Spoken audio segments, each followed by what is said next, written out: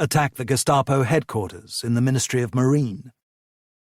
Subsequently, an additional duty was added: to drop the two largest tricolours possessed by the Royal Navy, one on the Arc de Triomphe, the other on the Marine Ministry. After some intensive low-level practice and tests with the French flags, Gatwood and Fern were ready for action by the scheduled date of the 12th of June.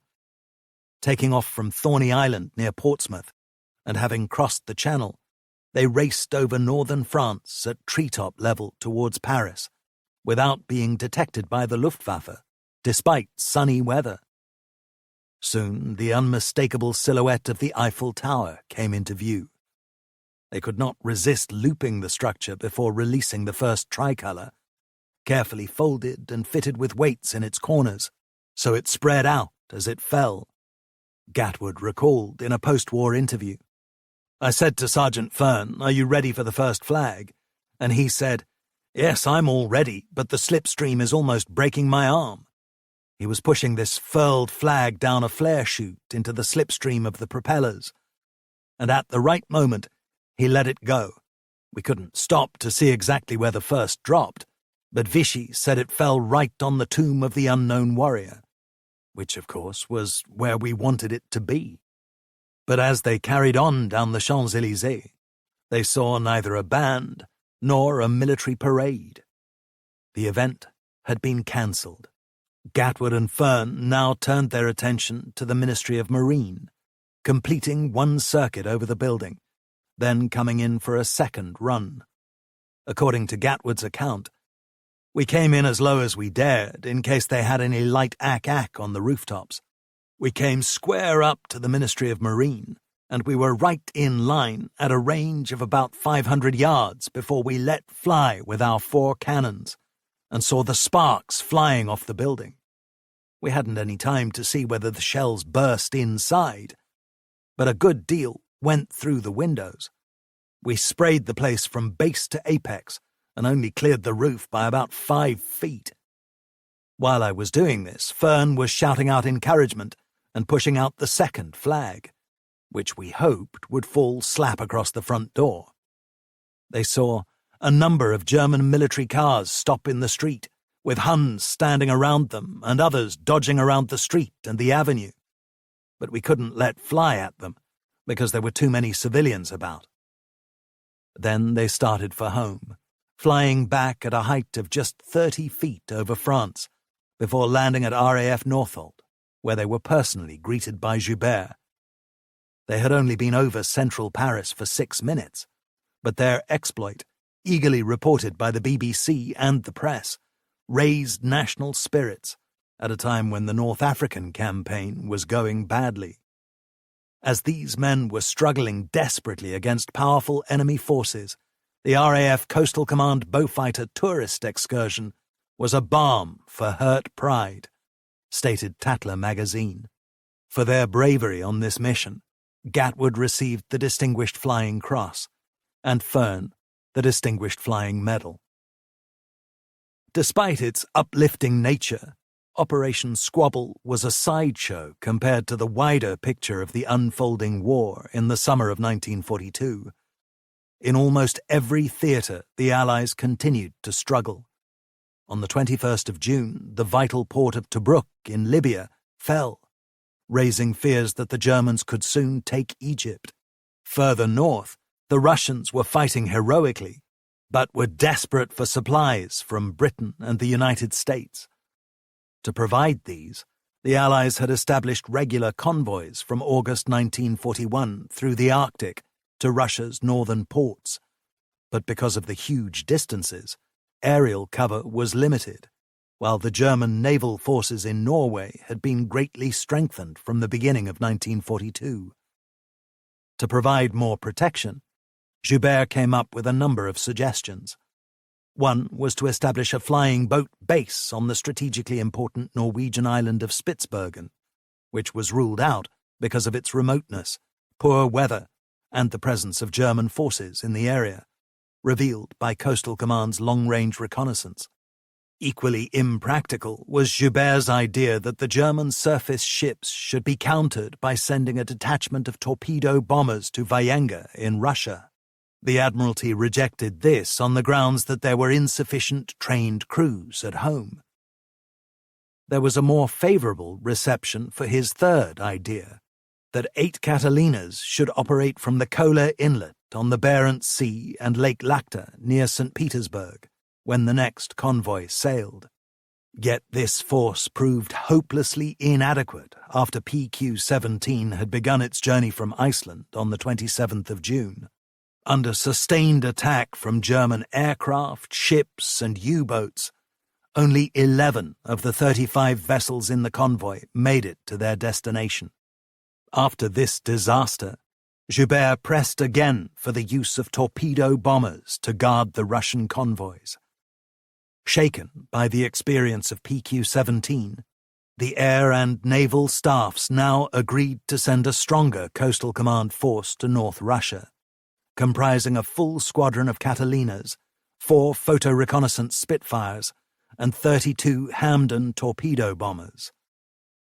Undertaken on the 4th of September, the lengthy journey at the limit of the Hamden's range exacted a ferocious toll. 1 Hamden was shot down by a Russian fighter. 2 others had to make forced landings in Russia after running out of fuel, and 6 crashed in Norway and Sweden. Nevertheless, the surviving aircraft enhanced PQ-18's cover when it sailed on at the beginning of September. The losses were still high, at 11 out of 40 ships, but this was nothing like the scale of the PQ-17 catastrophe.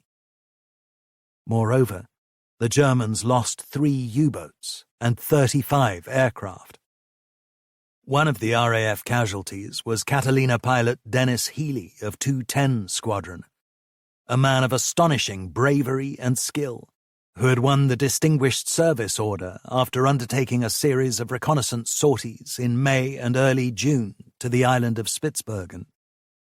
In a period of just 9 days, he carried out 4 long sorties, covering a total distance of almost 10,000 miles, in a Catalina fitted with long-range ASV and fuel tanks, often flying through thick fog, headwinds of up to 100 knots, heavy ice formations, and magnetic storms that paralyzed many of his instruments. Not content with his reconnaissance duties, he also dropped food supplies by parachute to the Norwegian survivors of a previous military expedition to the island. True to his valiant, selfless character, he was killed 200 miles from Murmansk on the 25th of September, when his Catalina came under attack from a Junkers Ju-88, the German cannon shells and bullets smashing through his cockpit windscreen. The other Catalinas of 210 Squadron returned to Britain once PQ-18 had arrived in Russia, but the Coastal Command Spitfires and Hamdens were handed over to the Soviet Union, with their crews travelling back home on the Royal Navy cruiser HMS Argonaut. According to the official RAF history, the requirements of PQ-18 and its predecessor had occupied 111 aircraft from 14 different squadrons of Coastal Command.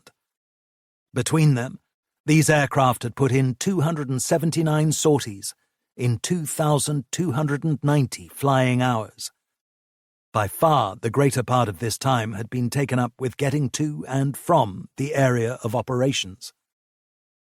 PQ-18 was to be the last convoy of its kind, partly because of the naval and air demands of the African campaign, partly because of the onset of winter, and partly because the land route to Russia through Persia became increasingly accessible. The war in the Atlantic remained as fierce as ever. Although the Americans had instituted a convoy system of their own, which drastically improved protection, losses to the U-boats remained fearsome. In the 3 months from July to September, the U-boats sank 311 ships for 1.76 million tons. The USA's predicament led Coastal Command to send 20 Hudsons of 53 Squadron to Rhode Island to bolster anti-submarine patrols on the eastern seaboard. When that crisis had eased, the Hudsons were moved further south to Trinidad to counter U-boats and their refueling tankers in the Gulf of Mexico, with a detachment also sent to British Guiana, though they saw little activity, as the Bay and the Mid-Atlantic were the real focus of conflict. For all the setbacks and obstructionism he had endured, Joubert now enjoyed two significant political victories, one on weaponry, the other on the supply of aircraft. He had been complaining for months about the inadequate explosive power of Coastal Command's depth charges, which were filled with amatol. What he sought instead were charges packed with the far more potent Torpex, comprising 42% RDX, 40% TNT, and 18% aluminium powder. They would be, he told the Air Ministry, weight for weight 50% better than our present explosives, and volume for volume 75% better, so they would greatly increase our chances of getting kills. The Air Ministry rejected his request on the grounds that RDX was only available in small quantities, a stance that infuriated Blackett, who believed that Coastal Command was again being given a lower priority than Bomber Command. I feel very strongly that the Air Ministry ought to be pressed again and again to release some of their supply destined for their big, beautiful bombs, he told Joubert sarcastically. Blackett was backed up by the command's senior air staff officer, George Baker, who told the ministry, "Other targets remain to be bombed another day. We have to get ours when the chance occurs. If we miss, it may cause the loss of thousands of tons of shipping." In early 1942, the Air Ministry had not budged, and Joubert was becoming impatient, warning that the feebleness of the depth charges is seriously impeding the effort of our anti-submarine warfare as a whole, and adding that the supply of Torpex was needed as the highest priority. Finally, in April, as RDX production expanded in America, a batch of Torpex was assigned to Coastal Command for its depth charges. Still concerned about shortages, Baker again took up the case for greater provision. "I hope you will not think I am flogging a dead horse. Indeed, I know it is a live one, although it is not galloping fast enough." In response, the Air Ministry pointed out that the Admiralty now had the lion's share of the coming supplies. Out of 260 tons, 210 were to go to the Navy, 30 to the RAF, and 20 to the Army. Thus, all your troubles with shortages of Torpex airborne depth charges should cease shortly, Baker was told. There was no room for complacency in the Battle of the Atlantic, but Torpex, like the Lee Light, whose maiden sorties by Greswell coincided with the first successful use of the weapon, undoubtedly augmented Coastal Command's lethality. As the force's own in-house review stated in August 1942, the use of Torpex-filled, shallow-set depth charges has greatly increased the power of our attacks. Calculations by the Operational Research Section put the figure for this increased deadliness at 30% by 1943. Coastal Command's second triumph was perhaps even more surprising, given the intransigence of Harris.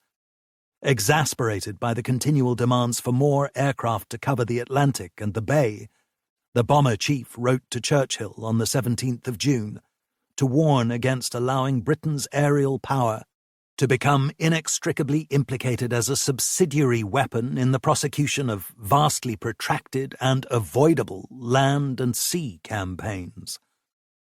Pouring out his disdain for Joubert's force, he told the Prime Minister that it would be wrong to bolster further the already swollen establishment of the purely defensive Coastal Command, which achieves nothing essential, either to our survival or the defeat of the enemy.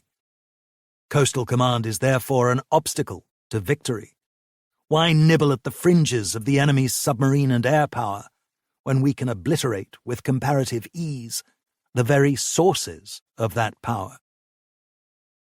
But against the backdrop of the shipping losses, Portal and the air staff were less hostile when in early July the Admiralty made another request for the loan of 2 Lancaster squadrons for 3 months to cover the outer part of the bay until more Liberator or Fortress units had been established in Coastal Command.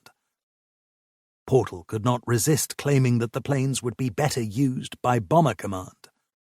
He estimated that in those 3 months they might be expected to drop 800 tons of bombs and, in addition, 600 mines, many of which destroy submarines or ships. I am so strongly convinced of this that I regard the loss of these 2 squadrons to Bomber Command as unacceptable, he wrote. Nevertheless, I fully recognize the value of anti-submarine patrols in the outer zone, and I am anxious to do all I can to improve their efficiency. He therefore proposed that additional planes would come from 2 sources. First, Mark V Whitleys, fitted with long-range fuel tanks from Operational Training Units, OTUs, with long-range flights over the bay forming part of the crew's instruction. And second, Harris would be required to arrange for a certain number of Lancasters in operational squadrons to be taken off their normal operations and used for long-range anti-submarine patrol. This would be done, in general, at the expense of the mining effort. Portal said he could not give the exact number of aircraft that would be available each week, but he hoped to work up to a maximum of 30 sorties a week. Pound welcomed the proposal, particularly its recognition of the principle that the RAF and the Navy bear the responsibility for the security of our sea communications within the range of shore-based aircraft, though he hoped that the number of OTU Whitleys will not be high. I have been frequently told that they are difficult aircraft for anti-submarine work during a long flight, and furthermore, the Lancaster has a most important tactical advantage in its combination of long range and heavy depth charge load. By August 1942, Coastal Command was finally making real progress after almost 3 years of setbacks and neglect. Despite the regrettable absence of substantial numbers of Liberators, of which there were still just 2 squadrons, Joubert's force now had 50 Catalinas and Sunderlands, as well as almost 300 other aircraft, including 8 Beaufighter squadrons to tackle German heavy fighter defences over the Bay of Biscay, plus specialist photo reconnaissance, air-sea rescue and meteorological units. Just as their equipment was improving, crews were becoming more experienced in operations, more skilled in the use of radar, and more adept in attack. Joubert wrote to Norman Anderson, head of Eastern Command in the Royal Canadian Air Force, "We are putting up a tremendous effort, and have had a certain amount of success. There is no doubt that the combined day and night offensive in the bay is causing the Germans a great deal of trouble. The Torpex charges continue to show that we have discovered the right way to damage and sink submarines." In late August 1942, Dudley Peyton Ward reported eagerly to one of Coastal Command's committees that in the previous month 44 U-boats were sighted by anti-submarine aircraft, resulting in 34 attacks. "These figures exceed those for any previous month of the war," he declared. The following month there was even better news. Professor E.J. Williams of the Operational Research Section revealed that each U-boat sighting now took an average of 75 flying hours, compared to 170 hours earlier in the year. Of 135 sightings made from the beginning of August to mid-September, 91 were followed by attacks, said the professor. That new effectiveness was mirrored in U-boat losses. Of the 10 U-boats sunk in August, aircraft were responsible for half these kills. September saw another 10 sinkings, with aircraft claiming 3 kills and 1 shared with the Navy, while in October, Allied air power accounted for 9.5 of the 16 U-boat losses. From a small force defensively employed and achieving negligible results, Coastal Command has become a most important unit in the anti-submarine campaign. It may prove to be the deciding factor, wrote Peyton Ward towards the end of 1942. Dönitz admitted that he was becoming anxious about the increase in enemy air cover that now threatened our whole method of conducting submarine warfare, which was based on mobility and operations on the surface. At a naval conference in September with the Führer and the Kriegsmarine chief Erich Raeder, Dönitz warned how very great the dangers were to U-boats from aircraft. Among several steps, such as the provision of more fighter support in the bay and the acceleration of the use of aircraft detection technology, the conference also agreed to strengthen the defensive armament of the submarines by mounting additional anti-aircraft machine guns on a second platform behind the conning tower. Dönitz, however, misread the political mood within the British government when he wrote that, in the conflict between the demands of Bomber Command for its offensive against Germany and Coastal Command for its defensive operations against the U-boat arm, the British gave precedence to combating the U-boats. The Admiralty would have argued that just the opposite was true, as highlighted by their struggles to increase the strength of Coastal Command, often in the face of opposition not just from the air staff, but also from Downing Street. As early as May 1941, the second Sea Lord, Admiral Whitworth, had written that our fight with the Air Ministry becomes more and more fierce as the war proceeds. It is much more savage than our war with the Hun, which is unsatisfactory and such a waste of effort. Now, in 1942, against the reality of ever more deadly aggression from the Kriegsmarine, conflict arose with a new intensity over the central issue of the priority given to Bomber Command, above the needs of the maritime struggle. Only bombing could win the war, asserted the RAF strategists, so the resources for this mission should not be dissipated. The bomber offensive has been repeatedly put forward by the Chiefs of Staff and accepted by the War Cabinet as a cardinal factor in our program for victory, wrote Portal to Churchill, adding that Bomber Command's targets for expansion had not been met because of shrinkage, mainly due to diversions to Coastal Command and maritime work overseas. The destruction of Germany's war capacity, he warned, would not occur if Bomber Command continues to be milked for each and every desirable but not vital purpose. That outlook was challenged by the Admiralty, which pointed out that Bomber Command would have neither fuel nor equipment if Britain's supply lines were cut. National survival was at stake, argued the naval chiefs, so strengthening the maritime effort was of overriding importance. One of Churchill's many extraordinary attributes as Prime Minister was his ability to take a detailed, penetrating interest in all aspects of the war's conduct.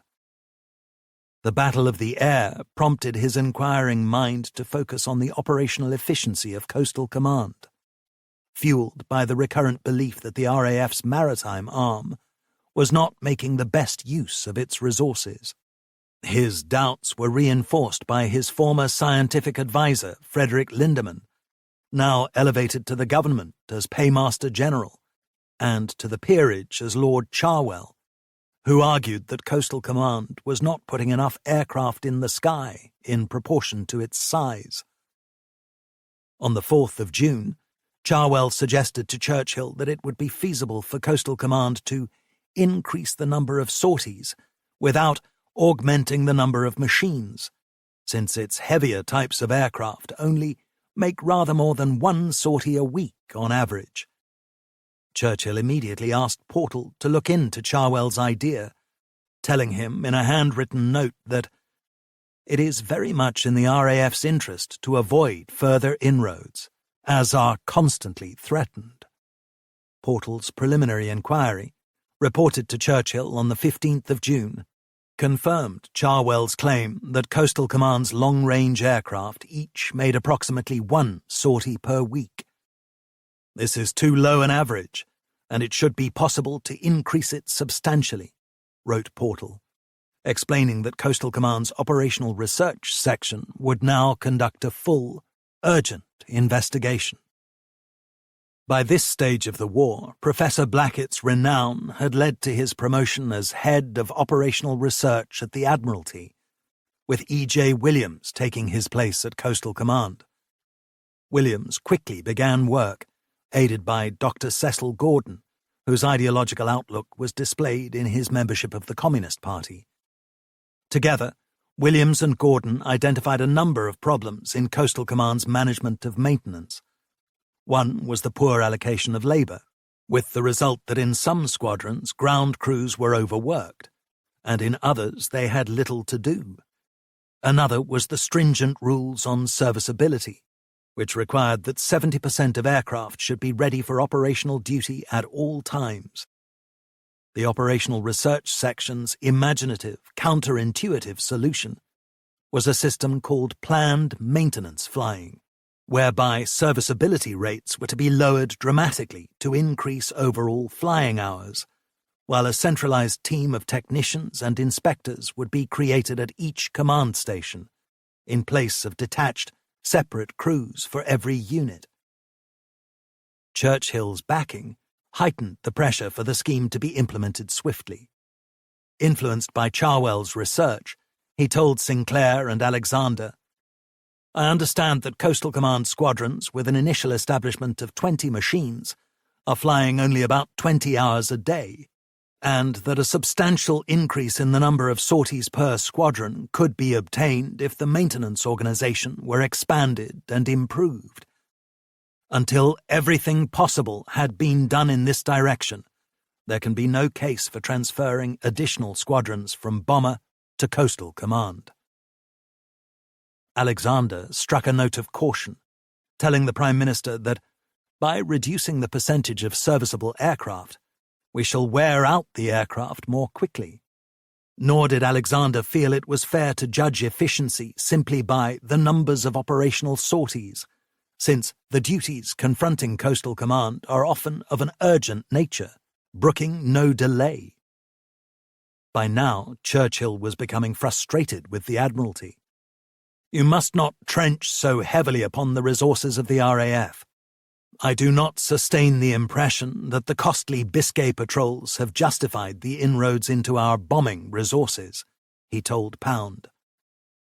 In reply, the First Sea Lord denied that the Bay offensive had been a failure, claiming that 44% of recent attacks on U-boats had led to serious damage. But the U-boat war was so serious that it should be tackled with all the means we possess, through aircraft properly trained and equipped and used permanently on the work. The present scheme of temporarily loaned aircraft from Bomber Command, though producing results which we cannot afford to forego, should be replaced by a permanent transfer of bombers to Coastal Command. Pound also made a powerful riposte to Harris, who was agitating at this time for the RAF to concentrate on razing 40 German cities to the ground. "Unless we get at least as great an effort from the Air Force over the sea as do our enemies, there will be a grave danger of our losing the war at sea, and then, amongst other things, there will be no petrol for your bombers." The position of Joubert was ambivalent. Having complained in the past of feeling under siege from the conflicting demands of the Admiralty and the Air Ministry, his support now for Pound and Alexander was only lukewarm, partly because he believed that the Royal Navy was not giving the necessary assistance to Coastal Command in the anti-U-boat campaign. Joubert was happy to implement the planned maintenance flying scheme, beginning with 502 Squadron flying Whitleys, the Lee Light Wellington Squadron and the Liberators of 120 Squadron. Referring to 502, he informed Portal that the effect on serviceability has been very marked, and that I can shortly expect to get an increased number of sorties certainly up to 6 a day. This is very encouraging. The Battle of the Air rumbled on in the autumn. More ammunition was provided to the devotees of the bombing campaign in a secret Air Ministry report, which revealed that the risk to pilots per sortie in Bomber Command was 4 times greater than those in Coastal Command, while the risk to aircraft was 3 times as great. These lower casualty rates, wrote Charwell to Churchill on the 15th of September, confirm my view that it would be better to get Coastal Command to increase their rate of effort rather than take away bomber squadrons. Churchill agreed, telling Sinclair the next day, "We must have bomber squadrons. You must arm me to get them." But the Admiralty fiercely continued to oppose the return of the bombers that had been lent to Coastal Command, Pound urging that our policy should surely be to redouble our efforts and not reduce them. Portal used the row to set out for Churchill a renewed case for the bombing campaign, just as the Prime Minister wanted. In a 10-page memorandum, he complained that progress towards meeting the strategic offensive's objectives would never be met if Bomber Command continues to be milked for each and every desirable but not vital purpose. Portal told Churchill that the RAF was facing up to this duty, but it meant that Bomber Command has been, and still is being, depleted by constant demands for heavy bombers to do anything except that for which they were primarily designed and produced, namely bombing Germany. A climactic point in the war had been reached. The fate of the Allied campaign in North Africa and the Russian struggle on the Eastern Front hung in the balance. In the Atlantic, the epic conflict was about to be waged with a new ferocity, deepening the pressure on Britain's supply lines. If disaster was to be averted, it was now more urgent than ever for Coastal Command to be given the resources it needed for the fight. Yet even in the face of that reality, the air staff was still focused on the absolute priority for the strategic offensive. Spent the afternoon in the office, battling with Portal's latest ideas for the policy of the conduct of this war. Needless to say, it is based on bombing Germany at the expense of everything else, wrote Alan Brooke, the chief of the Imperial General Staff, in his diary in September 1942. The stage was set for further draining rounds in the Battle of the Air, whose outcome would help to settle the destiny not just of Coastal Command, but of the entire war in the West. 9. Gap. By the autumn of 1942, the anti-U-boat war had escalated into a crisis due to the continuing expansion of Dönitz's fleet, a reflection of Hitler's growing faith in his submarine commander, inspired by the spectacular losses inflicted by his wolf packs. Dönitz had said in 1939, "I will show that the U-boat can win this war. Nothing is impossible for me." Now that boast looked as though it could be realized. From August, he had been able to put more than 100 U-boats to sea, finally attaining the striking power he had demanded since the start of the conflict. This growth in capacity was devastating for the Allies, who now seemed in danger of losing the tonnage war, by which the Reich was sinking ships faster than they could be built. Dönitz's fleet was suffering nothing like this attrition. "We are not destroying more than a third of the monthly output of new U-boats," complained Alexander. In November, 808,000 tons were sunk, with the U-boats responsible for 729,000 of the total, up from 619,400 tons in October. The British supply lines were being slowly strangled. Food rationing, already stringent, had to be tightened again, while oil stocks for non-military use were down to their last 3 months at the end of the year. Sir John Tovey, the commander of the Home Fleet, told Joubert in September that he was fearfully disturbed, and have been for some time, at the large number of U-boats that are passing between here and Iceland, at the rate of about 30 a month, warning that it was madness to allow these U-boats such an easy passage. Tovey expressed his concern that, having just met Sinclair, some of the powers that be get a false impression and merely regard a U-boat, not in contact with a convoy, as a small naval vessel with a crew of about 50, and therefore not worth much effort, whereas one of these blighters that gets out represents a potential loss of anything from 50,000 to 150,000 tons or more of shipping. The expansion of the U-boat fleet was compounded by a major technological setback for the Allies, which nullified some of the gains made through the introduction of the Lee light. Confronted with the new threat of exposure by RAF searchlights, Dönitz had initially ordered his U-boats to remain submerged when transiting the bay. But German naval engineers came up with a better solution that seized back the advantage from Coastal Command.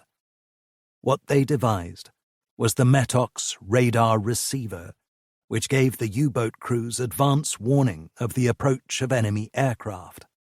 Named after the French company based in occupied Paris that manufactured the equipment, the Metox receiver was tuned to pick up the 1.5-meter signals emitted by the RAF's ASV radar sets, rendering the British pulses as audible beeps in an operator's headphones that doubled in frequency when the attacking aircraft had made contact. Despite its primitive construction, Metox was an invaluable defensive tool. If it was working properly in an encounter at sea, it enabled the U-boat to dive below the surface before a Coastal Command plane could draw close enough to switch on the Lee light. It was not just effective at night. During the day, it had the capacity to survey the sky further than the visual range of a U-boat's lookouts, armed with even the most powerful binoculars. Coastal Command was frank about the problems that Metox caused. A report by Joubert in October admitted, "We now have conclusive evidence, as a result of certain experiments carried out in the bay and elsewhere, that the Germans are employing a listening device, which enables them to detect our ASV and dive before they can be spotted visually." As an indicator of the seriousness of Metox's impact, Coastal Command issued urgent instructions to all its anti-submarine AS squadrons that made patrols with ASV, codenamed in this instance as SE, for special equipment. In good visibility by day, SE not, repeat, not to be used. By night, or when good cloud cover available, SE to be switched on for a period of 10 seconds every 5 minutes. If contact is obtained, distance and approximate direction to be noted, and SE switched off. Aircraft should fly to within 2 or 3 miles of estimated position of U-boat, when SE should be switched on and used in the normal manner. In conditions of bad visibility, SE may be used in the normal manner. These instructions apply only to aircraft on AS patrol. Aircraft on convoy escort may use SE when approaching and in company with the convoy. Yet for all their rationale, such orders hampered the use of ASV. A better answer was needed for Coastal Command, and it lay in a different sort of radar that could not be detected by Metox. Development of such a model was already underway. A team at the Air Ministry's Telecommunications Research Establishment, TRE, led by the brilliant physicist Robert Hanbury Brown, were working on an airborne ground scanning radar called H2S that would vastly improve the accuracy of bombing missions to Germany, though Hanbury Brown was sure the equipment could be adapted for maritime work by changing the aircraft's antenna. At the same time, the Admiralty and Coastal Command were pushing for the introduction of a more advanced version of ASV, known as the Mark III, which operated on a shorter 10-centimetre wavelength and had a greater range than the previous 1.5-metre types. Early success with an experimental model in January 1942 led to a production contract being placed with Ferranti, the electrical engineering company, followed by further rewarding trials in the spring. It is considered that the fundamental principles of 10-centimetre ASV offer such tremendous benefit for this command over 1.5-metre equipment that it can definitely be stated at this early stage that it is a very definite operational requirement, Joubert wrote to the Air Ministry. Despite this official enthusiasm, Ferranti warned that operational Mark III sets would probably not start to be delivered until early 1943. That elongated timescale switched attention back to Hanbury-Brown's H-2S, the maritime version of which was almost identical and could be available sooner. Then the Battle of the Air reared its fractious head again. Focused on the bomber offensive and backed by Harris, Churchill wanted priority to be given to the H-2S, as he had set out at a meeting in Downing Street on the 3rd of July. When he demanded 200 sets for Bomber Command by October, he was told that such a schedule was impossible. But Churchill was in no mood for any delays. According to the account left by Bernard Lovell, another TRE scientist present, the first of many unsmoked but chewed cigars was ejected over his shoulder to impact on the surrounds of the fireplace behind him. "We don't have any objections in this room. I must have 200 sets by October." The pressure from the top to concentrate on the immediate needs of Bomber Command had adverse consequences for Coastal Command, as Ferranti, much to Joubert's dismay, was instructed to suspend its work on the ASV Mark III, and progress on the maritime H-2S project slowed. During this saga, Harris was as negative as ever, claiming that the new radar system might be vital for bombers, but would be far less useful in the hands of anti-submarine aircraft crews. "I feel that the provision of aircraft equipped with this apparatus will mark the beginning rather than the end of difficulties involved with sinking U-boats." When Professor Blackett read of Harris's opinion, he scribbled "nonsense" next to it on the written record. In fact, 10-centimetre radar was more effective as an anti-submarine weapon than as a high-altitude bombing aid, because a U-boat's conning tower usually generated a strong signal. Dudley Pound added his voice in support of Coastal Command, telling Portal in late September, "The 10-centimetre ASV or similar equipment is understood to be already in production, but it is being allocated first to Bomber Command. This will mean that Coastal Command will not receive this equipment until the spring or the summer of next year. I think it is of great importance that sufficient equipment should be allocated to Coastal Command." In reply, Portal stressed that the new system was designed to assist our bombers finding their targets in Germany, though he had given instruction for a trial installation to be held forthwith in a Wellington. In the longer term, there was the promise of a steady supply of sets from the USA, where production had started on an American version, known as the SCR-517. The needs of Coastal Command were addressed at a high-level meeting chaired by Stafford Cripps, and called in November to investigate whether the production of ASV had been put back by the priority given to H-2S. Trying to lessen anxieties about long delays, Dr. Philip D. of the TRE reported that, despite some prototype difficulties, it has been found possible to make the two sets interchangeable, except for a few minor details. The meeting therefore agreed that H-2S and ASV Mark III should be regarded as identical and suitable for either purpose.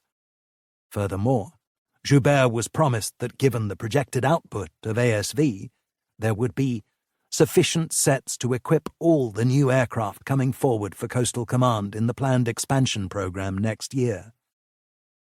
Even with such assurances, Harris still emerged in front. By the end of 1942, 24 of his four-engined heavy bombers were equipped with H-2S, while 65% of future deliveries went to his command. The Mark III, as the maritime version was called, did not go into operational service with Coastal Command until March 1943, beginning with a Wellington of 172 Squadron. Once again, the Admiralty had been outmanoeuvred. Alexander and Pound were simply not a strong enough team to cope with Churchill himself, obsessed as he was with the concept of offensive measures, wrote Stephen Roskill, the naval historian and former officer. The strain on Coastal Command was compounded in the autumn of 1942 by the need to provide cover for the Allied landings in French Morocco and Algeria, codenamed Operation Torch, which aimed to break the Vichy regime, pave the way for the defeat of the Axis in North Africa, and regain supremacy in the southern Mediterranean.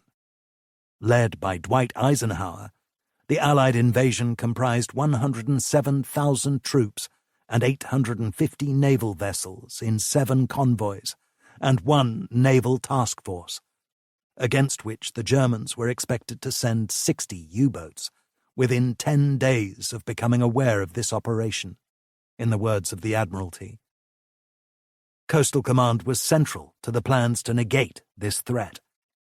As well as flying the usual patrols over the Bay and the Atlantic, Joubert was instructed to escort the convoys in the hours of daylight, with Gibraltar reinforced by Catalinas of 210 Squadron, Hudsons of 500 Squadron, and long-range Beaufighters of 235 Squadron. Further support was provided by the loan of a Halifax Squadron from Bomber Command, to be based at RAF Beaulieu in Hampshire, as well as Liberators from the U.S. Army Air Forces, mounting 4 sorties a day, and Catalinas from the U.S. Navy. A few more B-24 Liberators had gone into Coastal Command's service by the time of Torch, as 2 Hudson squadrons were converted to the Mark III version of the long-range bomber. Shortly before the landings, one of them, piloted by David Sleep of 224 Squadron, was involved in an incident that revealed the crew's astounding perspicacity and gallantry. Flying over the bay on the 20th of October, Sleep came across a U-boat on the surface and immediately went on the attack, dropping his depth charges in a perfect straddle from just 30 feet.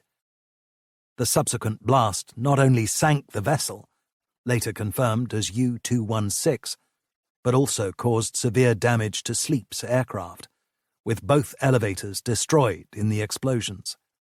Having struggled to climb, the plane began to drop. But the crew did not panic. With remarkable coolness, they started to jettison equipment from the plane while Sleep and his co-pilot fought with the control column. The toughest, most dangerous task was to release the remaining depth charges through the open bomb doors. After 1.5 hours of struggle, this was finally accomplished by a brave flight sergeant who had to balance himself precariously on the plane's narrow catwalk that ran through the bomb bay. By instructing the rest of the crew to move into the Liberator's nose, and by strapping the control column into a forward position, Sleep finally managed to get his aircraft on an even keel. After a nerve-shredding flight over water, the battered Liberator made it to Cornwall, where Sleep made a crash landing at Predannock Airfield on the Lizard Peninsula. The plane burst into flames on impact, yet all the crew escaped without serious injury, the navigator having been pulled out by his comrades after he had become trapped in the burning wreckage. The Germans were aware of the heavy concentrations of shipping in British and American ports, but believed that these were preparations for an invasion of either Norway or Dakar in West Africa. Operation Torch, which began on the 8th of November, therefore achieved a high degree of surprise. When the Germans realized the scale of North African landings and bolstered their submarine forces in the Mediterranean, they encountered powerful Allied resistance, particularly from the air. Between the 23rd of October and the 30th of November, when the last Torch convoy arrived in Africa, Coastal Command's aircraft based in Britain sighted 29 enemy submarines and launched 16 attacks, while its planes based in Gibraltar and North Africa made 113 sightings and 60 attacks. It was a tribute to this effort that not a single Allied ship in the operation was lost, though 17 aircraft were shot down, some by friendly fire from the Allied navies. One daring, politically significant mission that Coastal Command undertook at the start of Torch was to bring the Free French General Henri Giraud to Gibraltar. From where it was planned he would fly to Algiers to command the pro-Allied forces of his native land. Having escaped from a prisoner of war camp in Germany, Giraud had made it to Vichy, France via Switzerland, before being smuggled out of Toulon in an Allied submarine. Because the vessel would not have reached Africa in time for the landings, he and his party had then been picked up at a rendezvous point in the Mediterranean by a Coastal Command Catalina, flown by James Lowe, a South African RAF volunteer who had won the Distinguished Flying Cross in 1941. In his contemporary report of the adventure, Lowe wrote that the commanding officer at Gibraltar, Sturley Simpson, stressed the great importance of bringing these passengers back, and that they must be brought back safely. After taking off at midnight, Lowe arrived at the location as dawn broke, and after searching for 45 minutes, sighted the submarine. The sea conditions were very bad, and although I thought the chances of landing and taking off again were very small, I decided to make the attempt. The landing was successful, but the sea was so rough that I thought the aircraft would break up or be seriously damaged. Yet Lowe managed to bring the Catalina within 30 feet of the submarine, ready for the transfer of passengers by collapsible dinghy. Then an apparent new threat suddenly emerged, as an unidentified plane appeared overhead, only to fly away northwards after circling Lowe's Catalina. The transfer proceeded, taking almost an hour and a half. By its completion, the sea was even choppier, but Lowe took off and brought the group to Gibraltar without further incident. Vichy was routed, as the Allies established a second front in North Africa to accompany General Bernard Montgomery's victory at El Alamein, the first defeat of German land forces in the West. The tide had now turned decisively against the Axis powers in this theatre. But the same was not true of the Atlantic campaign.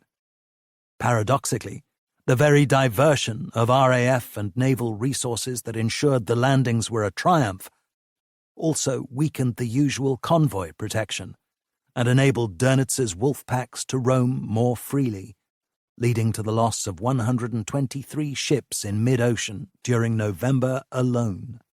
Despite poor weather in December, a total of 60 ships of 330,000 tons were sunk in the Atlantic. Alarm and frustration spread through parts of the government towards the end of 1942, as the U-boat threat loomed larger than ever. Even when Bletchley Park cracked the four-rotor Enigma naval code, following the capture of more material, the gloom did not lift. In the House of Lords, one peer, Lord Clark, demanded assurances that the Royal Navy is receiving all the aircraft in numbers, type, armament and equipment that the various naval commanders consider essential. In a report produced in 1943, the Admiralty admitted that at the turn of the year, there seemed a real danger that the enemy would achieve his aim of severing the routes which united Britain with the North American continent. To the Admiralty, the remedy seemed obvious. The crisis would ease, argued ministers and the naval staff, once sufficient long-range aircraft were provided to cover the whole Atlantic and mount intensive patrols over the Bay of Biscay.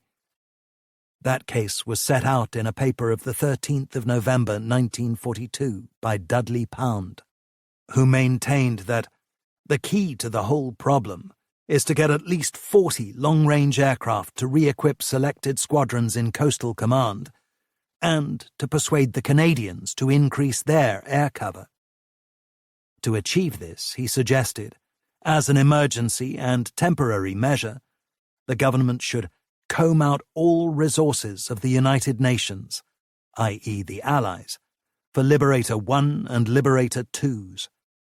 In addition, 10-centimetre ASV should be fitted for all long- and medium-range aircraft operating in the bay. These arguments were reiterated by A.V. Alexander in a memorandum to the Prime Minister that stressed the central role of Coastal Command in the fight against the U-boat. I have recommended devoting our attention to the part played by aircraft, because it is this which can have the most effect in the anti-submarine campaign, and because the situation is so urgent in the North Atlantic that no delay should be accepted. Turning to other demands on the RAF, particularly the strategic offensive against the Reich, he said frankly that an immediate priority for the maritime campaign would involve sacrifices elsewhere, though he argued that, in reference to the bombers, this would be a very small proportion of Allied production. Furthermore, it is no exaggeration to say that unless this sacrifice is made now, with regard to aircraft equipment and personnel, the build-up will not take place. Echoing Pound, he said that the most dangerous area of the Atlantic lay between Iceland and Newfoundland. The vital need at the moment is that we should have sufficient long-range aircraft to bridge the gap. Justice was piled on necessity, he claimed, since under previously agreed expansion plans, Coastal Command should have 72 very long-range aircraft of the Liberator 3 type.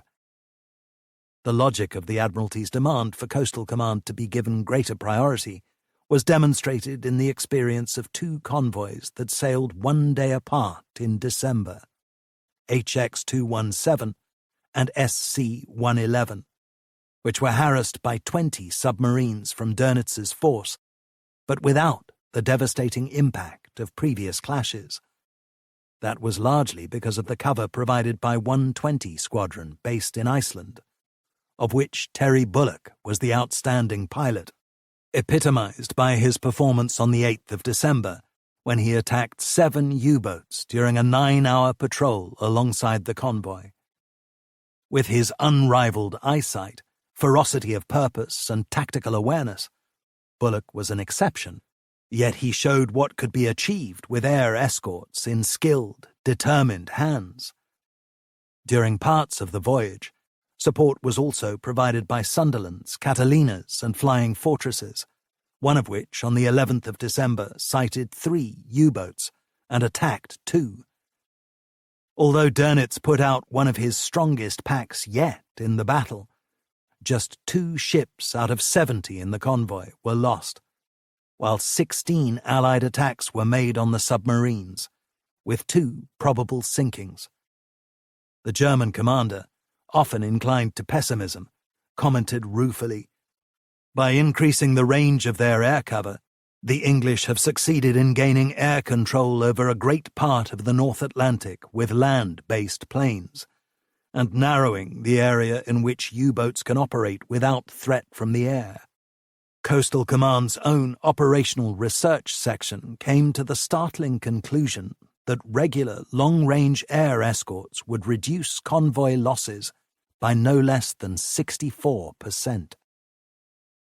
Yet Churchill, most of the cabinet and the air staff were still not entirely convinced. They knew that something had to be done. In the event, the main changes related not to the supply of aircraft, but to organizational structure. One was to replace the Battle of the Atlantic Committee, set up in February 1941 by Churchill, with an anti-U-boat warfare committee. which had a new emphasis on the technological and aerial side of the campaign, as reflected in the appointment of the Minister of Aircraft Production as deputy chairman. Announcing the change in the Commons, Churchill told MPs that it must not be supposed that this committee in any way supersedes or replaces the regular and systematic control of anti-U-boat warfare by the Admiralty. There is no question of appointing a naval super-commander-in-chief under the Admiralty, or a special minister to deal with the U-boat campaign. The war at sea is all one, and the Admiralty organization has been adapted by continual improvement and refinement to deal with it as a whole. More importantly, in mid-November, the spirited, self-confident head of submarines, Max Houghton, was promoted to take command of the western approaches in place of Sir Percy Noble. A natural leader, often compared to Montgomery, Houghton had been at sea since he was 13, and in addition to the vast range of his expertise, he had an uncanny ability to intuit the enemy's maneuvers. His magisterial competence was matched by a streak of hardness, as one of his officers, Dennis Rayner, recalled. His own staff regarded him as something less than a god, but more than a man. If they had not, they would have found themselves relieved. He had more personal charm than any man I have ever met, but he could be unbelievably cruel to those who fell by the wayside. From his new base in Derby House, Liverpool, where he followed the Battle of the Atlantic on the giant wall chart in its operations room, Houghton decided it was time to go on the offensive against the U-boat. To this end, he introduced a number of tactical developments, such as the creation of well-armed support groups of destroyers, frigates, and sloops, which travelled alongside the convoy escorts, but had the freedom to hunt down and kill enemy submarines. Under the innovative leadership of Captain Johnny Walker, the first such support group quickly gained a reputation as a deadly foe of the wolf packs.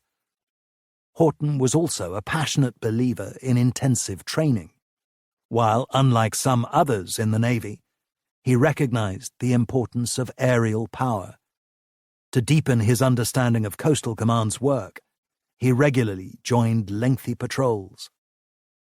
Just as Houghton was embarking on his new role, Joubert's checkered spell at Coastal Command was coming to an end. Neither the Air Staff nor the Admiralty saw him as the figure to lead the next stage of the maritime campaign.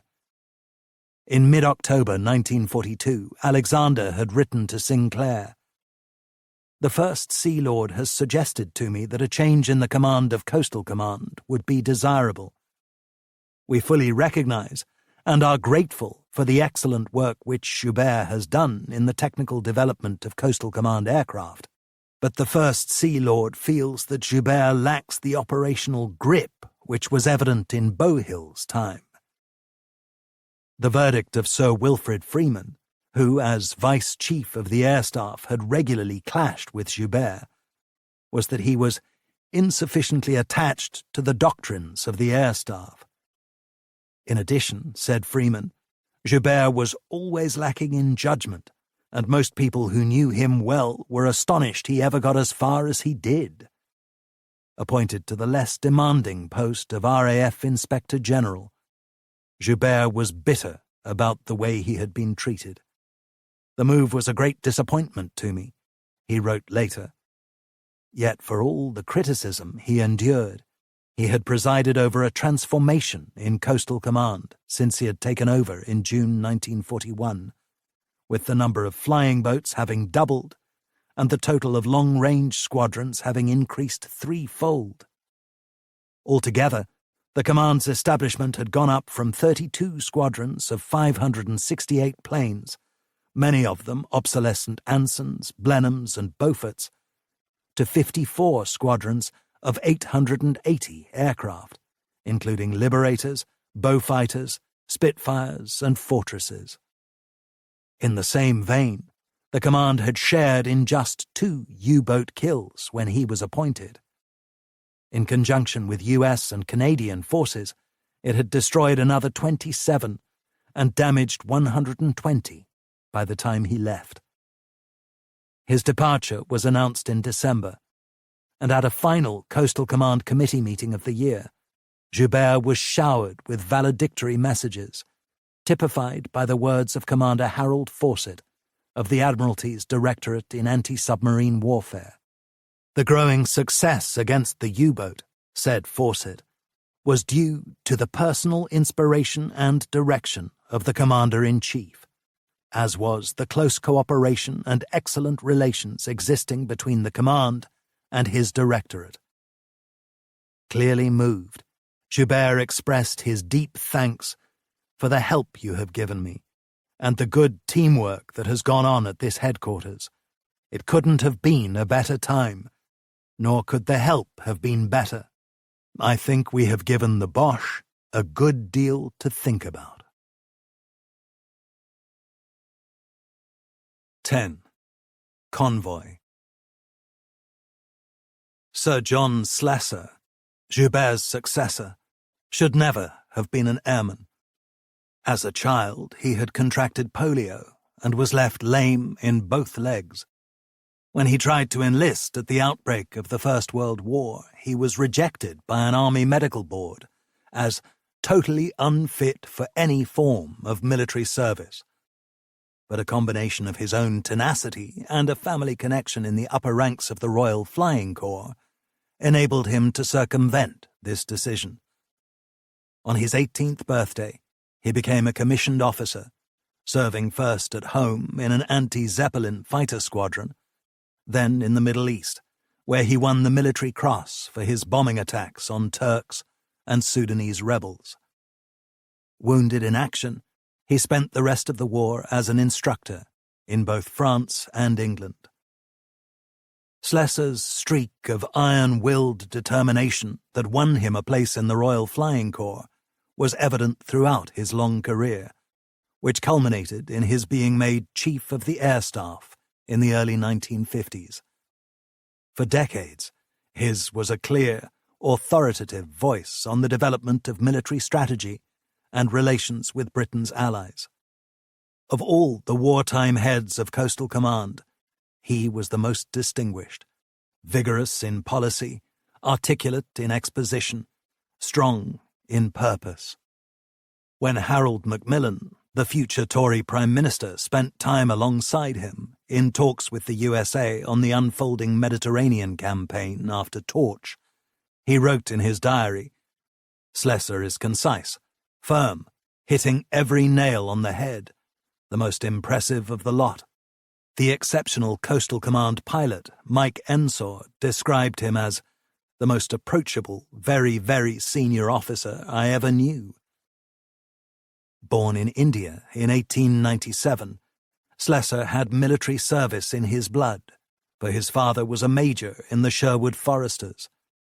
Most of his own adulthood was spent in uniform, except for a brief spell after the First World War, when he became disillusioned with the RAF and resigned his commission, only to find that civilian life did not appeal.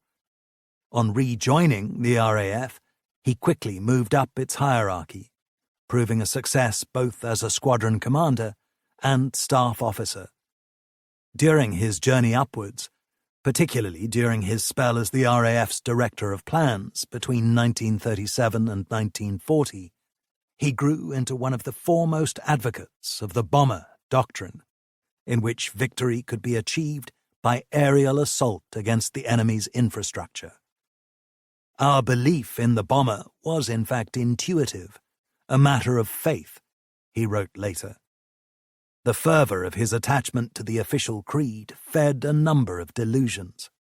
One was his misapprehension in the early years of the war that Germany was crumbling under the RAF bombardment, reflected in his statement in June 1941 that the Boche is really feeling it, when in truth most attacks were wildly inaccurate. Only 1 in 5 RAF bombs fell within 5 miles of their target. Another was the failure in the late 1930s to recognize the importance of air power over the sea, or to give sufficient attention to naval cooperation. Indeed, from an RAF viewpoint, Schlesser had actually welcomed the decision in 1937 to transfer the fleet air arm to the Navy, because this removed a distraction from the Air Force's central goal. But it would be far too simplistic to regard Schlesser as another bomber evangelist in the mold of Arthur Harris. A big man in both stature and vision, he knew not only that the war had to be waged on many fronts, but also that the defense of maritime supply lines was crucial to the rest of the Allied effort. It was obviously no good indulging in praiseworthy persistence in winning the war in the long term over Germany, if meanwhile we were losing it at sea, he wrote.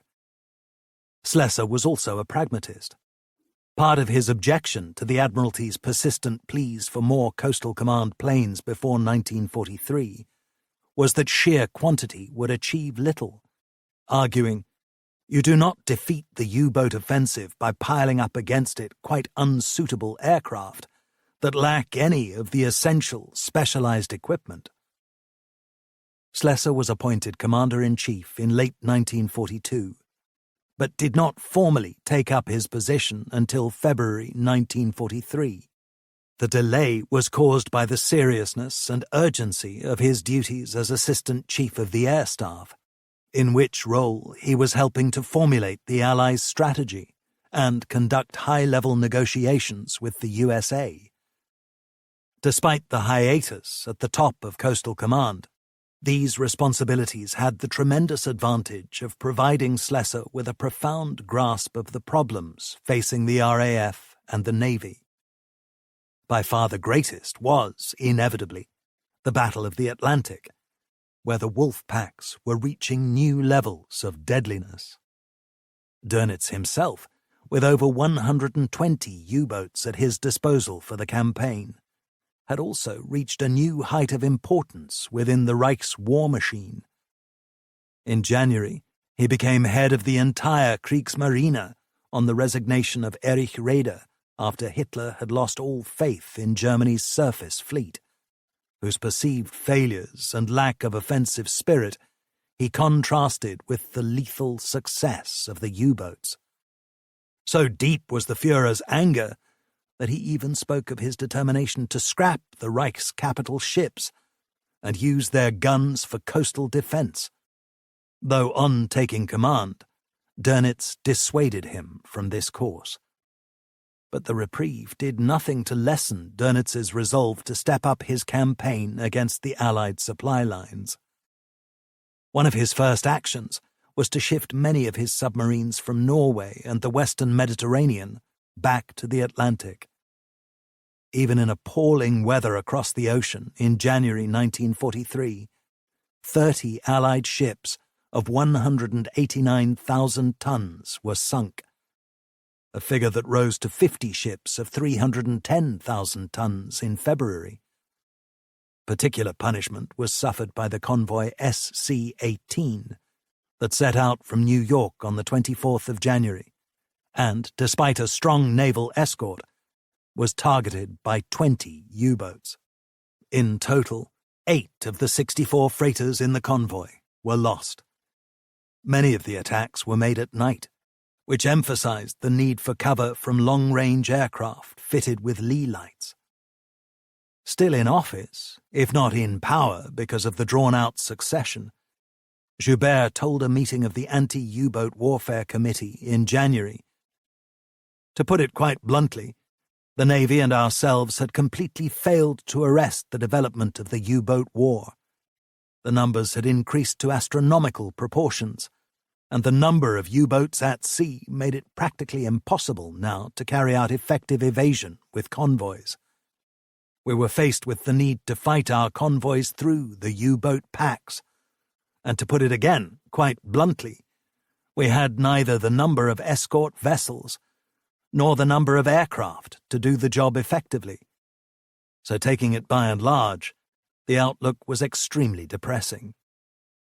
As had been apparent for months, the most pressing need was for Liberators, the only aircraft with the reach, bomb load, and speed for the task of providing cover across the Atlantic and disrupting the U-boat's transit across the bay.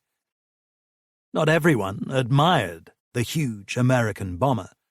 One pilot, Stuart Weir, went so far as to claim, "The Liberator is not an aircraft. It might have been produced by the bus designer of the London Passenger Transport Board." But that disparagement was very much a minority view.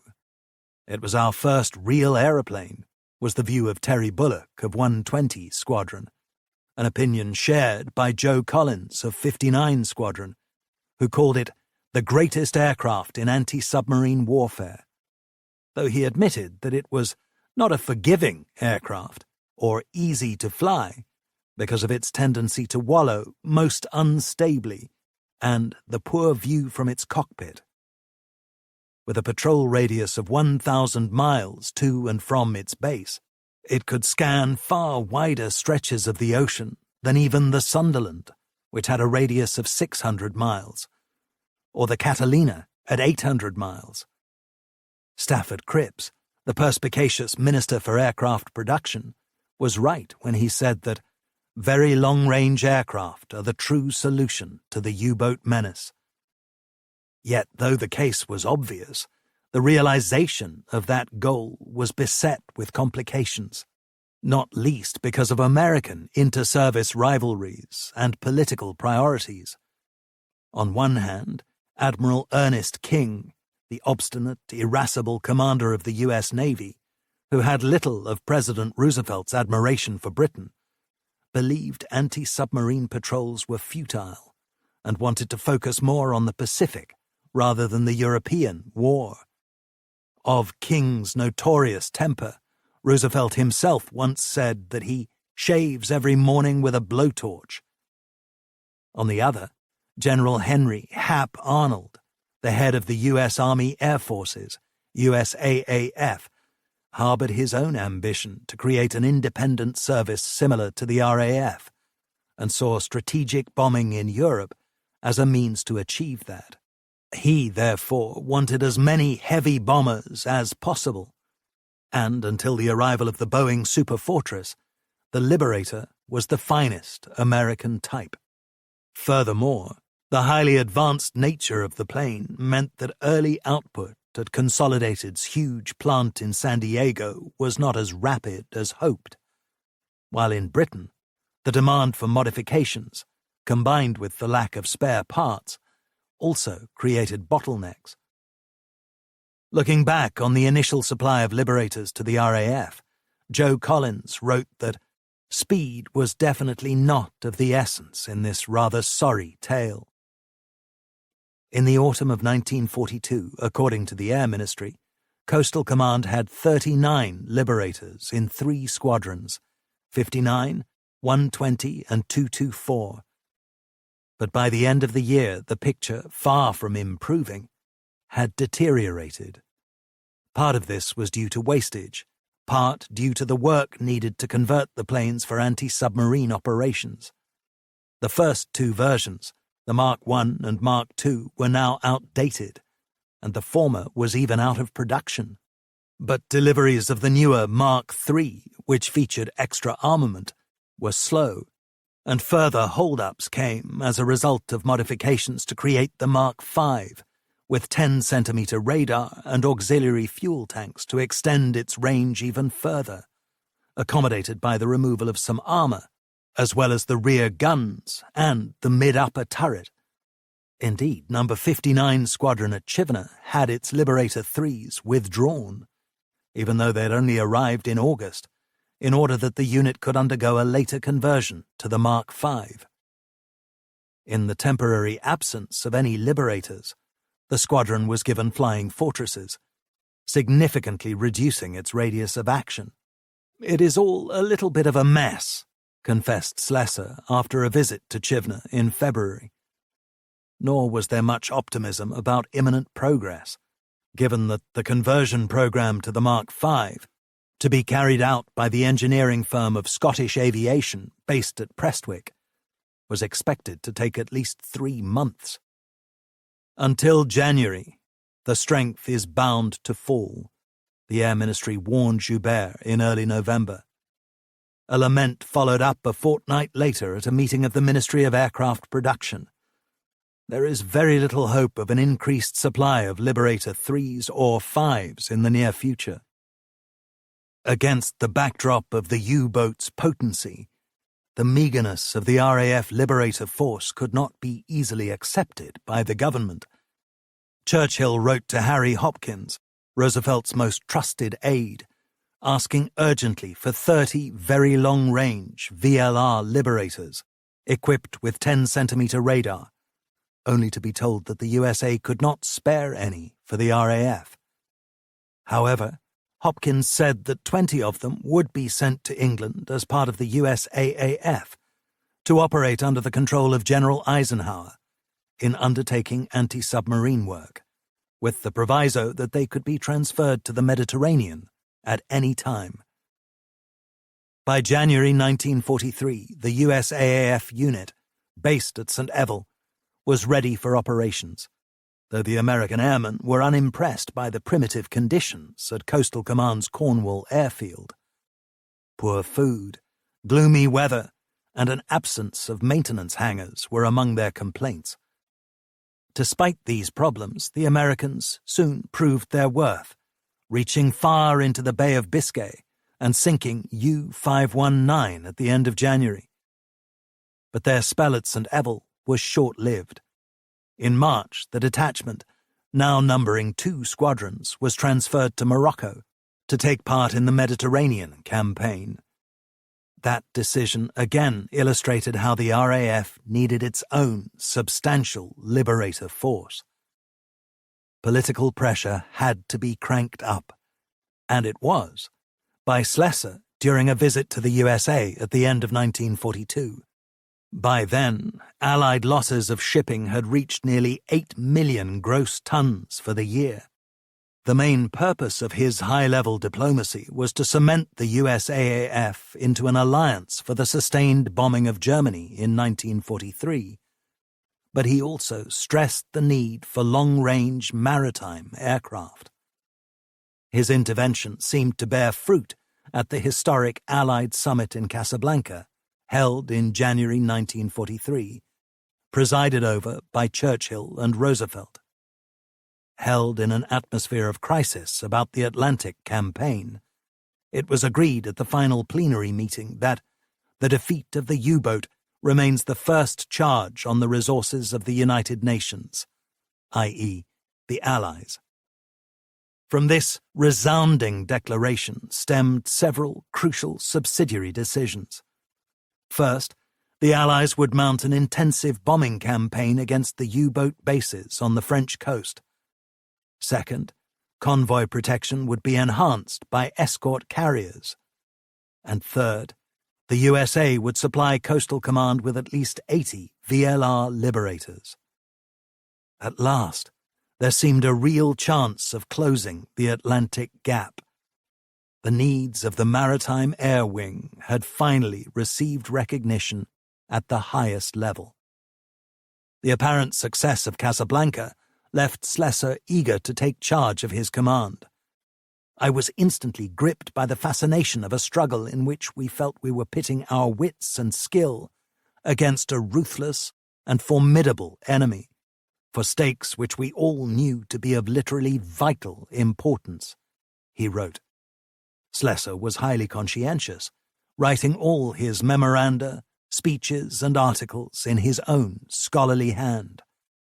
In fact, according to Hector Bolitho, the flood of material from Slessor's office sometimes drew a whispered protest.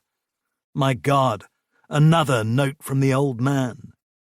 On his arrival at Coastal Command headquarters, Slessor was impressed with the insight and diligence of Captain Peyton Ward, the naval liaison officer, who never seemed to take any leave and had a deep understanding of the RAF crew's mindset, partly because he conducted extensive debriefings with them. He also regarded Peyton Ward as a man of physical courage. His arthritic hip gave him constant pain, but he never allowed it to affect his devotion to duty or his quiet good humour.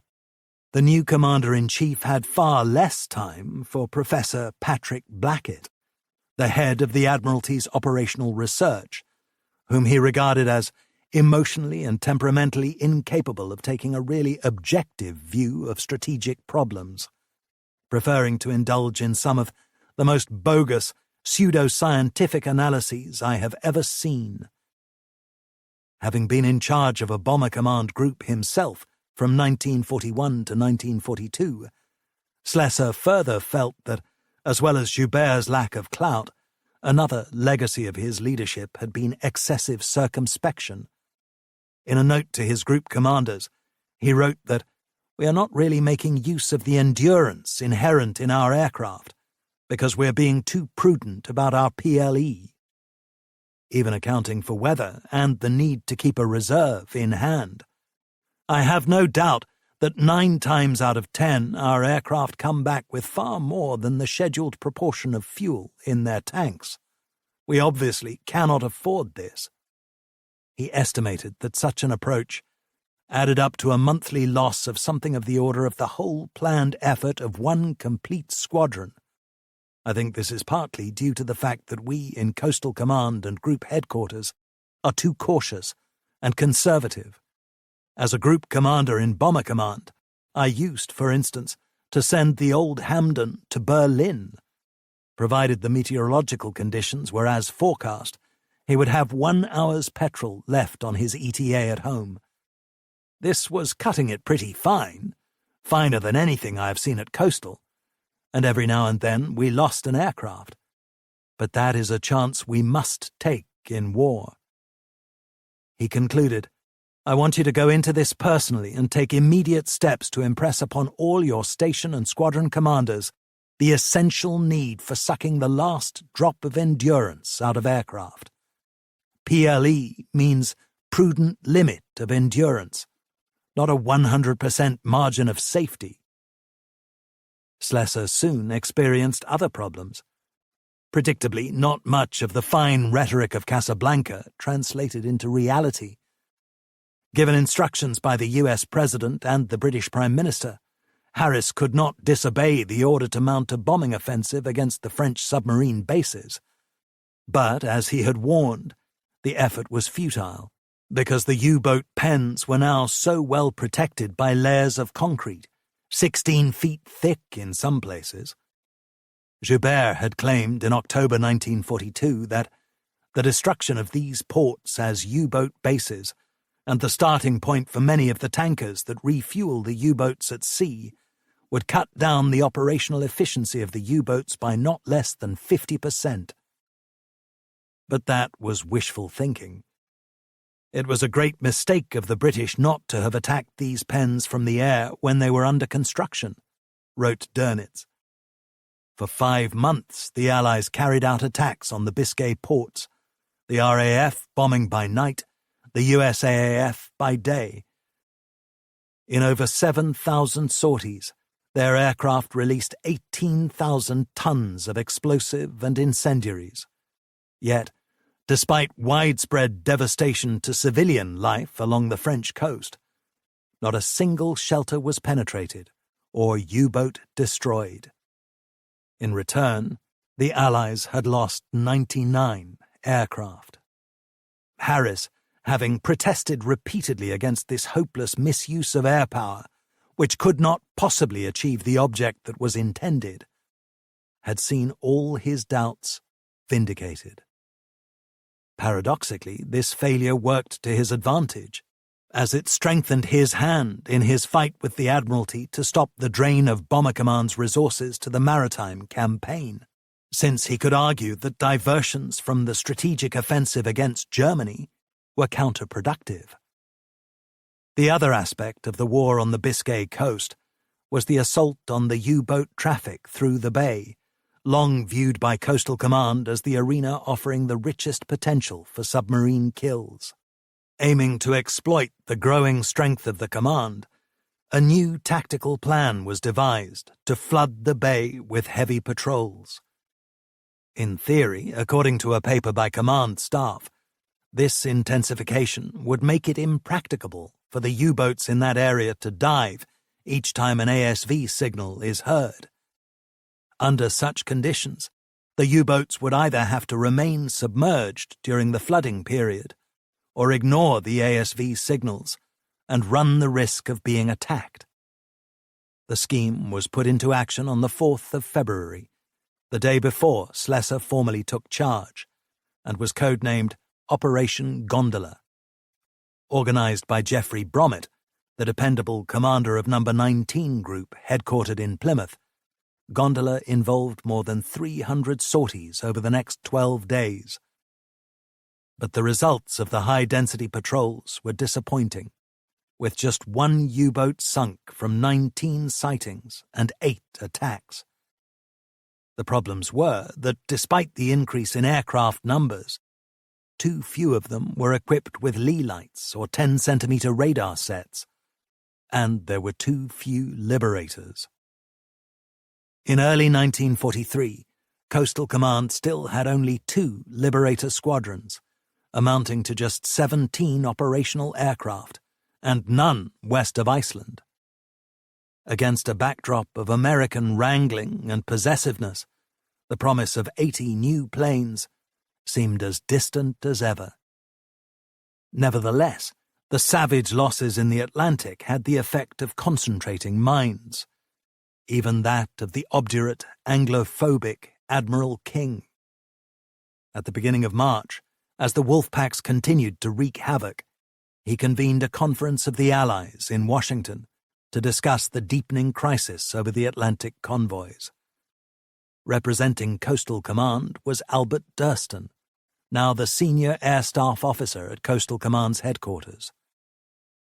After lengthy discussions, the Americans agreed to provide more air support for the campaign, as reflected in 2 decisions. The first was to pledge over the long term 255 Liberators for the Atlantic, made up of 75 from the USAAF, 60 from the US Navy, and 120 from the RAF. The second was to reinforce the bases of the Royal Canadian Air Force in Newfoundland with VLR aircraft, with the result that Britain and Canada would finally be able to close the Atlantic gap once the planes were delivered. As for Britain, Portal told the Anti-U-Boat Warfare Committee that due to the Washington Conference, increased deliveries from America meant that by August, 90 Liberators would be available to Coastal Command, and in addition, 30 Halifaxes and 30 Fortresses for very long-range and long-range duties. Inevitably, however, Harris grumbled about the concentration on Liberators for the Atlantic, believing that heavy bombers should be used in the immediate future for striking directly at Germany, instead of being deployed mainly for defensive purposes. The Washington Agreement was badly needed, for March 1943 was one of the darkest months for the Allies in the submarine war, made all the worse by the Kriegsmarine's introduction of a new weather codebook that imposed a temporary blackout on Bletchley Park's ability to read the Enigma traffic. In contrast, armed with B-Dienst decrypts of the Royal Navy signals, Dönitz was often able to target the convoy routes with over 50 U-boats. The carnage was brutal. In the first 20 days of March, 95 ships were lost. Altogether, that month, 693,000 tons of Allied shipping was sunk, 627,000 by U-boats, of which 476,000 went down in the North Atlantic. The Allies' vulnerability was epitomized by the damage inflicted on 2 convoys, HX-229 and SC-122. Between them, they lost 21 ships of 141,000 tons as the U-boats exploited the air gap that still existed. The convoy system itself now appeared to be in danger of collapse. Yet the picture of German supremacy was deceptive. For all its devastation, March was the climax of the U-boat war, not a precursor to victory. The very success of the wolf packs that month galvanized the USA to expedite the decisions of Washington and Casablanca as far as liberator production allowed. After Churchill told Roosevelt that the sinkings in the Atlantic had become intolerable and more air support was needed, the President wrote directly to King and George Marshall, the U.S. Army's Chief of Staff, instructing them to give immediate priority to anti-submarine operations in the North Atlantic by enabling an increase in the number of long-range bombers operating from Newfoundland, Greenland, Iceland, and Great Britain. King could not stonewall any longer, and 60 liberators were at once transferred from other theatres to duties in the Atlantic, where they had an immediate impact. With protection established right across the northern part of the ocean, the Germans lost their advantage. At the same time, more of Max Horton's destroyer support groups came into service in April, adding to the arsenal of the escorts, which also included high-frequency direction-finding Huff-Duff equipment to locate U-boats, and the deadly Hedgehog projector, which fired 24 Spigot mortars when attacking a submarine.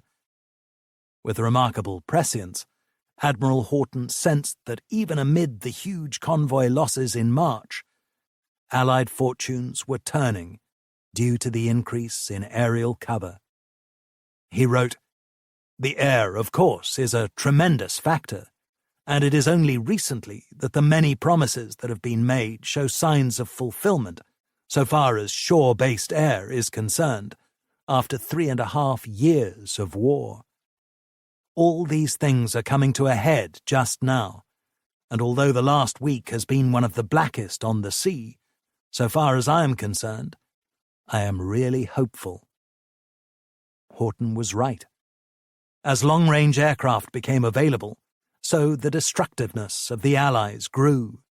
A joint report from the Admiralty and Air Ministry read, "We are killing U-boats round the convoys, and confidently expect to kill more as our combined VLR and escort vessel programs in the North Atlantic come to fruition.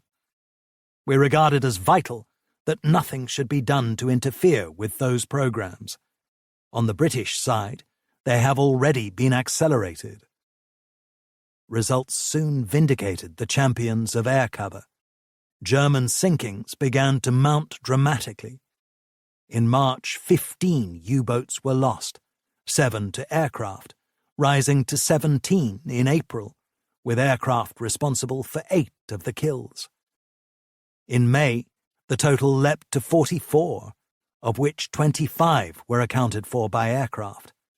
One German prisoner of war, captured in the summer of 1943, complained, "It is no longer any fun to sail in a U-boat. We don't really mind even a cruiser, and we can face destroyers without turning a hair. But if an aircraft is there, we've had it. It directs surface craft to the spot, even if it does not attack itself." Another U-boat crewman, Hans Goebbler, recalled how the entire tide of the war had turned decisively against the U-boats. First of all, the build-up of enemy forces had made our previous tactics totally ineffective. Gone were the days when we could maneuver primarily on the surface and dive only when conducting an attack or escaping. The Metox device still warned us in time to avoid most air attacks, but once we were forced underwater, our speed was insufficient to catch all but the slowest ships. By forcing us to remain submerged, the Allies turned our U-boats into little more than slow-moving minefields, dangerous to their ships only if they happened to blunder across our path. Under these conditions, Metox itself became a mixed blessing to Goebbler's crew. It protected us from surprise, but because the mechanism was unable to measure the distance of the enemy's signals, we could not distinguish between attacking aircraft and those merely passing by at a long range. As a result, Every enemy radar contact forced us to an emergency dive. The constant alarms jangled our nerves, exhausted our bodies, and prevented our boat from fully replenishing our air supply and recharging our battery power. In fact, Dönitz had to issue an order for his men to stand firm, telling them, "The sailor must know his job and be steadfast. There must be no vacillating. He must not give way to the mood of the moment." Coastal Command crews could sense the change in fortunes. As an intelligence report stated, "The battle still goes on, but very much more profitably on the side of the Allies. In spite of an increased drive by the German High Command, sinkings in April and May have been much smaller. It is clear from German broadcasts and newspaper articles that U-boat losses are becoming very high." The command's in-house journal claimed that no service could stand a continued rate of loss as was suffered by the U-boat fleet in May, adding gleefully that one German radio presenter, Heinrich Schweich, had admitted on air that the enemy defences in the Atlantic have got the better of us. Harry Platt, who flew liberators from St. Evell in 1943, wrote in his private memoir that more squadrons were engaged in the task, also more modern aircraft, and with all other types of considerations, by late summer the U-boats were suffering. The growing challenge to the U-boats was epitomized by 120 Squadron, based in Iceland, one of whose pilots, Jack Coleman, left this account of an incident when his radar operator picked up a contact 8 miles ahead on the port side. "We increased revs and boost, a rich mixture, opened the bomb doors, and the depth charges were set for a stick of 6 at 36-foot spacing. It was 6 miles away, and we were still at 1,000 feet, skimming cloud. The crew now took up action stations as the Liberator pressed on towards the target. Then, as he lowered height, Coleman saw the U-boat on the surface, 2 miles away. We subscribed an arc to bring us diagonally across its track. It was going to dive or shoot back as we screamed down, trimming a bit tail-heavy to help us pull out. As it was diving, we hurtled 50 feet above the waves, heading to cross its track some way ahead of the conning tower. We kept low for a few seconds. Then Joe, one of the gunners, shouted in glee from the turret, 'Jesus Christ, the bloody sea is blowing up!' And again, and again, again, again. What a bloody sight! Went hundreds of feet in the air. It's still coming down."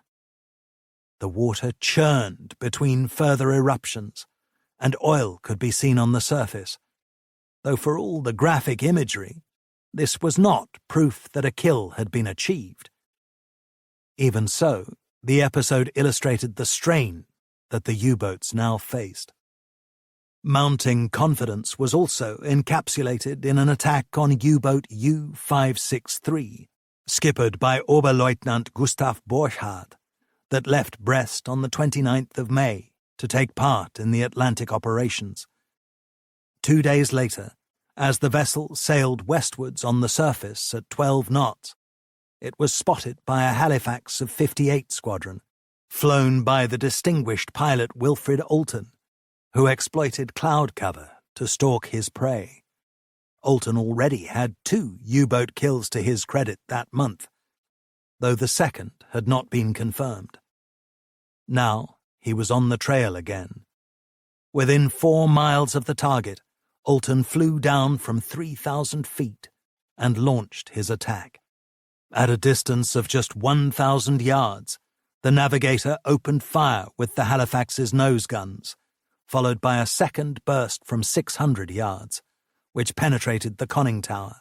With practiced skill, Olton swung the Halifax to starboard, then came in for the bombing run at an angle of 30 degrees to the U-boat's track. Having dropped 6 depth charges in a straddle across Borchardt's submarine, he then came in again from dead astern, releasing 3 more depth charges as the navigator sprayed the stricken U-boat with more machine gun fire.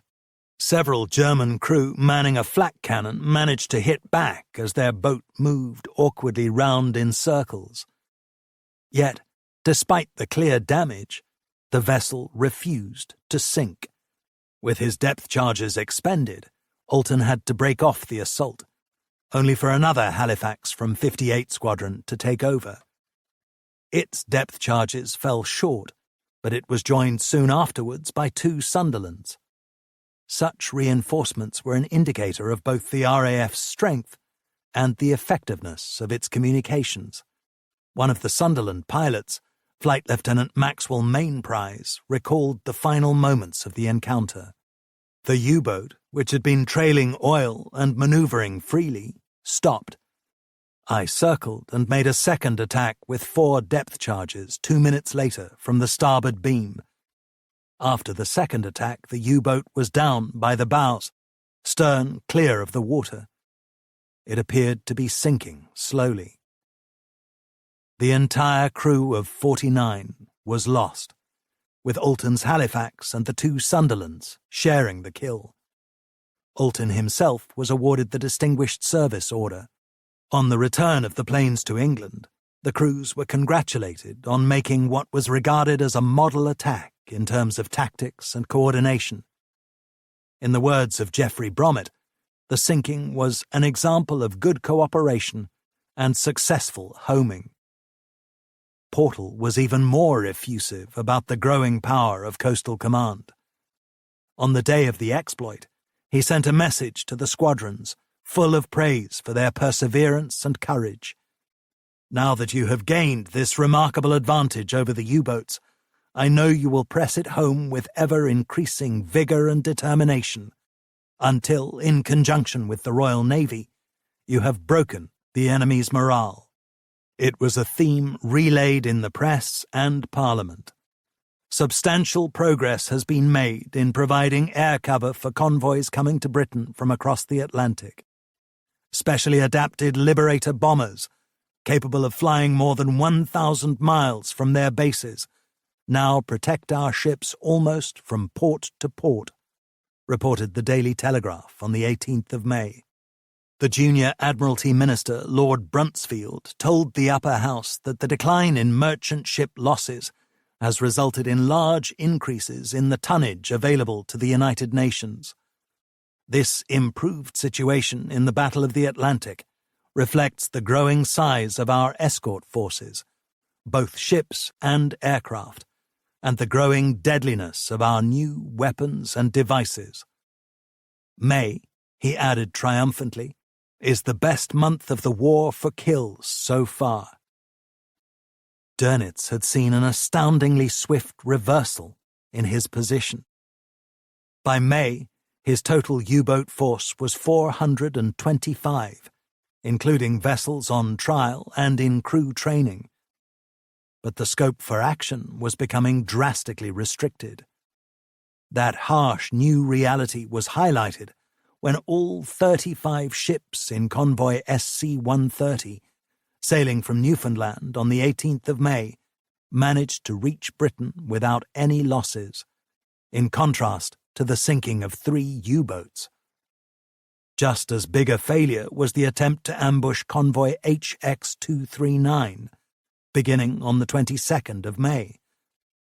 Again, the balance sheet decisively favoured the Allies. No ships were sunk, but 2 U-boats were lost, both to aircraft. Dönitz wrote, "The overwhelming superiority achieved by the enemy defence was finally proved beyond dispute in the operations and the next 2 convoys, SC-130 and HX-239. The convoy escorts worked in exemplary harmony with specially trained support groups. To that must be added the continuous air cover, which was provided by carrier-borne and long-range shore-based aircraft, most of them equipped with new radar. There were also the new, heavier depth charges and improved means of throwing them. With all this against us, it became impossible to carry on the fight against the convoys. He still had high hopes of new types of U-boat and stronger defensive armament, but for the present he could not sustain the losses in the Atlantic. On the 24th of May, he called a halt to operations in the ocean. 11. Bay. The short Sunderland may have been superseded by the Liberator in the Battle of the Atlantic, but even after almost 4 years of war, the majestic flying boat was still invaluable to Coastal Command for reconnaissance, hunting U-boats, or anti-shipping duties. Admired by crews for its ease of flying and spacious comfort, it could carry 8 depth charges and 2,000 pounds of bombs on movable racks, as well as 2,550 gallons of fuel in 10 self-sealing fuel tanks in its high wings. It was also highly reliable, able to remain airborne even if 2 of its 4 engines failed. What was perhaps even more impressive was its defensive armament, with 4 303 Browning machine guns in its power-operated tail turret, 2 manually operated sets of Brownings on either side of the fuselage, and 2 more Brownings in the nose, bolstered in several versions by 4 fixed guns that were fired by the pilot. Later in the war, a dorsal turret was added, giving the plane a total of 16 guns. Never was its nickname of the Flying Porcupine more justified than in an incident at 7 o'clock in the evening on the 2nd of June 1943, when a Sunderland of 461 Squadron, piloted by Australian Flight Lieutenant Colin Walker, was on anti-submarine patrol over the Bay of Biscay, having taken off from its base at Pembroke Dock. As the plane continued on its mission, the gunner in the tail turret sighted enemy aircraft to port. Immediately, Walker tried to climb to the safety of cloud cover, but the Germans were gaining on him. Combat was inevitable. The crewmen took up their positions behind the nose, side, and dorsal guns, ready to fire back at the attackers once they came within range. To make his aircraft more maneuverable in the imminent dogfight, Walker took the Pegasus engines to full power and ordered that the bombs and depth charges be jettisoned. Now drawing near, the enemy planes could be clearly identified as 8 Junkers Ju-88C twin-engined heavy fighters, one of the most versatile, effective types in the Luftwaffe. The first 2 Ju-88s made simultaneous passes on either side of the Sunderland, their hits with incendiary rounds starting blazes in both the cockpit and the port outer engine. As Walker put the plane into a corkscrew maneuver to evade the attackers, his second pilot managed to put out the flames with an extinguisher. Another Ju-88 came in for a third attack, only to be shot down from 50 yards by the dorsal turret gunner. The same fate was suffered by the next Ju-88, which plunged into the sea after bursts from the Sunderland's dorsal and nose guns. The rear gunner joined the fray, striking a Ju-88 that tried to attack from the rear. By now, the Sunderland and its crew had sustained heavy blows. All the men had been wounded, the starboard gunner mortally. Wires to the elevator and rudder trims had been shot away. The hull was riddled with hundreds of holes. The hydraulic lead to the rear turret was cut. A second engine was put out of action, and vital instruments, including the airspeed indicator and fuel gauges, were damaged. But the Sunderland was still flying and fighting. Having regrouped, the Germans then launched a further series of assaults. Yet they were the ones who experienced the most wreckage, with 1 Junkers Ju-88 shot down, and another suffering a hit to its port engine. Just 2 German fighters remained. They decided that retreat was the sensible option. The remarkable encounter had lasted 3/4 of an hour, involved 20 attacks and resulted in 6 Luftwaffe fighters being lost or damaged. After the Sunderland crew had dumped more equipment, Walker and his co-pilot managed to nurse the plane back on a journey of 350 miles to the Cornish coast, where they landed in Penzance Bay and ran the plane up to the beach using their 2 functioning engines. Walker subsequently received the Distinguished Service Order. The heroism of him and his crew moved Portal so much that he sent them a personal message of congratulations. "I should like Flight Lieutenant Walker and the surviving members of his gallant crew to be told of the admiration and pride I felt on learning the details of this epic battle, which will go down in history as one of the finest instances in this war of the triumph of coolness, skill, and determination against overwhelming odds." The episode reflected not just the courage of the RAF, but also the ferocity of the conflict in the summer of 1943 over the Bay of Biscay, which had by now become the key arena in the anti-submarine war after Dönitz suspended operations in the Atlantic. Aerial support had been essential to the Allies' growing success there, and the Luftwaffe should have been a vital ingredient of the Reich's defense of the U-boat fleet off the French coast. But in the opening years of the war, the Germans were badly hampered by the profound antipathy between their air and naval forces. The discord that regularly arose between the Air Ministry and the Admiralty in Britain paled beside the friction on the German side, much of it caused by the Luftwaffe chief, Hermann Göring, who jealously guarded his force's autonomy, had no interest in naval aviation, despised the Kriegsmarine, and loathed Raeder. His disdain meant that the Luftwaffe did not have enough condors for the Battle of the Atlantic, or fighters to ward off the RAF in the protection of shipping and U-boat traffic. Even when, much to Göring's fury, Hitler agreed to the establishment of a naval air command, the Flugführer Atlantik, in early 1941, it had barely 100 aircraft.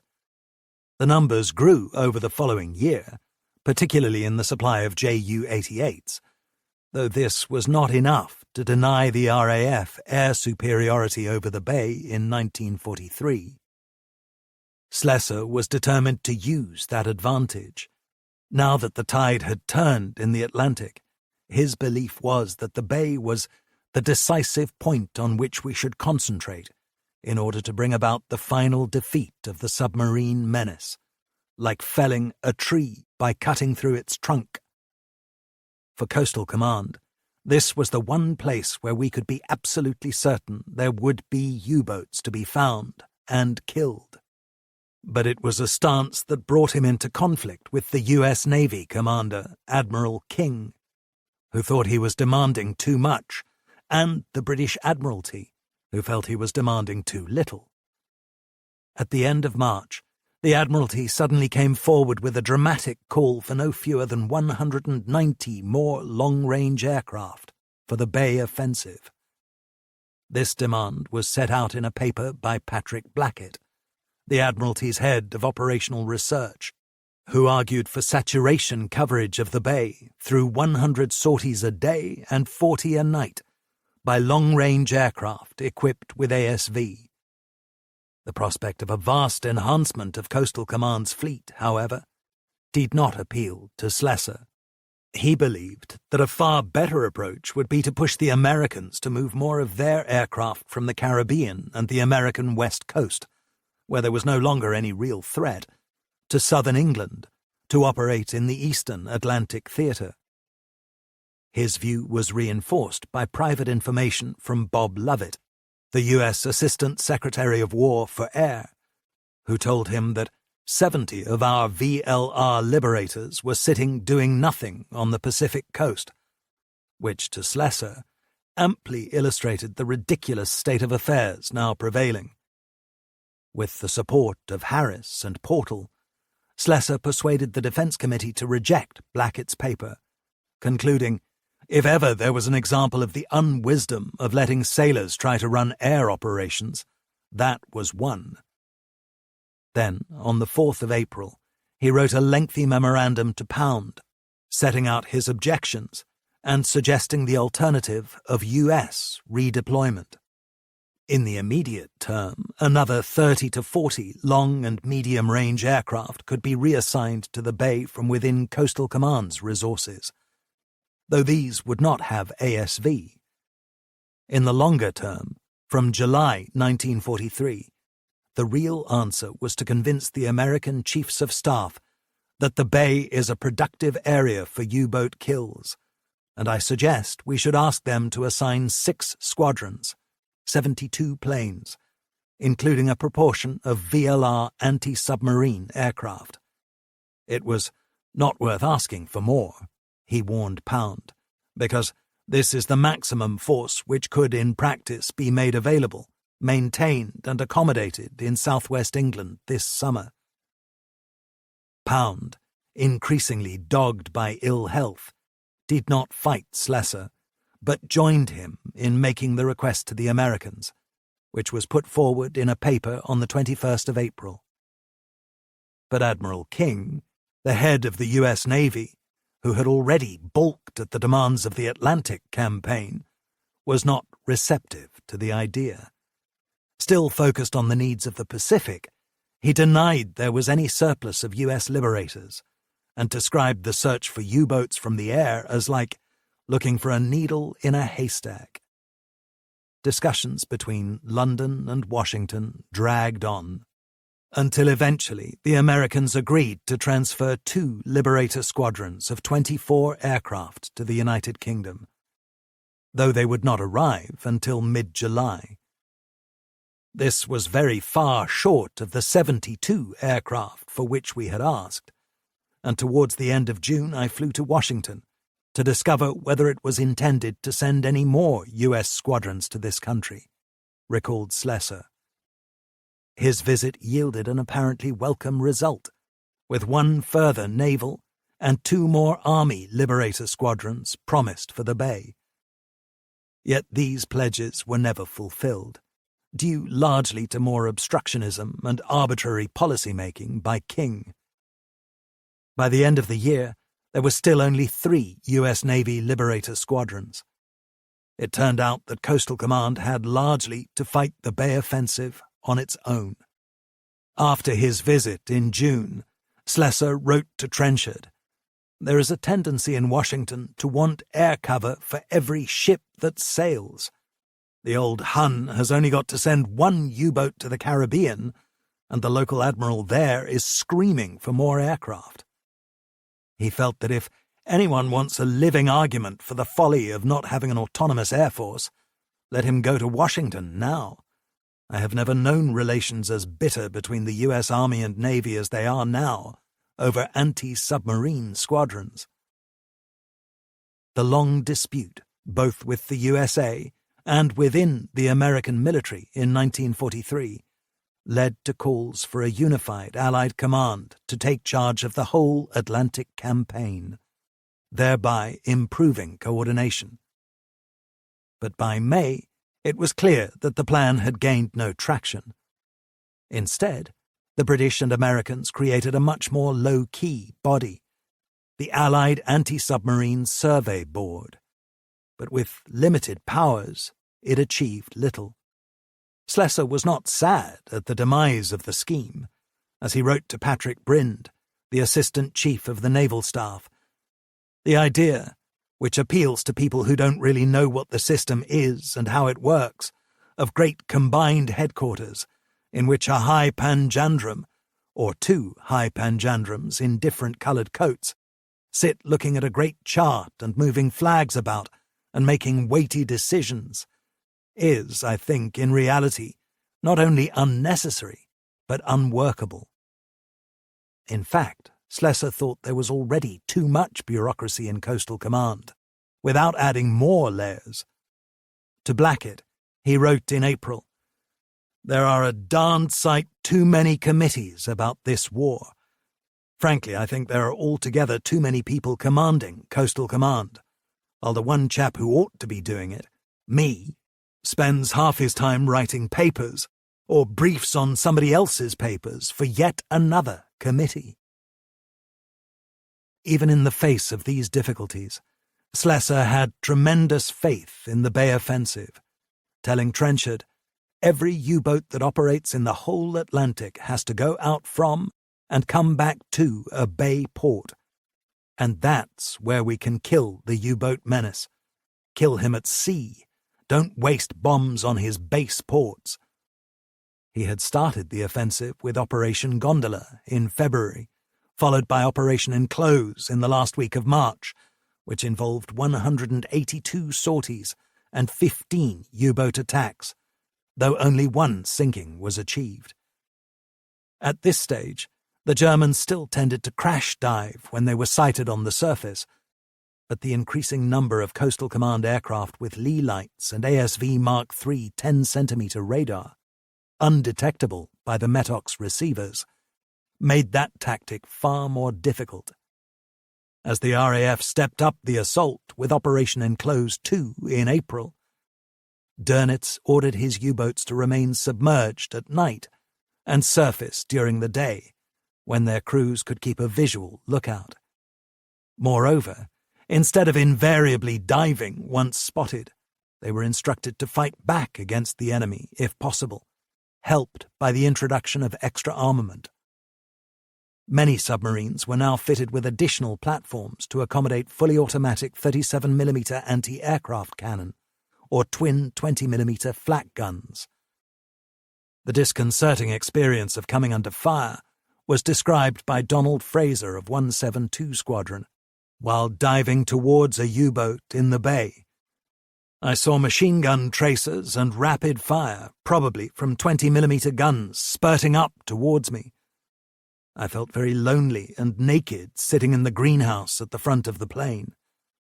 I had not started to shake. That would come later. The shells appeared to be bursting to starboard. Were they hitting the wing?" Despite the German resistance, the Wellington carried on towards the target. We swept over the conning tower at what seemed like 0 feet, although it was actually 10 or 20. As they flew over the submarine, the skipper shouted that the starboard engine was on fire. I knew at our low altitude that we would be smashed into mincemeat if we crashed into the sea. Luckily, we did not appear to be losing height. The fire seemed to go out. Perhaps the skipper had imagined it, or I had misheard him. Then Fraser realized that the bomb doors had not opened, so the plane went round, preparing for a second attack. But by now the submarine had disappeared. Despite searching for more than an hour, the Wellington crew found no sign of it. With petrol running low, the skipper began the long journey back to Chivenor. Altogether, the flight had lasted 13 hours. More fruitful, but still fraught, was a sortie by squadron leader Peter Cundy in a Liberator over the Bay of Biscay in 1943. The U-boat captain saw us coming. He opened fire with all armament, including a 37mm cannon, while the aircraft was still a mile away, and as the range closed, he scored hits on us. My gunners were not idle. They returned hot fire, and one of the U-boat crew was seen to fall overboard. We had stopped a few bullets. There was a hole in a tank, and petrol was flowing over the engine exhaust.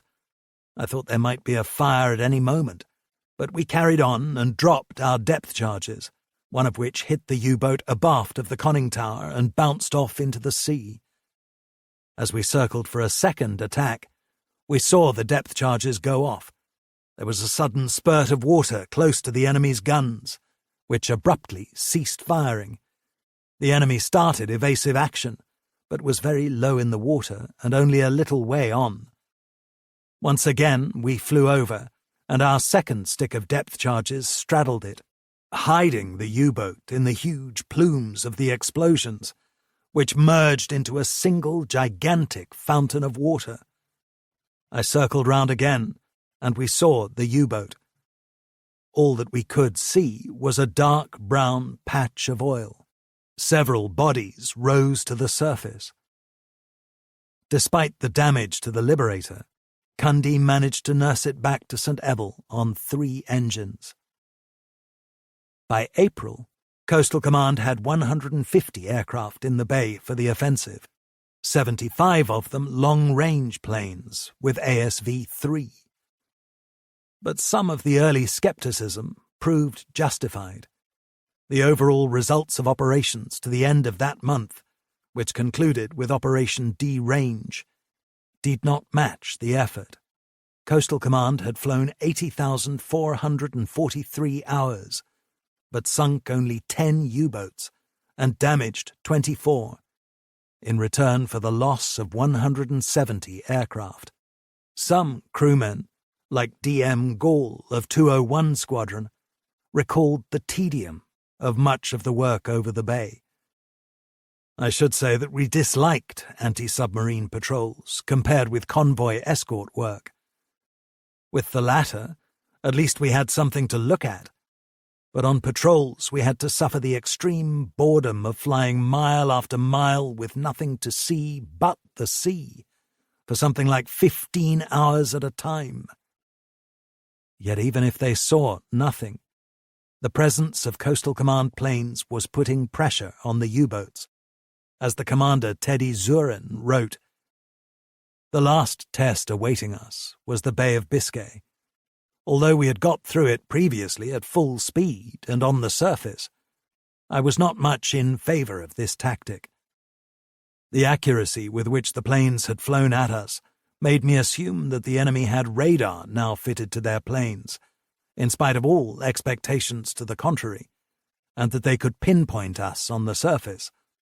Not all aircraft, perhaps, but certainly in those squadrons which were involved with anti-submarine pursuit. It would only take a plane like that to appear suddenly through the cloud above us, and not even prayer or evasive tactics would do any good. We'd be bombed before we knew anything about it." In response to the fight-back policy, Slessor stepped up daylight patrols in May, and also stressed to crews that they should press on with attacks even under anti-aircraft fire. In an official instruction on the 5th of May 1943, he wrote that the aircraft captain must remember that the primary reason for his existence for the time being is to kill U-boats, and a U-boat on the surface presents a better chance of a kill than one submerged. It is no coincidence that of the 6 certain or probable kills in the past fortnight, all have been U-boats that stayed on the surface and fought back. It should also be borne in mind that even a big aircraft, properly handled and using its guns well, is a fleeting and difficult target for the gunners in the necessarily cramped gun positions of a U-boat. A U-boat in any sort of sea is a poor gun platform, especially when the boat is steaming beam on to a sea. Coastal Command knew that the Germans were exacting a heavier toll, as its anti-submarine committee reported in early June. Of the aircraft attacked by return fire from the U-boat, approximately 30% were hit, but this figure is increasing as the U-boat armament is improved. From September to March, the percentage was 13, in April it was 19, and in May, 23. To counter this attrition, Coastal Command sought to introduce new, more lethal weapons.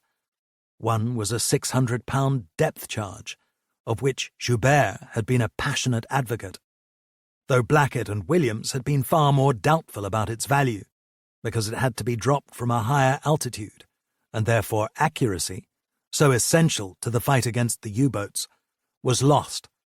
The 600-pounder finally went into action in 1943, only to confirm the skepticism by accounting for just one U-boat. It never proved a success. In total, just 97 of these heavy charges were dropped in 28 attacks by the end of the war, compared to 5,790 traditional 250-pound Torpex charges in 1,170 attacks.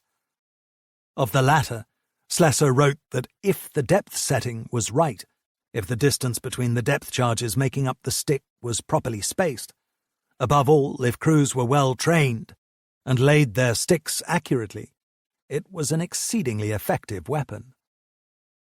Far more effective than the 600-pound depth charge was the rocket projectile, whose development owed much to the pioneering government scientist Sir Henry Tizard.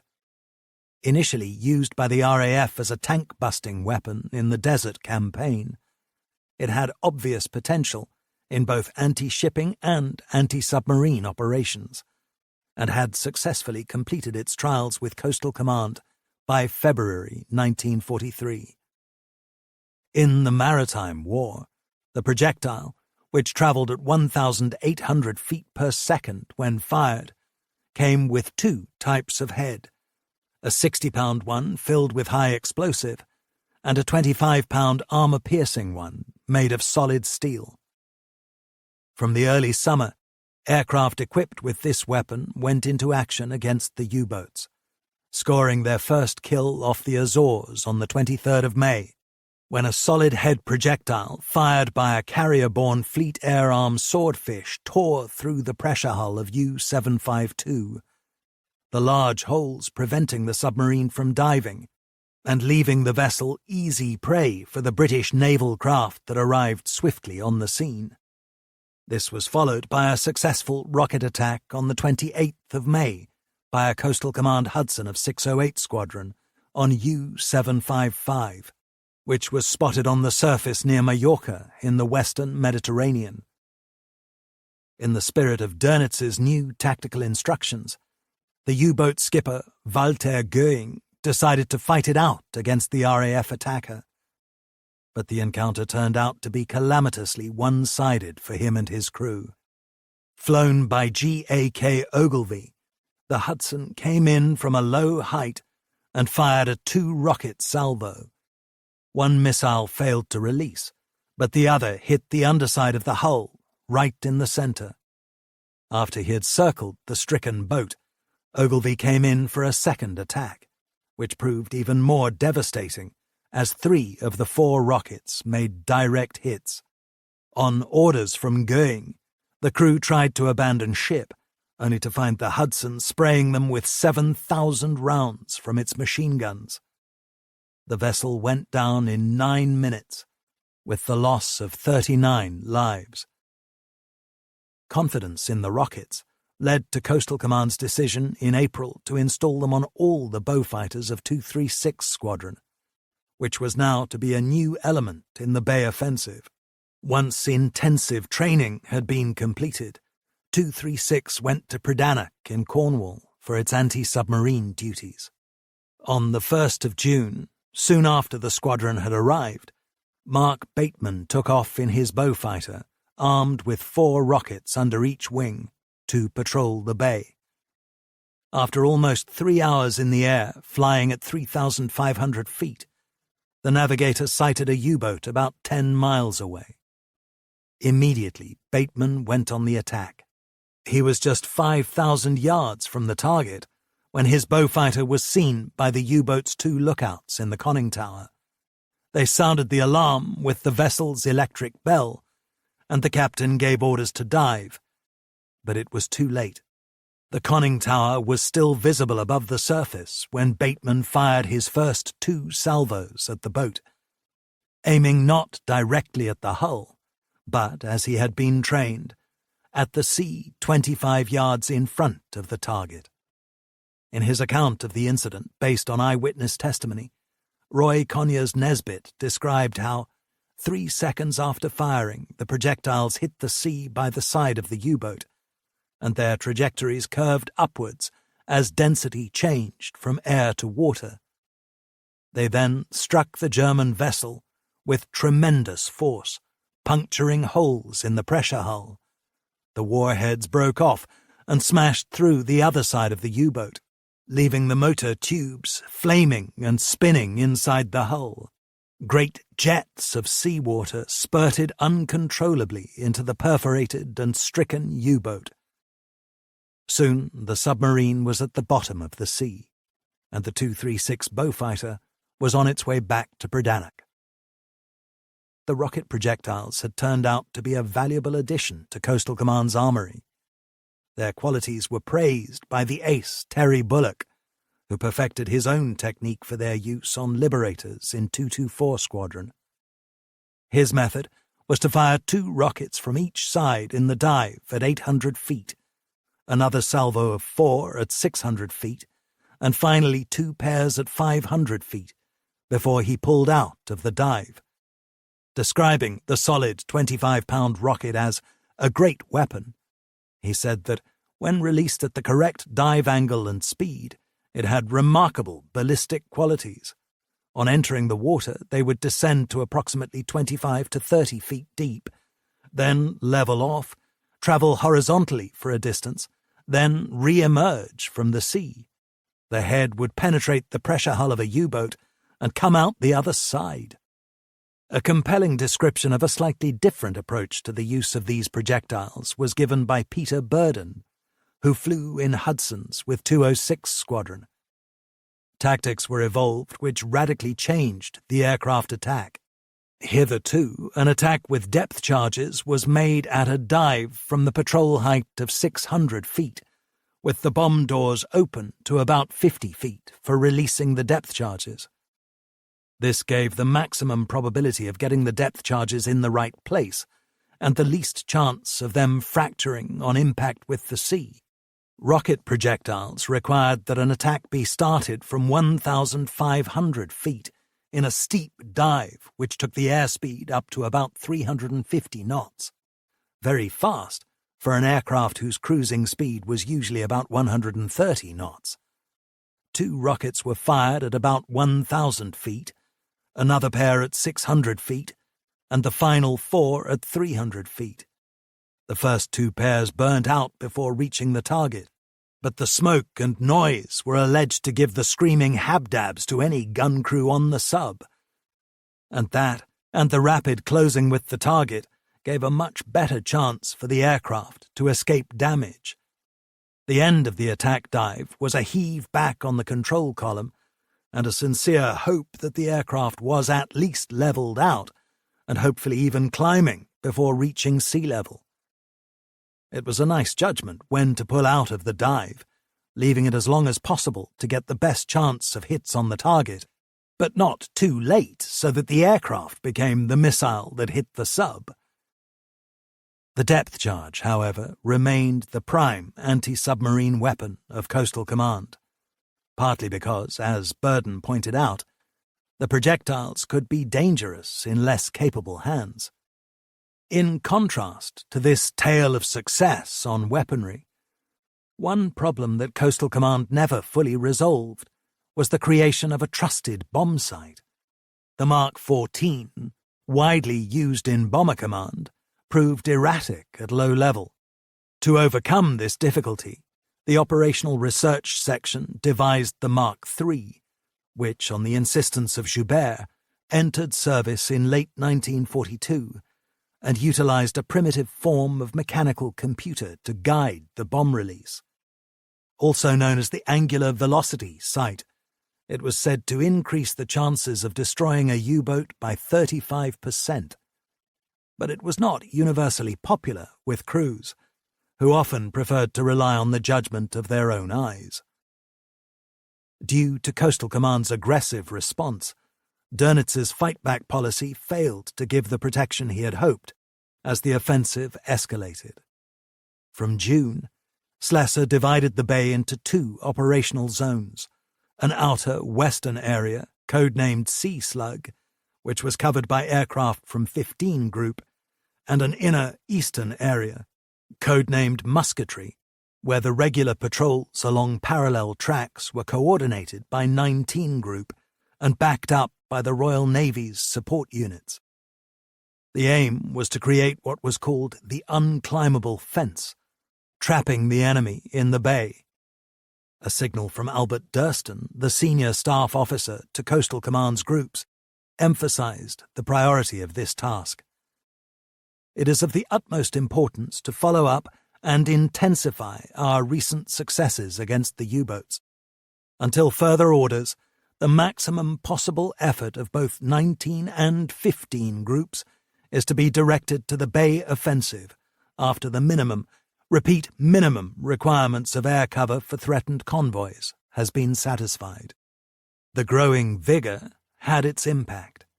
In the period from the 1st of July to the 2nd of August, 368 aircraft in 25 squadrons of Coastal Command flew 9,689 hours, making over 90 sightings and 63 attacks, which resulted in the loss of 16 U-boats and severe damage to another 6.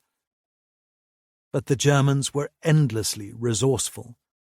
Now under even more pressure, Dönitz instructed his U-boats transiting the bay to move in groups of up to 5, thereby concentrating their firepower and providing mutual protection. Furthermore, in August, he suspended the use of Metox receivers, recognizing that the Allies' Mark III ASV radar could pick up their signals, while he instructed his U-boats to hug the Spanish coast on their journeys where possible, taking advantage of the pro-Axis neutrality of General Franco's regime, which the Allies could not violate. He also was finally given more support by the Luftwaffe, with twin-engined Dornier Do-17s and Henschel HS-293 radio-controlled glide bombs joining the Ju-88s in the coastal defences. In fact, the Luftwaffe's force for the bay increased significantly during the summer. In May, there had been just 49 fighters and 64 bombers available for such duties, but these totals rose to 60 fighters and 120 bombers in July, and 80 fighters and 132 bombers in August. This combination of strong defensive measures resulted in heavy losses and fewer sightings for the Allies, with Coastal Command having a plane a day shot down in August. Liberator wireless operator Eddie Cheek later said, "When the enemy pitched fast, heavily armed fighter aircraft against lumbering submarine bombers, we soon realized that the rules of the game had changed, and the change was certainly not in our favor." The new fierceness of the conflict in the bay was epitomized by an extraordinary clash on the 30th of July, which revealed the highest levels of courage and chivalry in the maritime war. That day, a convoy of 3 U-boats, escorted by destroyers, minesweepers, and 6 Ju-88s, was crossing the bay when it was spotted by a number of Allied planes, including a Catalina of 210 Squadron, a Liberator of 53 Squadron, a Halifax of 502 Squadron, and a Sunderland of 461 Squadron, which was flown by Australian Dudley Marrows, who was coming to the end of a grueling 14-hour flight. The U-boat formation had tremendous firepower, with their combined 27 anti-aircraft guns forcing a couple of the planes to bomb from high altitude. Yet even faced with this barrage of fire, Marrows and his crew decided to dive in for a standard attack on the submarines. The only thing to do was to go in as low as I possibly could, hoping that there would be some trouble when the submarines were broadside on to the swell for them adequately to depress their guns at all times. As the Sunderland came in, it was hit in the wing spar by flak and had to break off the attack. The damage was superficial, so Marrows dived in again, almost skimming the wave-top as the 3 U-boats' guns opened up. But he could not be deterred, and managed to drop 7 450-pound depth charges on one of the submarines, U-461, skippered by Wolf Steibler. As Marrows's Sunderland climbed away, the navigator saw some of the sinking U-boat's 68-strong crew in the water, clinging to debris. The Sunderland's crew then unanimously made a bold, generous decision. They resolved to drop their plane's own inflatable dinghy for the German survivors. Among them, Wolf Steibler. You could see these poor blokes, about 15 of them, struggling in the water. That turns you round to saying, okay, they're human. Not a single one of our crew of 12 disagreed, Marrows later recalled. Now low on fuel, Marrows and his crew began the journey back to Pembroke Dock, only to spot another U-boat on the way. Despite the damage to their plane's wing spar, they dived down again and attacked the submarine from a low level in the face of more anti-aircraft fire, suffering a direct hit with a cannon shell that started a fire and knocked out the plane's electrical system before they had the chance to release their remaining depth charges. Yet they still were able to strafe the boat with their machine guns before Marrows managed to haul the Sunderland back to the port of St Mary's in the Scilly Isles. Although the crew's action in dropping the dinghy for the Germans had been against RAF regulations, Marrows was awarded the Distinguished Flying Cross for his devotion to duty, disregard for personal safety, and fine fighting spirit. Along with his destruction of U-461, the other 2 U-boats in the formation were sunk, one by aircraft, the other by surface craft from the Royal Navy. 40 years later, Marrows's wife Sylvia attended a reunion in Germany of Sunderland and U-boat crew members. She was approached by a German woman who said, "Please thank your husband for giving me the many happy years of marriage I have had." Her husband was Wolf Steibler, the skipper. Despite all Slessor's efforts, the Germans had not been broken in the bay. The trunk of the tree had not been severed as autumn approached. Operations Sea Slug and musketry were replaced by a new, wide-ranging effort called Percussion, focused nearer the Spanish coast. But that was no more effective. In May, after the successes in the Atlantic, Slessor had told Portal that Coastal Command was having a phenomenal month. Even in July, Patrick Brind, the Assistant Chief of the Naval Staff, told a committee meeting that he considered Coastal Command had made a great contribution in the Bay offensive toward the defeat of the U-boat. But now, at the end of August, there was deepening anxiety about the resilience of Dönitz's fleet, as reflected in a secret Coastal Command paper. The enemy is not defeated in the U-boat. Traffic through the Bay of Biscay has not diminished recently. Nevertheless, since the 5th of August, only occasional sightings have been made. Attacks by our aircraft have been few, and no kills have resulted. Meanwhile, our aircraft losses during this period have increased by 150%. The situation is grave. In 3 weeks, we have lost the initiative, which cost us so much effort, and which we enjoyed for a few brief months. In this period, by a change of policy, the enemy has regained the offensive. The paper outlined the perceived reasons for the reversal, including the heavy German aerial escorts operating at the extreme range of our long-range fighters, and the rerouting of U-boats along the Spanish coast in disregard of territorial waters.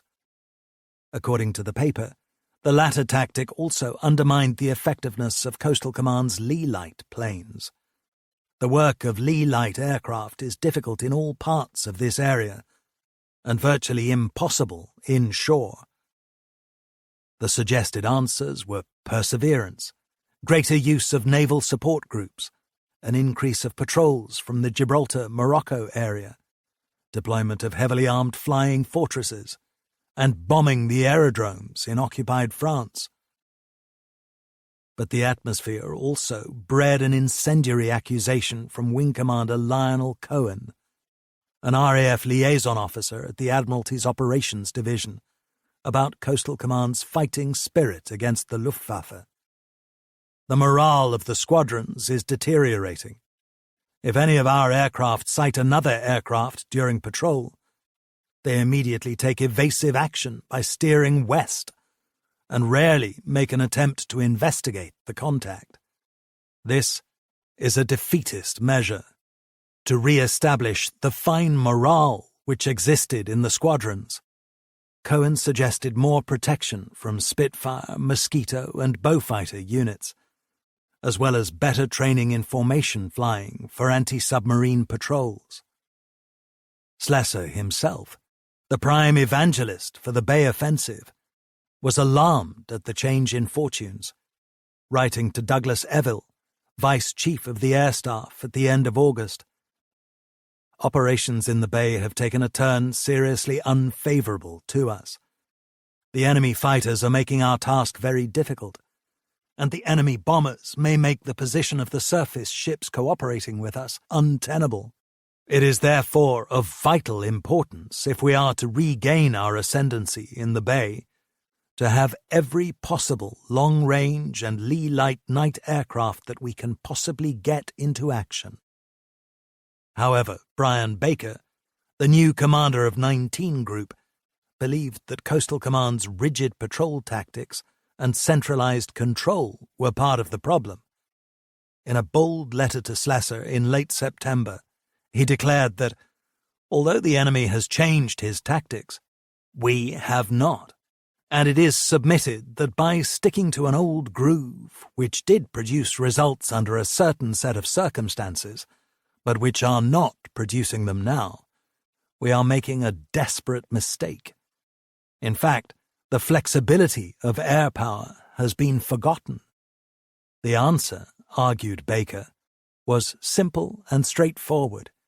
Let us shake ourselves out of the groove into which we have fallen, use the flexibility of air power to the maximum, and try to find new areas of operation where the enemy will not be expecting us.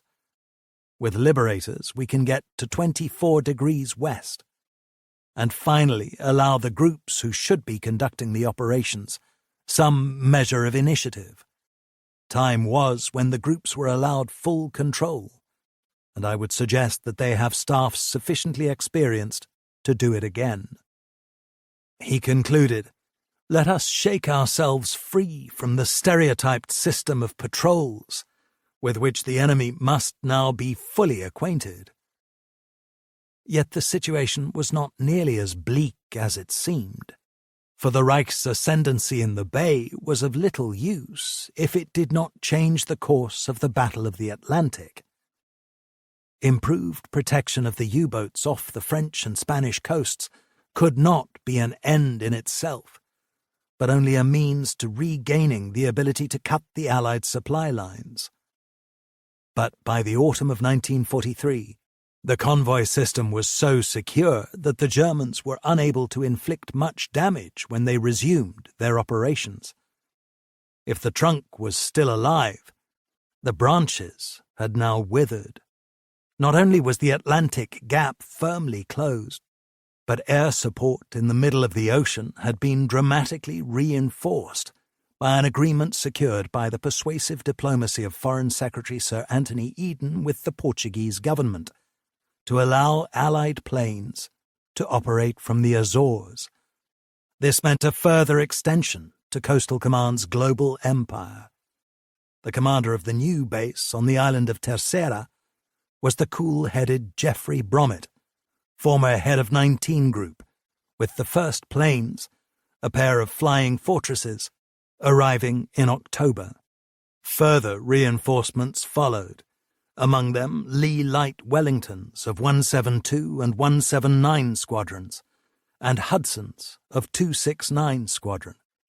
The Daily Telegraph reported, with the Azores at our disposal, we shall in future be able to exercise virtual control over the entire Atlantic crossing, winter and summer alike. Instead of having to fly the 1,800 miles to Newfoundland, or 900 miles to the mid-Atlantic and back from either Newfoundland or Northern Ireland, our coastal aircraft will now have a valuable and central base in the south. The Allies' strength was quickly demonstrated when the Germans tried to renew the attacks on the convoys from mid-September 1943. An initial success by the Kriegsmarine in sinking 6 merchantmen in the westbound convoys of ONS 18/ON2 in return for 3 U-boat losses, proved misleading. Not only had 90% of the Allied ships reached their destination, but the next 3 convoys suffered no damage at all, thanks to heavy air cover, which prevented the Wolfpacks going on the attack. Coastal Command's force was not just more numerous, but also better equipped than ever. The advanced Liberator 6, the first production version fitted with a nose turret, was coming into service, eventually making up 5 Coastal Command squadrons. There was also a growing establishment of Liberators fitted with 10-centimeter radar, rocket projectiles, and lee lights. An illustration of their potential for devastation came in mid-October, when a Wolfpack targeted the westbound convoy ON-126, only to lose 6 U-boats, 4 of them to Liberators. By the end of the month, 28 German submarines had been sunk, 22 of them by aircraft. A further addition to Coastal Command's anti-U-boat armory in October came with the arrival of a small number of de Havilland Mark 18 Mosquitoes, fitted with a 6-pounder 57mm anti-tank gun.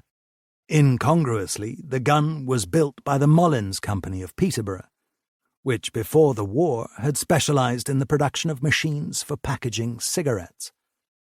The Mosquito was the ideal aircraft for this weapon, not only because of its speed and maneuverability, but also because its wooden structure could easily absorb the tremendous recoil from the Mollins gun.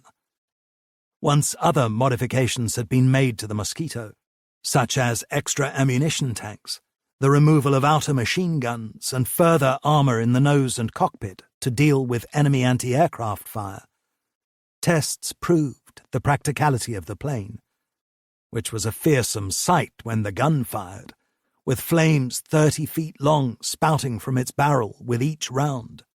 Symbolic of Coastal Command's sharpening lethality, these Mosquitoes, sometimes called tsetses, were sent to Predanik as a specialist detachment of 618 Squadron to fight alongside the Beaufighters of 248. Having scored their first hit on a U-boat on the 7th of November, when a Mosquito flown by Canadian officer A.J.L. Bonnet unleashed 8 rounds at U-123's conning tower and hull, rendering the vessel unable to dive and in urgent need of repairs. Further successes led to the creation of a second Mollins-armed anti-submarine squadron, though the Mosquito really came into its own as an anti-shipping aircraft. By the end of October, it was clear that the attempted revival of U-boats in the Atlantic had been foiled. Out of 2,468 merchantmen which had crossed the Atlantic in the last 2 months in 64 convoys, only 9 had been sunk. The Naval Staff's anti-U-boat division wrote to Slessor that U-boats have fared worse in their present campaign against the North Atlantic convoys than they did in April and May 1943, when they were withdrawn from this area on account of the unfavorable situation. It is assumed that early disengagement from the present campaign is expected. As ascendancy appeared to become a reality, Coastal Command's own in-house journal concluded in December, "The year 1943 has many claims on history. High among them will be that it saw the defeat of the U-boat menace in the Atlantic, which at the beginning of the year bade fair to strangle our strategy in Europe." But it was far too early to write off a military machine as tenacious as the Reich's. 12. Wing. On the 18th of May, 1943, Slessor wrote to Portal in bullish terms about Coastal Command's recent anti-shipping operations, led by the recently established strike force based at North Coates in Lincolnshire. "The torpedo boys are putting up a great show. 489 got a couple of ships on the Norwegian coast last week. and 455 got a 10,000-ton tanker full of naval fuel oil yesterday. And today, the North Coats Wing got into another convoy on the Dutch coast, hit 2 merchant vessels with torpedoes and 1 with a bomb, and left 3 escort vessels well blazing. But that optimistic assessment was in contrast to the narrative of struggle that had characterized Coastal Command's previous anti-shipping work. As recently as January 1943, just before Schlesser had taken over, Coastal Command had flown 461 anti-shipping missions, but sank only 2 ships.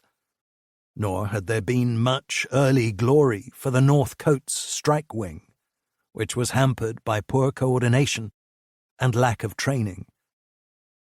The concept of a strike wing had evolved after long discussions within Coastal Command.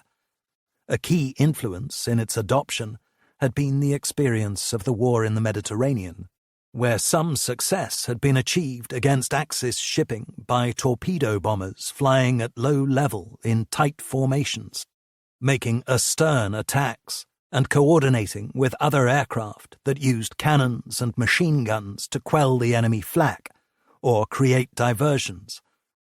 With its speed, ruggedness, and heavy armament, the Beaufighter was the ideal plane for the strike wing, especially when Coastal Command found that it could be converted to carry torpedoes, creating a new type known as the Tor bow. But the potent versatility of the Beaufighter was also a problem, since it was in high demand by Fighter Command, as well as in the Middle East and India.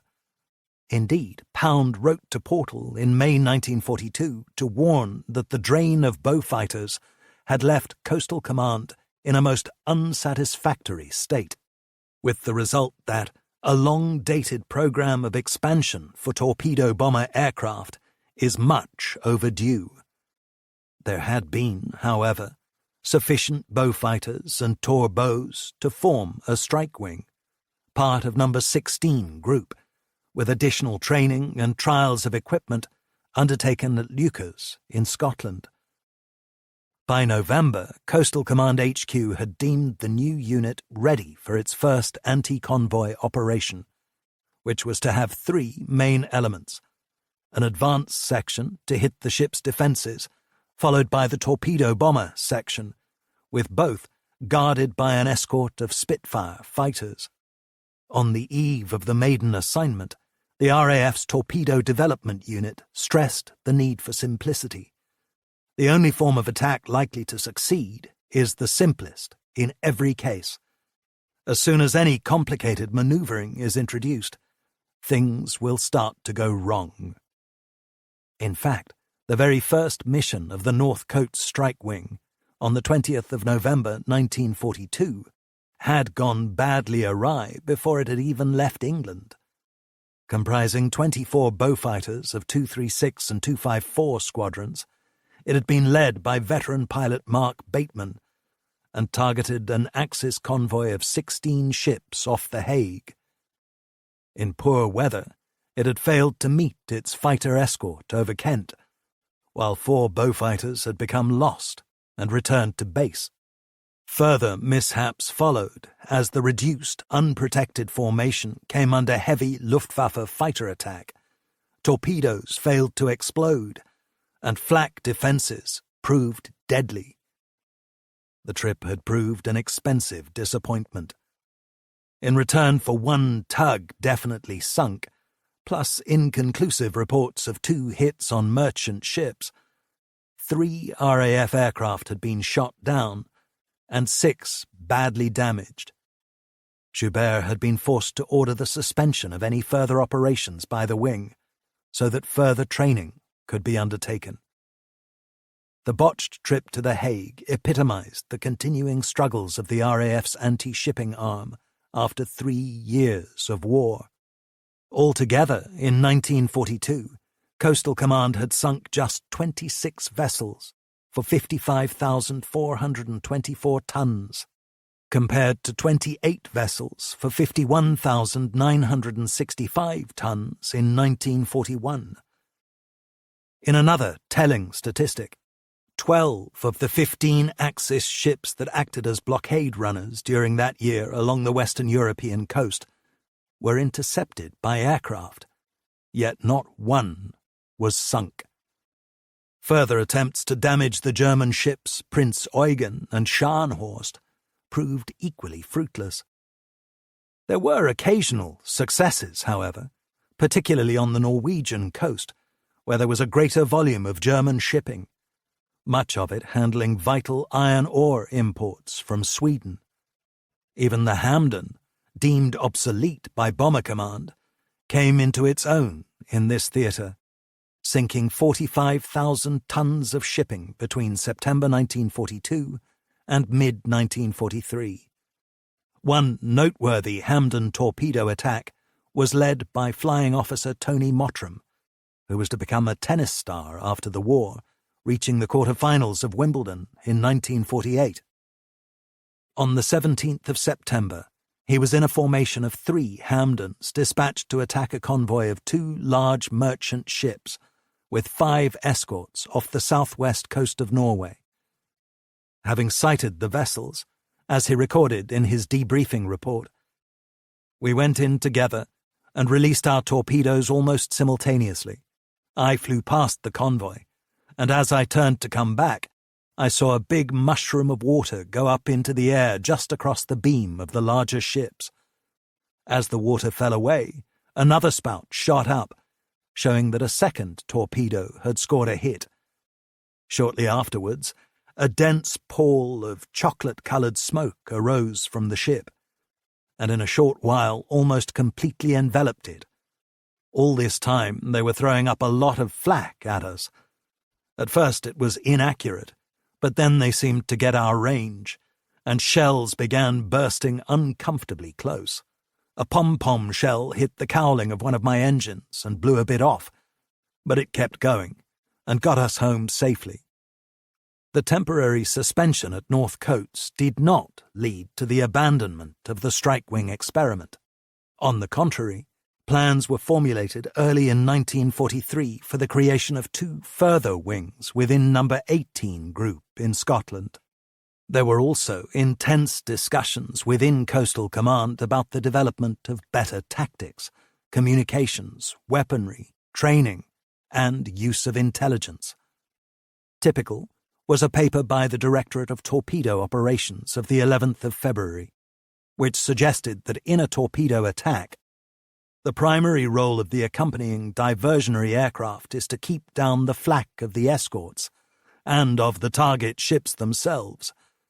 In order to do this, the escort vessels must be attacked by an adequate number of aircraft armed with rocket projectiles or cannon, or preferably both. The paper added that the ration of diversionary aircraft to aircraft taking part in the main strike should certainly be 2-to-1, and probably 3-to-1, and if this is accepted, the present planning of 10 Beaufighter squadrons for Coastal Command equally divided between torpedoes and diversionary aircraft is cutting things too fine on the diversionary side. Aircraft numbers also cropped up during a major conference at the command's headquarters on the 22nd of February, called to improve cooperation with Fighter Command. Among other measures, the planners decided that a minimum of 2 single-seater fighter squadrons, 24 aircraft should be employed to escort the strike wing, one as close escort and one as cover. By the 18th of April, after months of intensive practice overseen by Wing Commander Neil Wheeler, the North Coats strike squadrons were ready to go into action again. The target this time was a heavily escorted convoy that had been sighted by RAF reconnaissance off the Hook of Holland.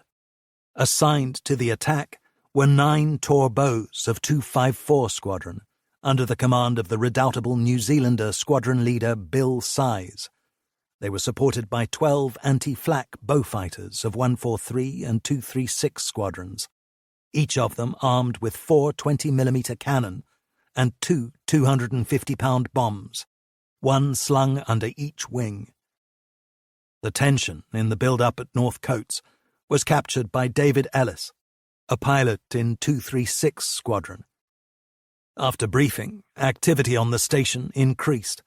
Ground crews put the finishing touches to the aircraft, caterers provided rations, and in due course our WAF, Women's Auxiliary Air Force driver, delivered us with all our equipment to our aircraft. Watches had been synchronized at briefing, and at the appointed time, 42 Hercules engines roared into life. After warm-up and checks, 21 Beaufighters began to taxi to their takeoff positions. Then, section by section, they followed the wing commander into the air.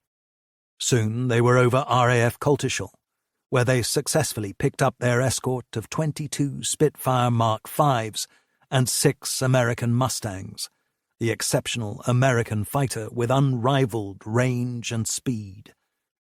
Ellis's account continued. Crossing the Norfolk coast, the wing commander took the formation down to wave-top height, our normal height to avoid radar detection. It was even more exhilarating when flying as part of a large formation skimming the sea. After 40 minutes, the strike wing approached the Dutch coast. I peered ahead, but the visibility was deteriorating. I locked my gun sight into position and turned off the safety catch on my safety button.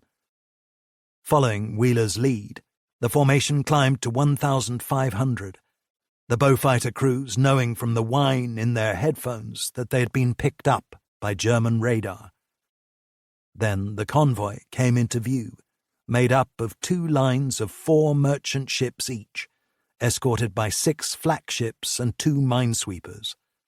As he prepared to attack one of the flak ships, and puffs of smoke from anti-aircraft fire appeared around his plane, Ellis felt a mixture of excitement, fear, and pumping adrenaline run through him. The formation turned to starboard, the torpedoes remaining low over the sea and preparing to drop their torpedoes.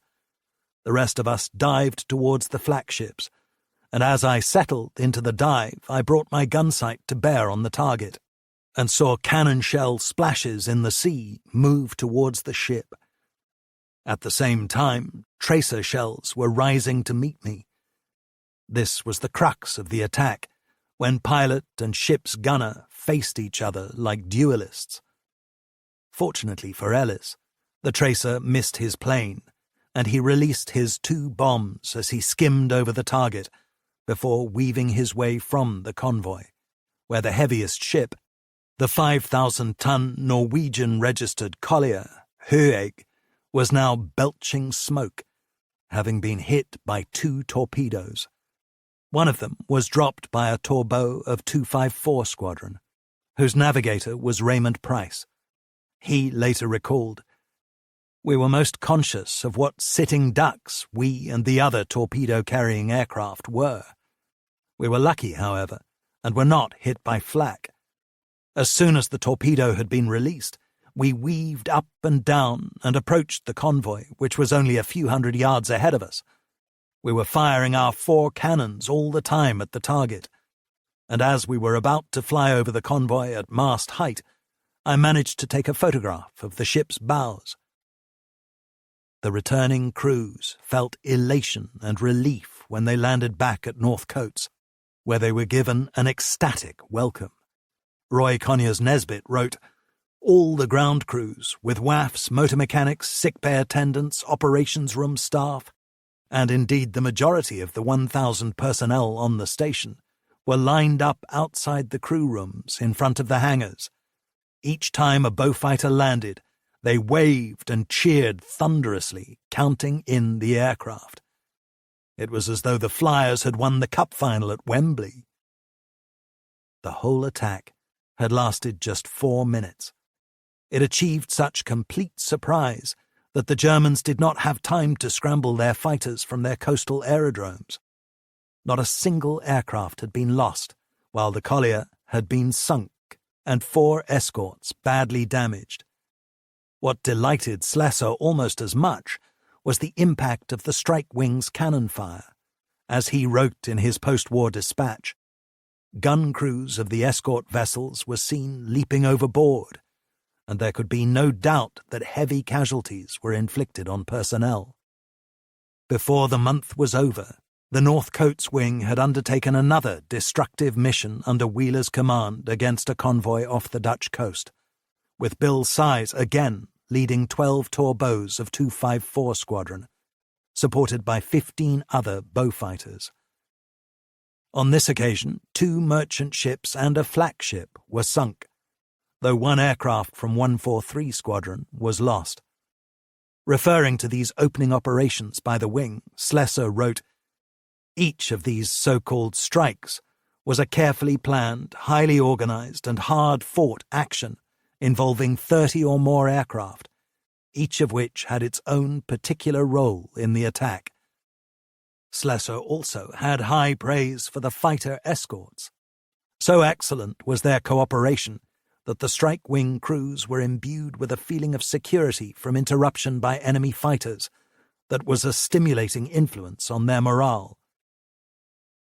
Far less successful, however, was an attempt 2 days later by the wing to hunt down the German cruiser Nuremberg off the Norwegian coast, which was out of range of the available RAF fighters. The squadrons paid a heavy price for their absence, as the exposed Beaufighters were set upon by Messerschmitt 109s and Focke-Wulf 190s, with 5 of them shot down. For the next attack, on the 17th of May, a stronger fighter escort was provided, enabling the Beaufighters to evade the German defences and sink 3 vessels without any losses. Provided the right tactics were followed, Coastal Command at last seemed to have found a means of presenting a real threat to Axis shipping. Its potency looked as if it would be further enhanced by the introduction of rocket projectiles in April 1943, the racks for which began to be fitted to the command's aircraft from April. The first rocket-armed Beaufighters arrived at North Coats in May and went into action on the 22nd of June, when the entire wing was instructed to intercept a convoy of Swedish merchantmen, escorted by 7 German flak ships and 5 minesweepers off The Hague in the Netherlands. The strike force comprised 5 fighter squadrons, 12 torpedoes, each armed with cannon and an 18-inch torpedo, plus 22 cannon-armed Beaufighters, which all carried 60-pound rocket projectiles with explosive heads. But lacking combat experience with the new weapon, the crews only hit 2 ships from a barrage of 176 rockets. Even worse, 2 Beaufighters were shot down and 4 were damaged, while none of the torpedoes hit home. Another massed rocket attack 5 days later produced only slightly better results. 2 flak ships were claimed, but neither kill was confirmed by the Admiralty. It was obvious that more training and tactical modifications were needed, such as firing from a closer range and using several aircraft to unleash their rockets simultaneously at one target. But it was also found that there were problems with the accuracy of the rocket projectile that carried a 60-pound high-explosive warhead, which tended to curve when it was fired because of the wind resistance it generated. As an alternative, the projectile with a 25-pound solid metal head turned out to be more reliable and lethal in action, as a later internal report confirmed. The 25-pound rocket projectile, because of its underwater trajectory, is most effective as a sinking weapon against either merchant or flak vessels. In addition, it can also be harmonized effectively with cannon, thus allowing the cannon to be fired during the initial approach. This not only inflicts damage, but acts as a deterrent to enemy gunners. The 60-pound head has none of these advantages, but experience has proved that it is capable of doing considerable damage to merchant vessels, and is especially effective against destroyers. One of the first pilots outside the North Coats Wing to use rocket projectiles on anti-shipping operations was Wing Commander Hugh McConnell of 235 Squadron, on a mission to attack a merchant vessel that had become stranded in a Norwegian fjord near Trondheim. The plan was for 3 of his squadron to shoot up the ship with rocket projectiles, while 3 other Beaufighters were to act as a fighter escort. In poor weather, McConnell led the formation at low level up the Norwegian coast, their task made all the more difficult by the steep hills surrounding the fjord and the flak from shore batteries. As he recounted in his combat report, we had to be quick on the trigger or we would have passed over the enemy ship. In fact, I did not have sufficient time to fire at first, nor did my number 2 Beaufighter. But number 3 spotted the ship a little sooner and opened fire with his RP, rocket projectile. I turned round up the fjord and made a second attack, this time scoring hits on the ship. Number 2, following me, scored several more. Meanwhile, the Beaufighters of the other squadron were circling as protection against enemy fighters. I saw the ship catch fire at the stern, and she was burning brightly when 2 Messerschmitt 109s appeared and attacked number 2 Beaufighter. At the time, the Beau's observer was busy holding a camera over the side, taking photographs, and the first he knew that enemy fighters were about was when a bullet hit his camera. We flew out to sea and managed to shake off the fighters. Norway remained of strategic importance to Coastal Command throughout 1943 because of its vital roles as a supply route, a centre of Nazi occupation, and a base for the Kriegsmarine. In addition to regular reconnaissance and anti-shipping missions, the command carried out covert mining operations there and clandestine support for the Norwegian resistance behind German lines, such as transporting agents whose intelligence was invaluable for the Allies. This latter dangerous work was carried out by a unit called Flight 1477 under the label Reconnaissance, using Catalinas. But in April, these were supplemented by much faster, better-armed Mosquitoes. A month later, the unit was renamed No. 333, Norwegian Squadron. At the same time, in mainstream operations in the Norwegian theatre, the obsolescent Hamdens were phased out in favour of Beaufighters. One of the Hamden's last successful actions there occurred on the 4th of April, when torpedo bombers of 435 and 489 squadrons, exploiting cloud cover to evade the flak escort, sank the 6,800-ton Dutch merchant vessel Altair, which had been commandeered by Germany. It was estimated that there were 190 men on board at the time of the attack. Even in the faster Beaufighters, German fighter defences remained a serious danger, as Squadron Leader Aubrey Hilliard of 235 Squadron found when he ended up in a dogfight with a Focke-Wulf 190 over the North Sea. During the combat, when the fighter was attacking from behind, I carried out corkscrew evasive action by diving to port, then climbing again and turning to starboard on top of the climb, then diving again, repeating the action as necessary. The action was carried out from 0 to 700 feet, and as you can imagine, executing steep turns and skipping the waves was hair-raising in itself, let alone being attacked by any enemy fighter at the same time.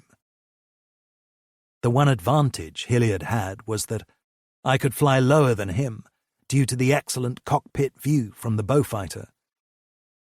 Despite the severe damage to his plane, he made it to the Fleet Air Arm Station at Arbroath, where he found that cannon shells had pierced the fuselage, starboard engine, wing, and navigator's seat. By the summer of 1943, the Allies were gaining the ascendancy against the Axis. In Burma, Bill Slim was masterminding the fightback against Japan, whose empire was falling back in the Pacific War against the USA. On the Eastern Front, the Reich was in retreat after the Soviet Union's epic victory at Stalingrad. Germany had also been cleared out of Africa, enabling the Allies to land on mainland Italy. Vast preparations were underway for the Allied invasion of France, helped by the failure of Dönitz's U-boat campaign in the Atlantic.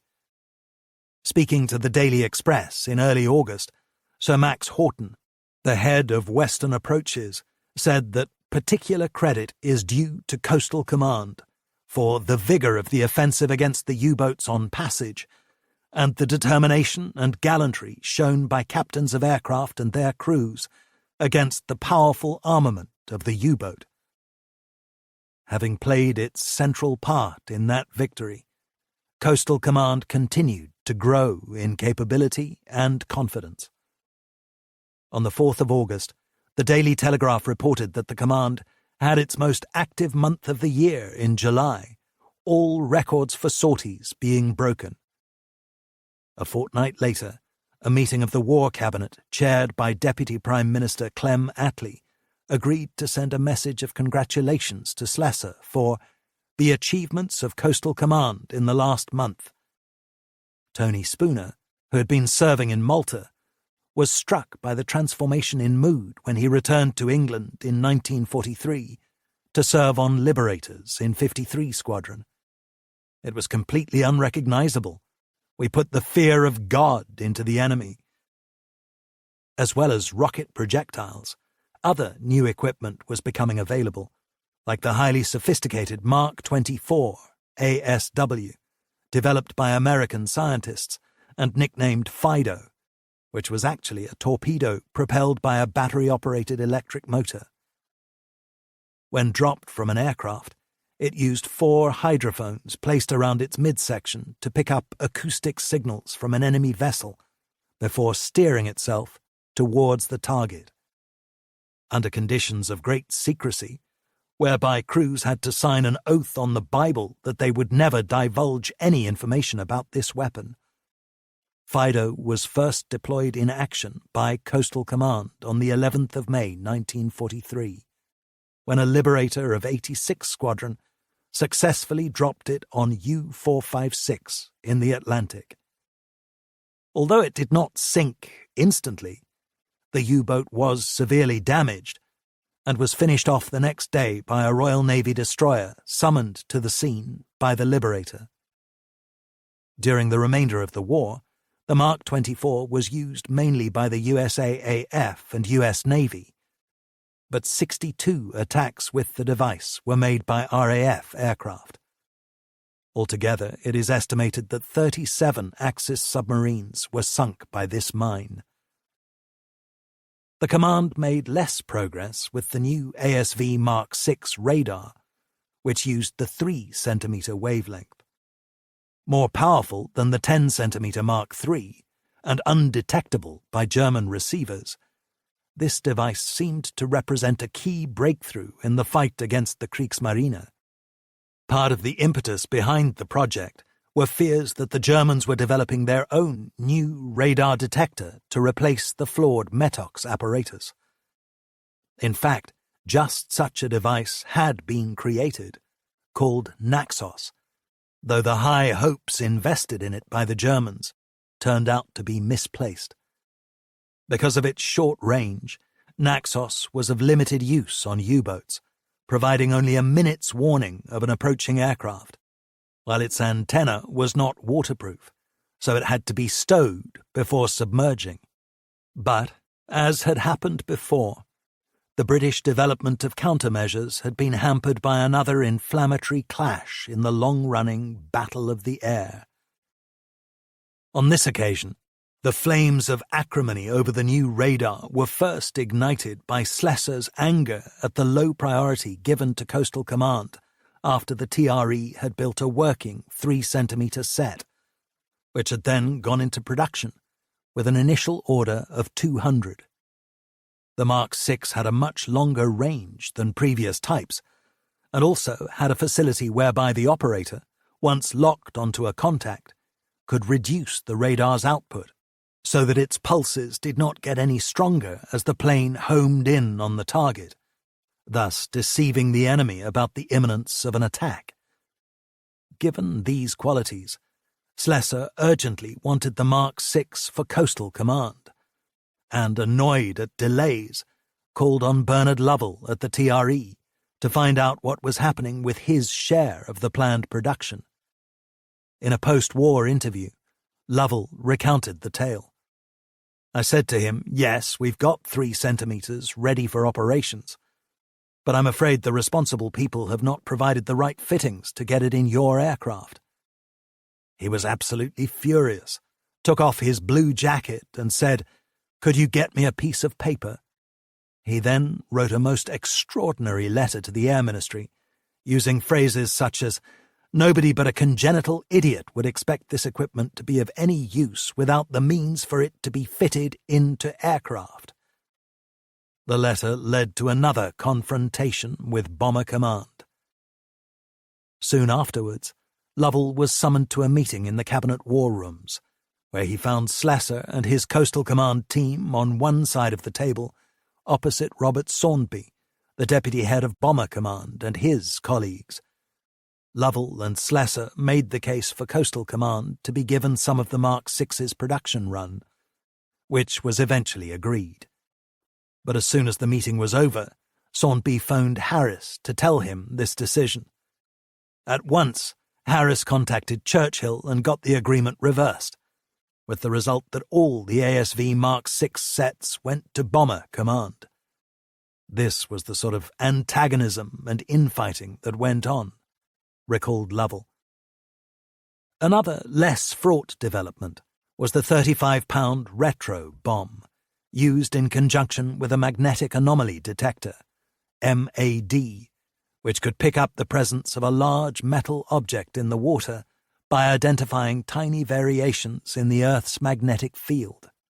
The problem with MAD was that it could only make a detection when it was directly over a vessel, so a conventional depth charge or bomb carried forward by the motion of a plane would be useless.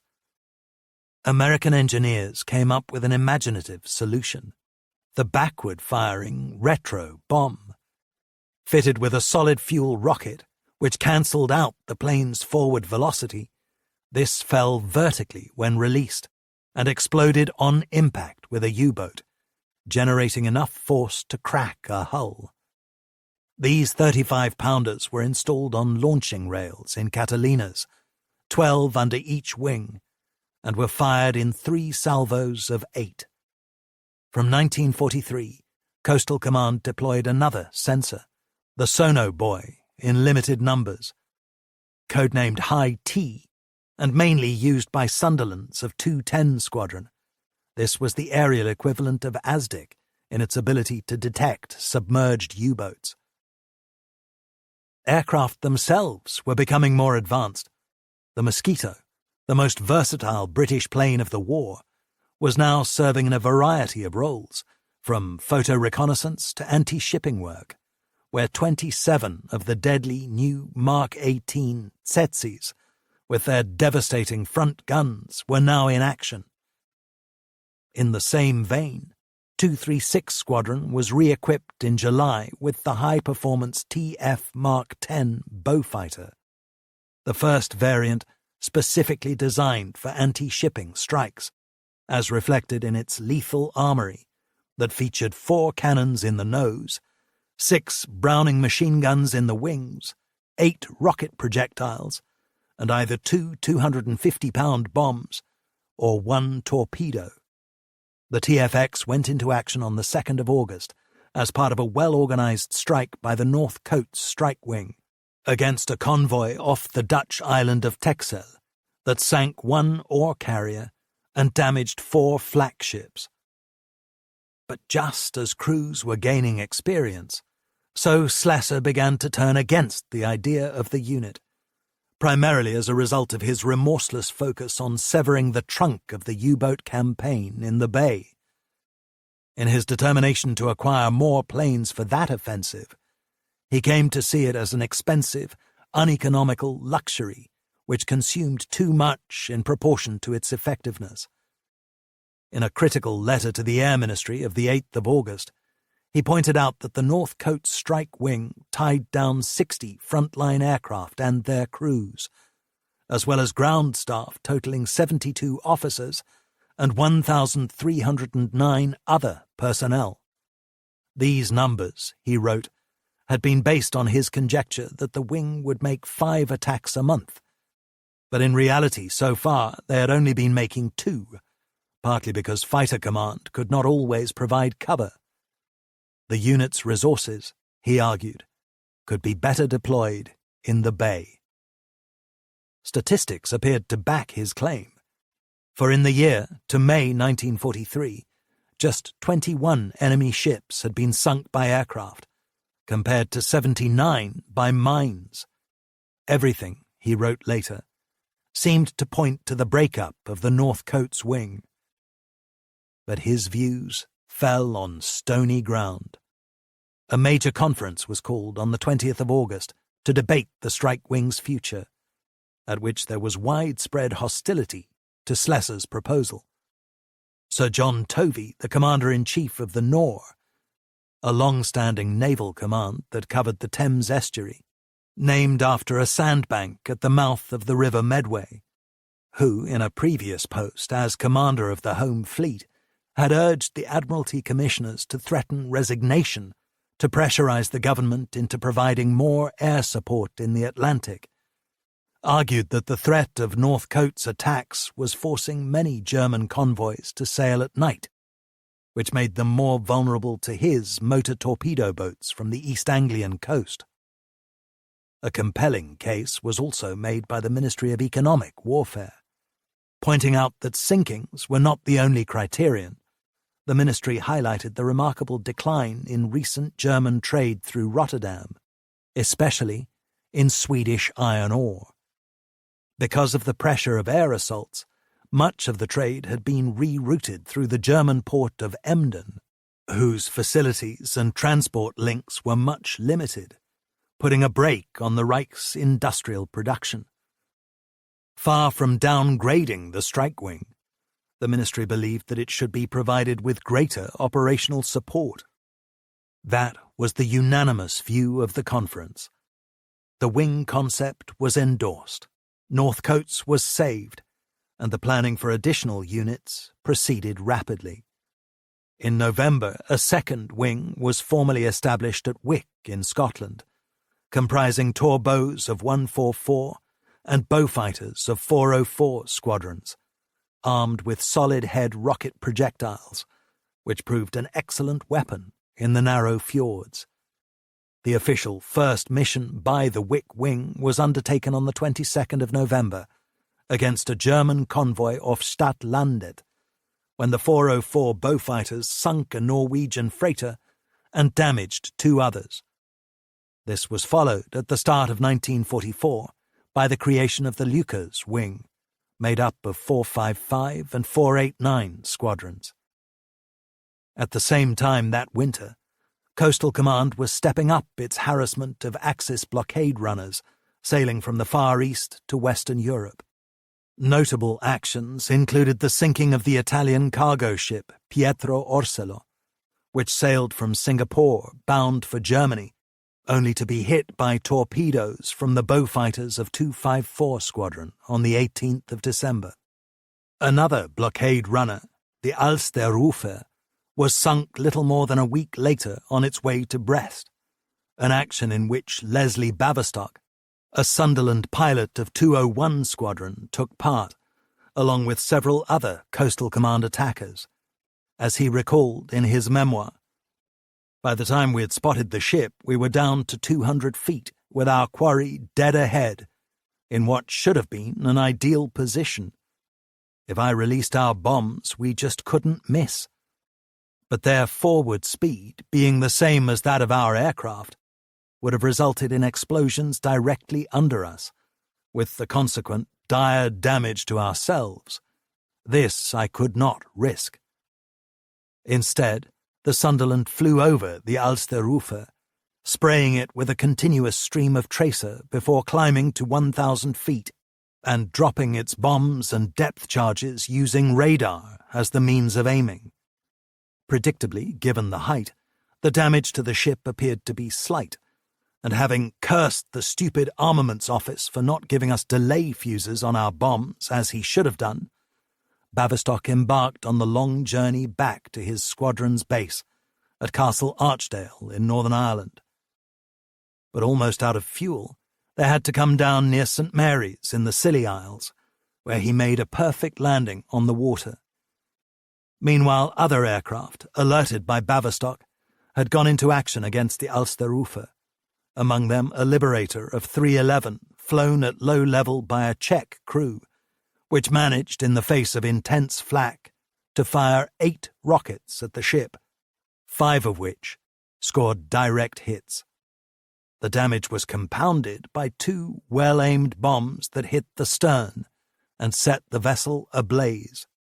As she began to go under, another Liberator and 4 Halifaxes arrived with more explosives to ensure her demise.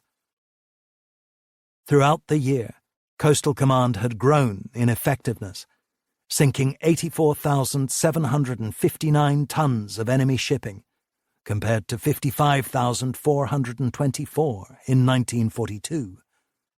Even more impressively, its squadrons were responsible for 88 U-boat kills, 4 of which were shared with the Royal Navy, compared to 28 in 1942.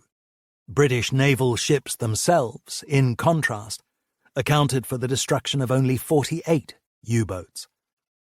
With deepening experience, the coordination of attacks could now be brutally efficient, not just between the 2 British services, but also with other allies, as was highlighted by an incident on the 10th of November, when U-boat U-966, under the command of Eckhard Wolff, was engaged in a 9-hour running battle in the Bay of Biscay with an assortment of planes flown by British, Americans, and Czechs. The attack was opened at 4 a.m. by the crew of a Coastal Command Wellington of 612 Squadron, in moonlit conditions so bright that the lee light was unnecessary. Having spotted the submarine on the surface 4 miles away, the plane, piloted by Warrant Officer I.D. Gunn from Renfrewshire, dived and released its stick of depth charges on the target, at the same time raking the hull with machine gun fire. The U-boat crew responded with their deck guns before taking evasive action, as Gunn recalled in a contemporary account. I should say that the U-boat dived about 3 minutes after the attack. We flew over the area for nearly 2.5 hours and searched a radius of 5 or 6 miles, but saw nothing more. But a U.S. Liberator, piloted by Leonard Harmon from Rhode Island, sighted Wolff's vessel and ran in on his port quarter to attack from 60 feet, only for the U-boat to put up a barrage of fire. The sky around us seemed full of 20mm shells. We attacked with all the guns we could bring to bear, said Harmon. Unfortunately for the crew, the depth charges failed to release, as they did again when Harmon came in for a second attack. With the aircraft's interior full of smoke and its hydraulic system out of action, he climbed to 2,000 feet and started to circle the target. We then found we had 1 hit in the port wing and 2 in the bomb bay. The bow turret gunner worked for half an hour, slithering about in the oil, trying to free the bombs, but without success. We circled for 2 hours, waiting for another aircraft to arrive. Every time we went close enough, the U-boat opened fire at us. Altogether, we made 3 strafing attacks on the submarine, and as we turned for home, we saw it surfaced, making away as fast as it could. The Allies were still in pursuit. Another U.S. Navy Liberator, flown by Kenneth Wright, sighted U-966 and hit it with depth charges, followed by a third Liberator that came out of the sun after seeing the U-boat 3 miles away, opened fire with machine guns, and dropped its charges on the stern of the submarine. With an astonishing survival instinct, the U-boat limped on, unable to travel at more than 2 knots, making it an easy target for a Czech Liberator that machine-gunned its conning tower as it ran aground on the coast of Galicia. The 42 members of the 50-strong crew who survived then scuttled the submarine, took to the dinghies, and were soon apprehended by the Spanish authorities. Yet for all this success, Slessor was not a contented leader at the end of 1943. Like his two wartime predecessors, he felt that his command was not given the priority it required for the maritime war. Slessor's innate gift of leadership meant that he was in demand to take command in other theatres as the Allies advanced. But the process of his departure and his exact destination were complicated by the competing claims of other senior officers, particularly those of Sir Sholto Douglas, the former head of Fighter Command who was now in charge of the RAF in the Middle East. With Churchill's backing, Sinclair had offered Douglas the prestigious job of Allied commander in Southeast Asia. But his candidacy was vetoed by the Americans, led by Eisenhower and Roosevelt. They had lost faith in him after the disastrous adventure of Operation Accolade, a failed attempt to capture Rhodes and the Dodecanese Islands in the Aegean. For the U.S. military establishment, there were two other serious problems with Douglas. One was his alleged prejudice. When he has had a drink or two, he speaks contemptuously of the Americans, Churchill was told by Sir John Dill, the head of the British Joint Staff Mission in Washington. The other was his politics, for, rare in an Allied military commander, Douglas was a committed socialist. It was an outlook that incurred the suspicion of the Americans, with their fear of communism, though Churchill, as an admirer of Douglas's forcefulness, was determined to elevate him. Having fruitlessly pressed Douglas's case with Roosevelt, the Prime Minister then tried to have him appointed Vice Chief of the Air Staff in place of Eville.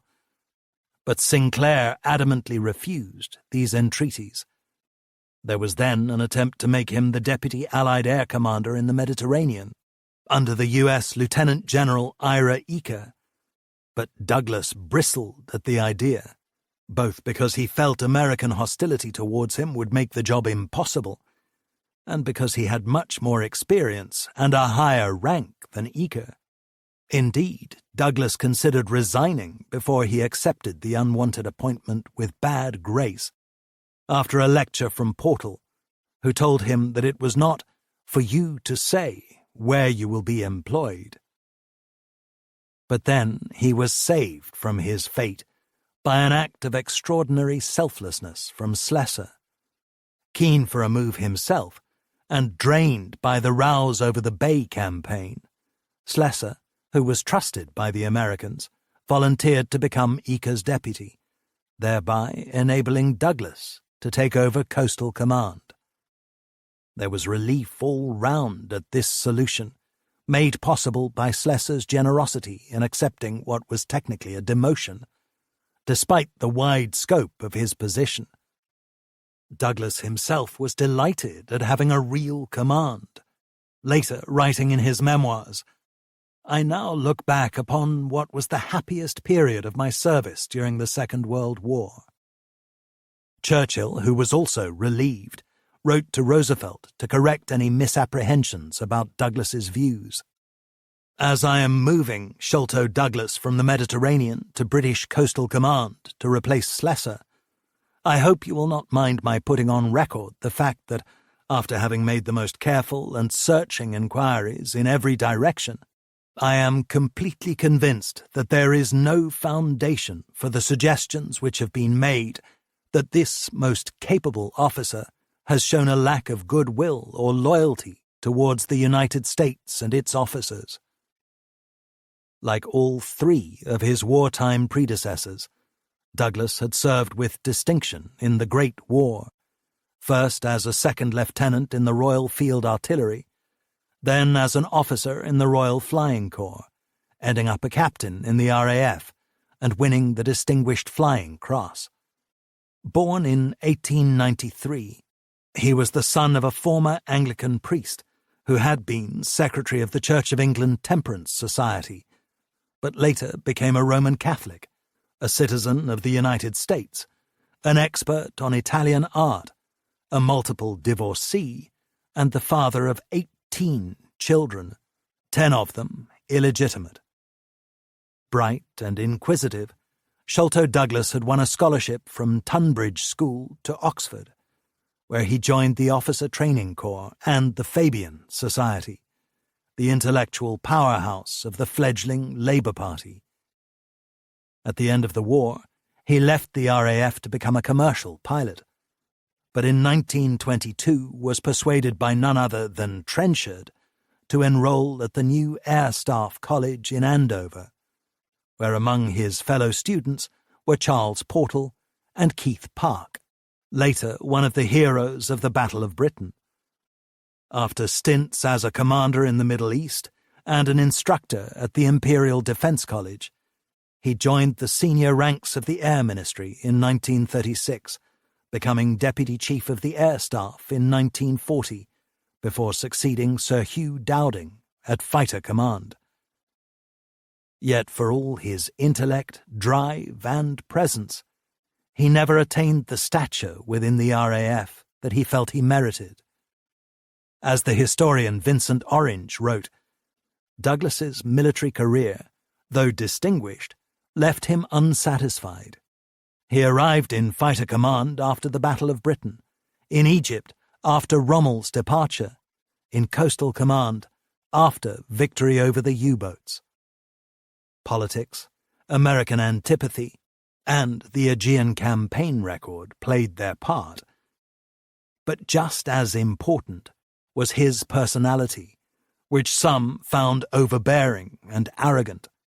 A stuffed shirt was one description relayed by Dill to Churchill. Edward Shackleton, the St. Evell intelligence officer who later became a government minister, had this memory of him. An interesting man, a socialist and classicist. I thought he was very competent, able, and intelligent, but most hated his guts. He was not very popular. I remember my group captain sitting with his head in his hands, saying, "Oh my God, not that man." He had rather raffish friends, and was terribly keen on women. Indeed, when it came to relationships, Douglas took after his priapic father. Thrice married, his numerous infidelities and voracious sexual appetite aroused strong disapproval at the top of the air staff. When a vacancy arose for the vital position of Air Member for Personnel, Portal wrote to Sinclair, "Douglas is ruled out, in my opinion, because of a reputation for serious indiscretions in his private life, and because he is personally somewhat undisciplined, and therefore most unlikely to be able to maintain discipline in the service. This is a pity, because he is a strong character and has a fine record in command." Sir Wilfrid Freeman went even further at the end of the war, describing Douglas as socially and morally beneath contempt. I don't suppose any decent parent would allow his son to join the RAF, still less his daughter to join the WAF if he was Chief of the Defence Staff. Regardless of his character, Douglas had a big task ahead of him when he took over on the 20th of January, 1944. Coastal Command was soon to have a starring role in the biggest maritime operation in history. 13. Rescue. In early 1944, the screenwriter and film director Charles Bennett, on a visit to England from Hollywood, stayed with his old friend, Sholto Douglas. At one stage, the Commander-in-Chief invited him to see Coastal Command's headquarters at Eastbury Park, Northwood, an experience that left a deep impression on Bennett, as he recorded. The most exciting point was when Sholto took me down in Coastal Command's vast underground operations room. To say that I was overwhelmed by the efficiency of this undertaking, not to speak of the spectacle, would be an understatement. On one side of this vast chamber were box-like cubicles, in which sat important air officers and their assistants. Facing them was a perhaps 150 feet wide wall map of the command's extent. It was a huge section of the world, displaying, like a mural, not only the shores of the British Isles, but almost the entire North Atlantic, stretching south to the Caribbean and north to the shores of Newfoundland. Swarming over the great map on ladders were young members of the Women's Auxiliary Air Force, planting flags or markers to indicate the last known positions of the Atlantic convoys, Nazi wolf packs and the like, for Coastal Command to strategize. As Sholto and I emerged from the deeply descending elevator and came into this vast room, he stopped beside a box where an Air Commodore appeared to be in charge of the evening's observations. Sholto asked, "Everything in order?" The answer was crisp. "Moving along, sir. No complaints." Sholto glanced across to where 3 WAFs were planting markers on the southern tip of Greenland. He asked, entirely casually, "Cape Farewell?" "No change since my last report. There are 2 down below, but air frigates have 'em marked and are working on it. They won't get away. Keep me informed," said Sholto. This was a fleeting glimpse of real war on a grand scale, concluded Bennett. The capacious operations room was symbolic of Coastal Command's expansion and modernization. By 1944, Cinderella had truly come to the ball. The early days of scarecrows, shortages, and Stranraers belonged to the past. At the start of that year, the command had 55 squadrons and 910 aircraft, compared to 18 squadrons and 265 aircraft at the outbreak of war, the majority of which were steady but lumbering Ansons. Now its establishment included 180 Beaufighters, 105 Liberators, added to which were 36 U.S. Navy and Army Liberators under its control, 84 Sunderlands, 32 Fortresses, 30 Halifaxes, and 18 Mosquitoes. Its workforce was now 82,000 strong, 13,700 of which were WAFs. Its network of bases ran in Britain from Thorney Island in West Sussex to the Outer Hebrides in Scotland, while in the Western Hemisphere its reach encompassed the West Indies and West Africa. There was even an informal operation in Northwest Aira, over which so many RAF planes flew from their bases in Ulster for duty in the North Atlantic. In secret defiance of Irish neutrality, a unit with an armed trawler and 11 British personnel had been established in June 1941 at the port of Killybegs to provide a rescue and refueling service.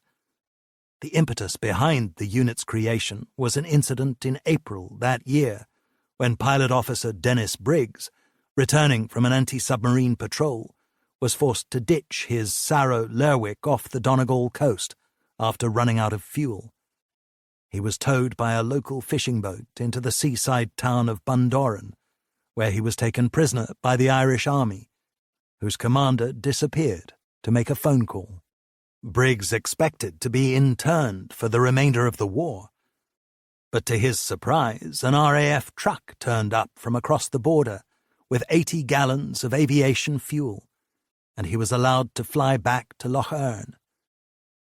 According to the historian Joe McGowan, cooperation between the British and Irish authorities was commonplace.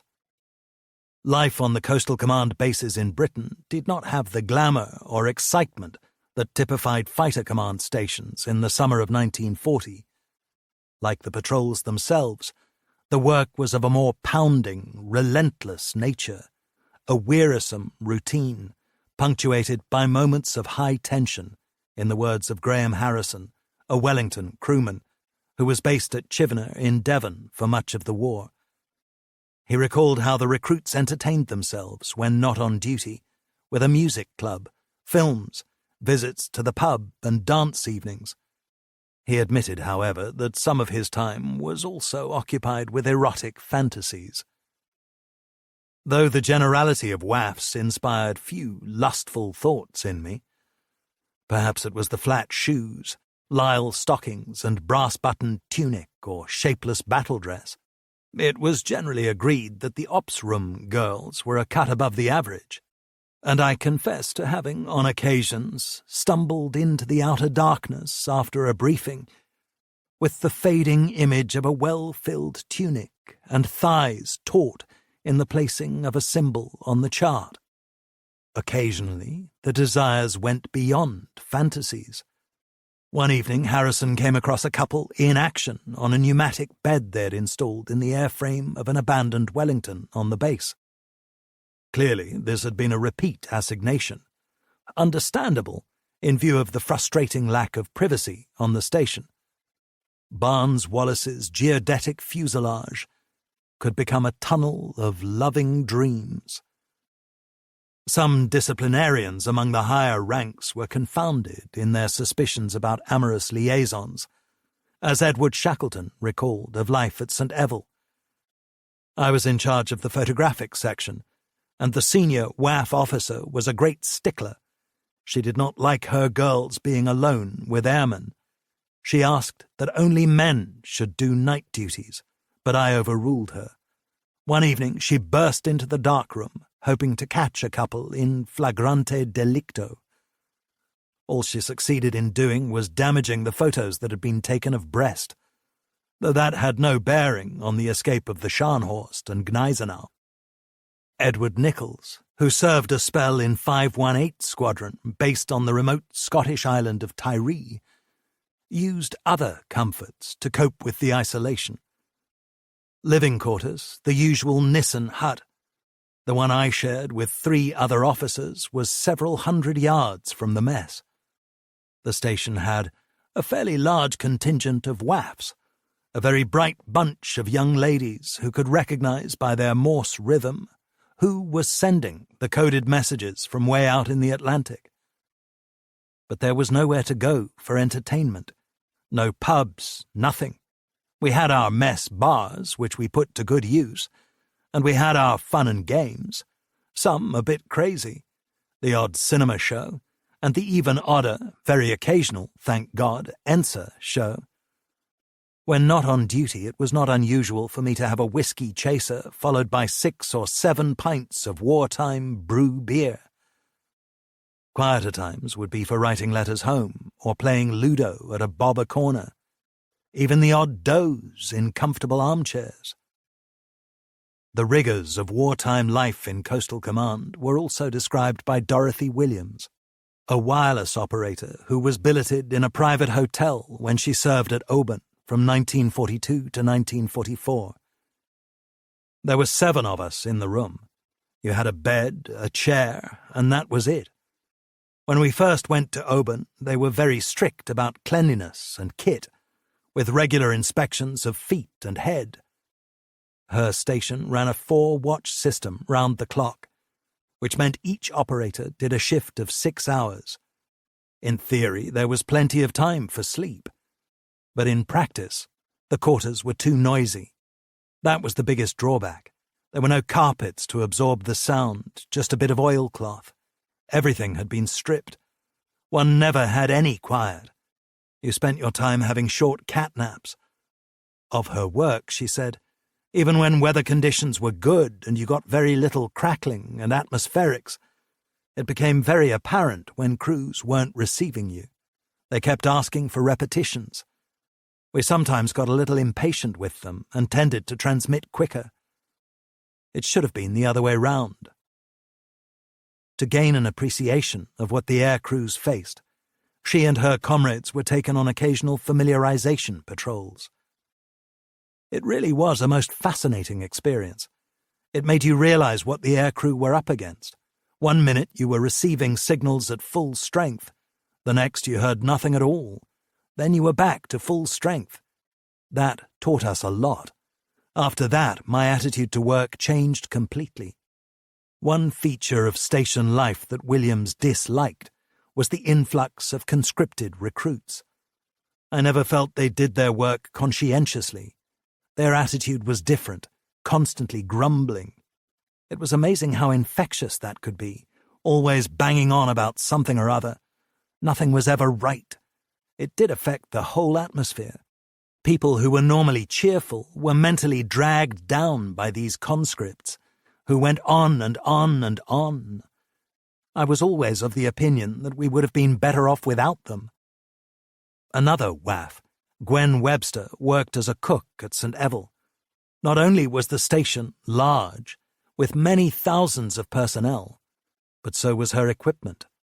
By the sides of the huge coal ranges were 2 40-gallon boilers, one for hot water, the other for cooking cabbages and puddings. The frying pans were so large we were able to cook 20 eggs at a time. There were 3 shifts, the last from 9 p.m. to 8 a.m. The work was hard, and being a member of the shift was no joke, especially as you were on for a month at a time. Our social lives were limited as we were too tired to do much after a shift. Although the WAFs were clothed and housed, their pay was poor, which could be embarrassing when we mixed socially with civilians, who were generally paid more.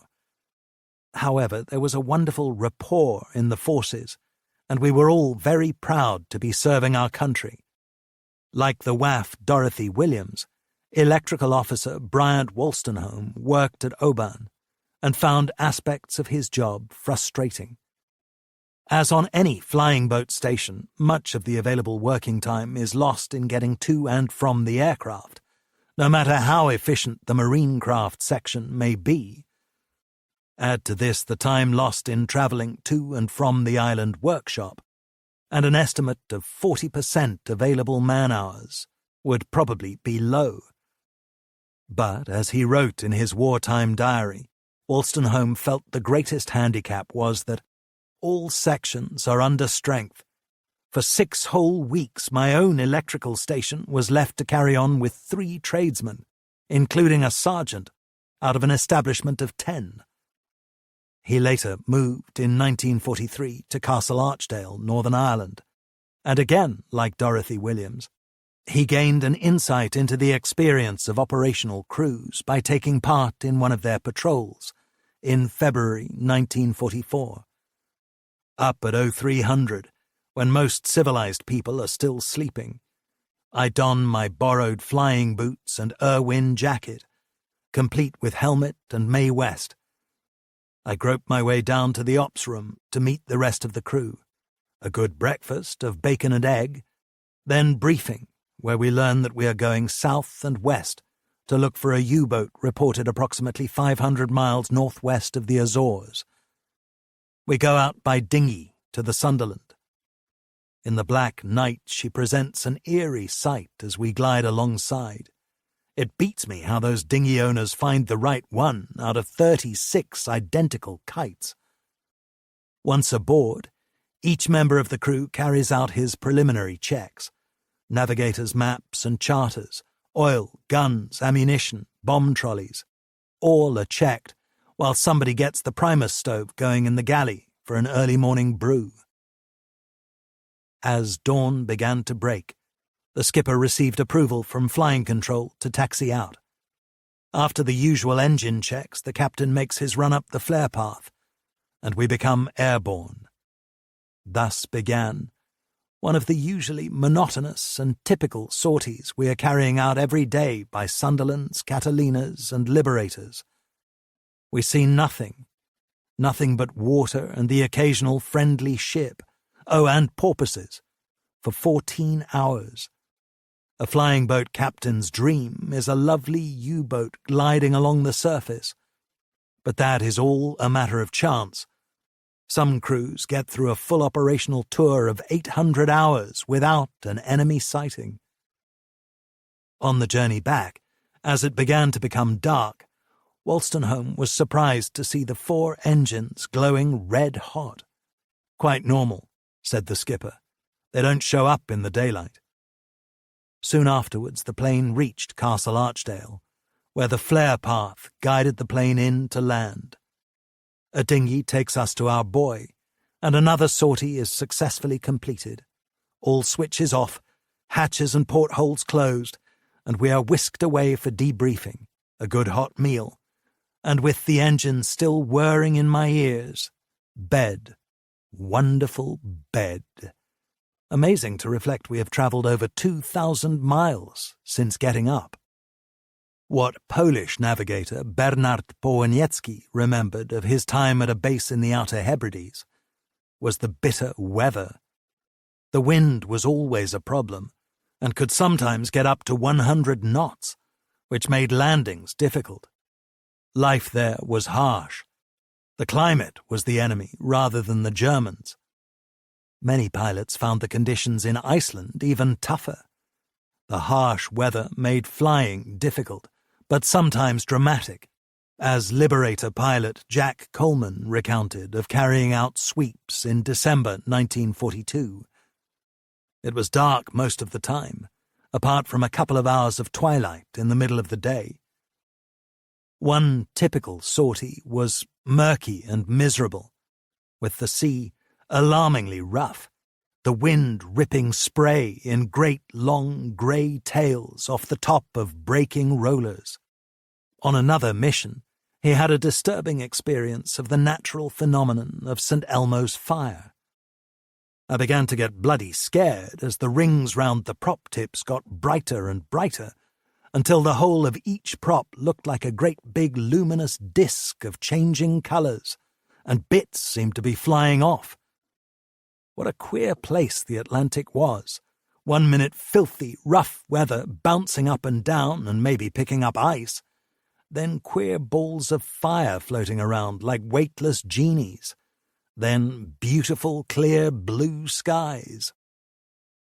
The freezing conditions also inspired some imaginative technical innovations, according to the memoir of pilot Ted Rayner. In his squadron, in order to prevent icing on the wings, they were equipped along the leading edge with adjacent strips of pneumatic boots, the length of which, when switched on, inflated to a prescribed order, producing a corrugated effect sufficient to crack any thin layer of ice which might form before it had the strength to become thick enough to affect the lift supplied by the wing. The carburetors could be heated as necessary, and it was possible to cover the props with a fine spray of oil from the constant-speed hub cover. Add to this formidable protection some kill-frost de-icing paste on important parts of the aircraft, and we would be ready for anything. Some crews in Iceland found the attitude of many islanders as frosty as the weather, as Arthur Beach spelt out in a post-war interview. It was rotten. Nice country, but the people did not like us. They made that quite clear. They had not joined in the war, and they had been taken over by us. Like the rest of Coastal Command, training had undergone a major expansion as the war progressed. The number of operational training units reached 11 in 1943, and at its peak in August that year, number 17 Group, now with over 1,000 aircraft at its disposal, ensured that 238 crews completed their training. Altogether, in 1943, no fewer than 11,482 men were trained on 14 different types of aircraft, for a total of 255,800 hours, about half the flying achieved by the whole command, as the historian Chris Ashworth has pointed out. Improvements in training also brought a steady decline in the accident rate, down from 3.3 per 1,000 recruits to 2.5 by 1944. The ascendancy of the Allies in 1944 meant the gradual closure and merger of some of the OTUs, but the advance in technology also led to greater specialism. The number of different syllabuses taught increased from 26 in 1943 to 38 in 1944, while courses also became longer. The quality of the specialist training impressed Roy Conyers Nesbitt, who undertook an observer's course that he found extremely efficient. It lasted 12 weeks, with a mixture of work on the ground and in the air. There was a very high standard of instruction. The hours were long and the pace was fast, but this was welcomed by almost all the trainees. Apart from training, Coastal Command had other important non-combat arms, which again mirrored its expansion from the dark days of 1939. One was its meteorological service, a vital requirement given the importance of the weather for RAF operations.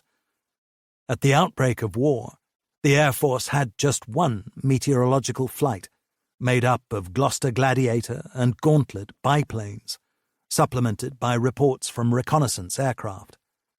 But by March 1941, under pressure from the frontline operations for better information, the Air Ministry had created 4 more flights, which were placed under the control of Coastal Command, and provided with Blenheims and Hurricanes. 2 further units equipped with Hudsons were established in the autumn. From 1942, Spitfires and Mosquitoes, capable of flying at high altitudes, began to enter the units, supplemented by the fast twin-engined Lockheed Ventura.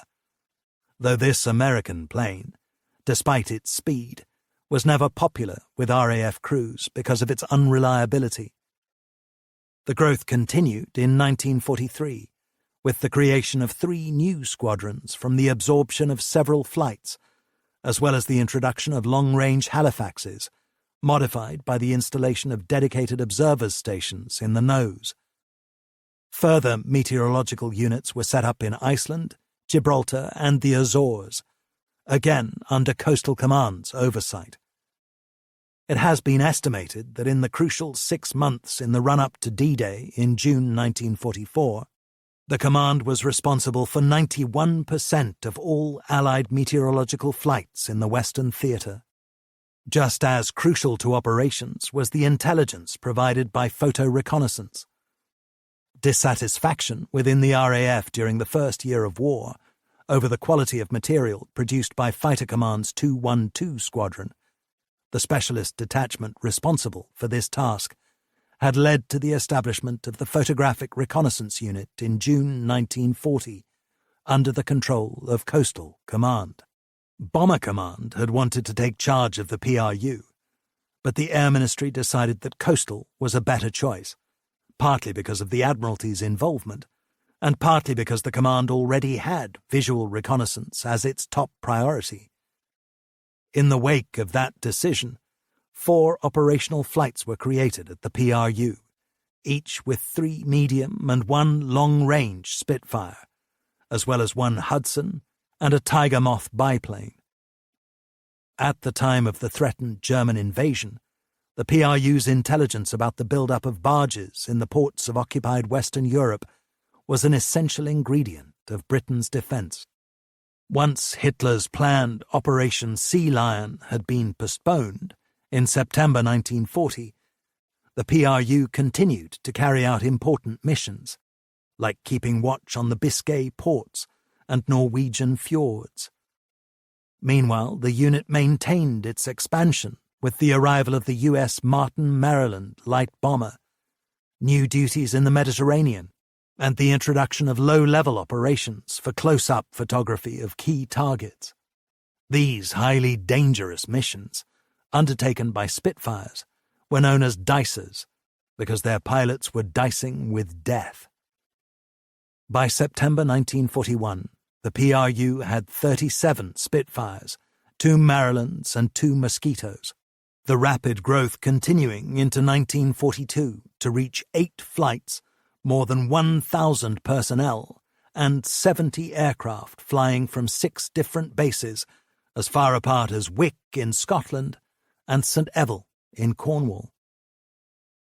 Despite some changes to the organisation, which, at the behest of Portal, became No. 106 PR Wing in June 1943, Coastal Command retained administrative control for the rest of the war, just as the Spitfire remained the prime weapon of the wing, not least because improved variants were constantly evolving, such as the highly successful PR Mark 11.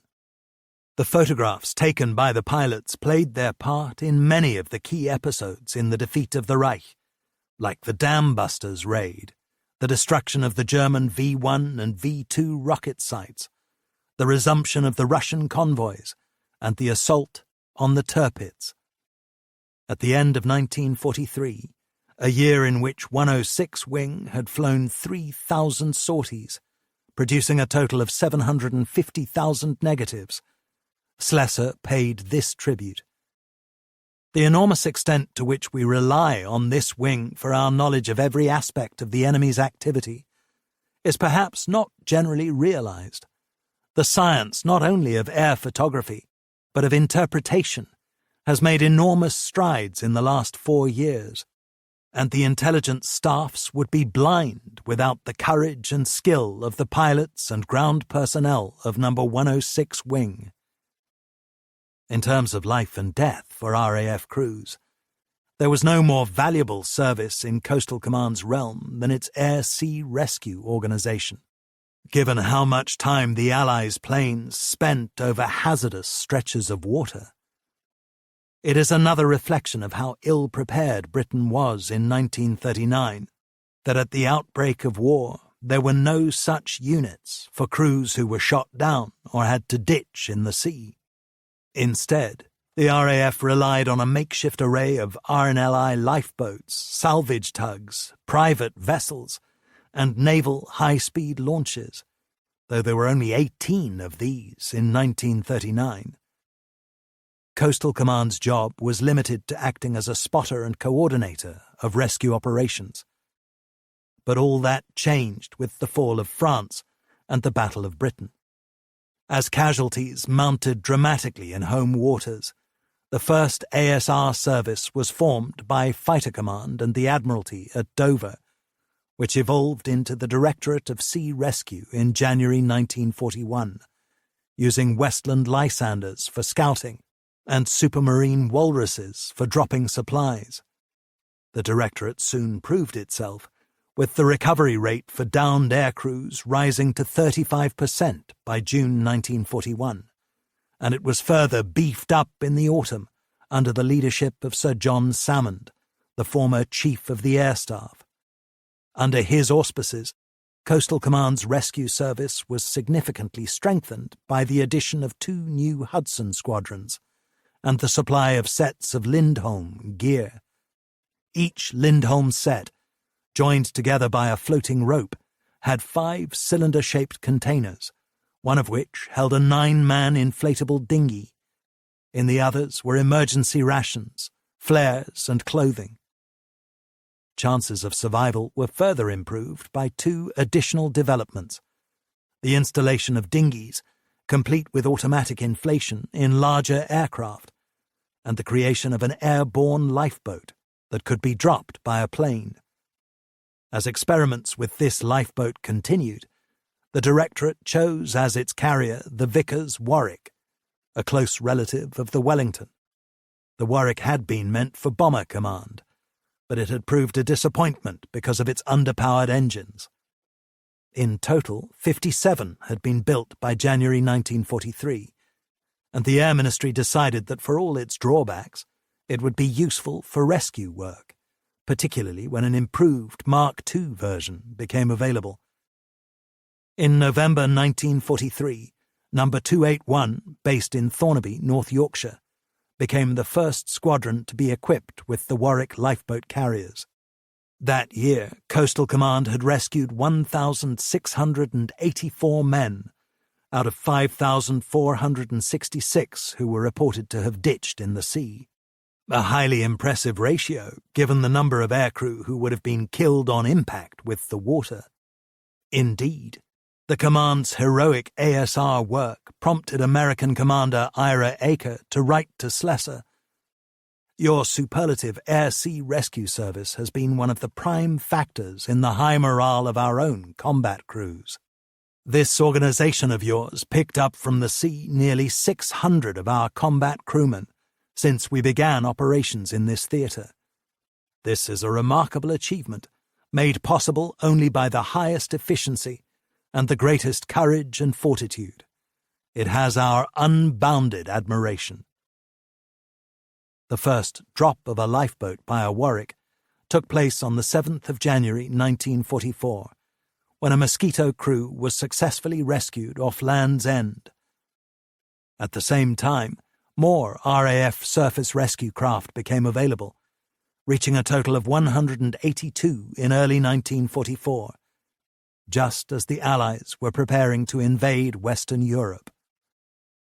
During the month of D-Day, 355 aircrew were saved by these vessels, part of the magnificent rescue effort by the RAF.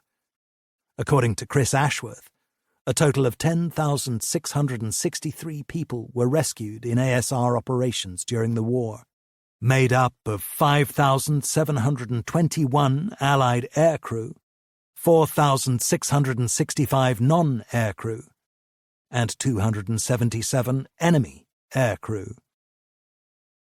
The experience of ditching in the sea was one of the toughest that airmen faced, giving rise to some extraordinary tales of valor in the face of suffering. None was more moving than the final flight of David Bud Hornell of 162 Squadron in the Royal Canadian Air Force, based at Wick.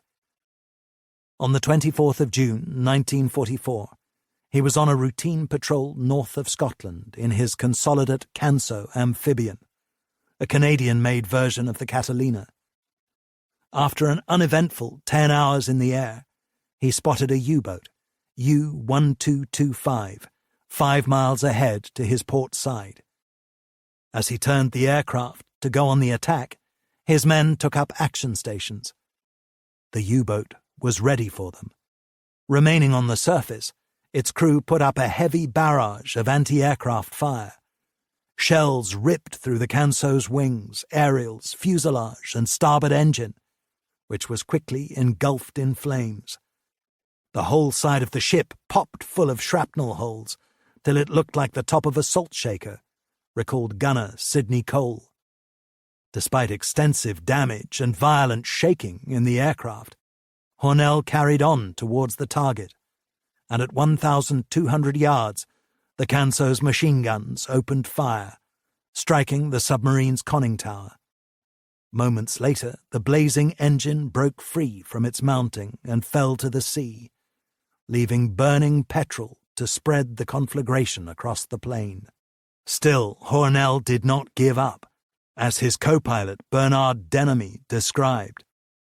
Bud fought with the controls, which were damaged, either from the anti-aircraft shells or the fire, we did not know. With one engine gone and the aircraft afire, we had a tough time trying to keep the aircraft trimmed and at the same time press home the attack. This, however, he did, and we coasted in to within 30 or 40 feet above the enemy sub and loosed our depth charges. Hornell flew over the U-boat, whose flak had now ceased, dropping his depth charges in a perfect straddle. At once the sea was convulsed by explosions, throwing the submarine into the air before it fell back down into the foaming waves and began its descent beneath the water. But once Hornell tried to climb from the scene on one engine, he quickly realized that his stricken, burning plane was finished. The only hope for him and his 7-man crew was to ditch the aircraft and take to the 2 inflatable dinghies stowed on board. The first task was accomplished expertly, and all 8 were able to make it out of the plane after Hornell had landed with one bounce on the choppy water. According to Denamy, we set her down surprisingly easily, but we got out in a hurry because we were afraid she would blow up. She'd been on fire for so long. The cabin was full of smoke, so we could not stay in it long anyway. But their ordeal was about to become worse. Due to an equipment malfunction, one of the dinghies proved unusable. Only 5 of them could cram into the tiny remaining craft, so the crew had to take it in turns for 3 of them to hang from the sides up to their necks in the icy Atlantic.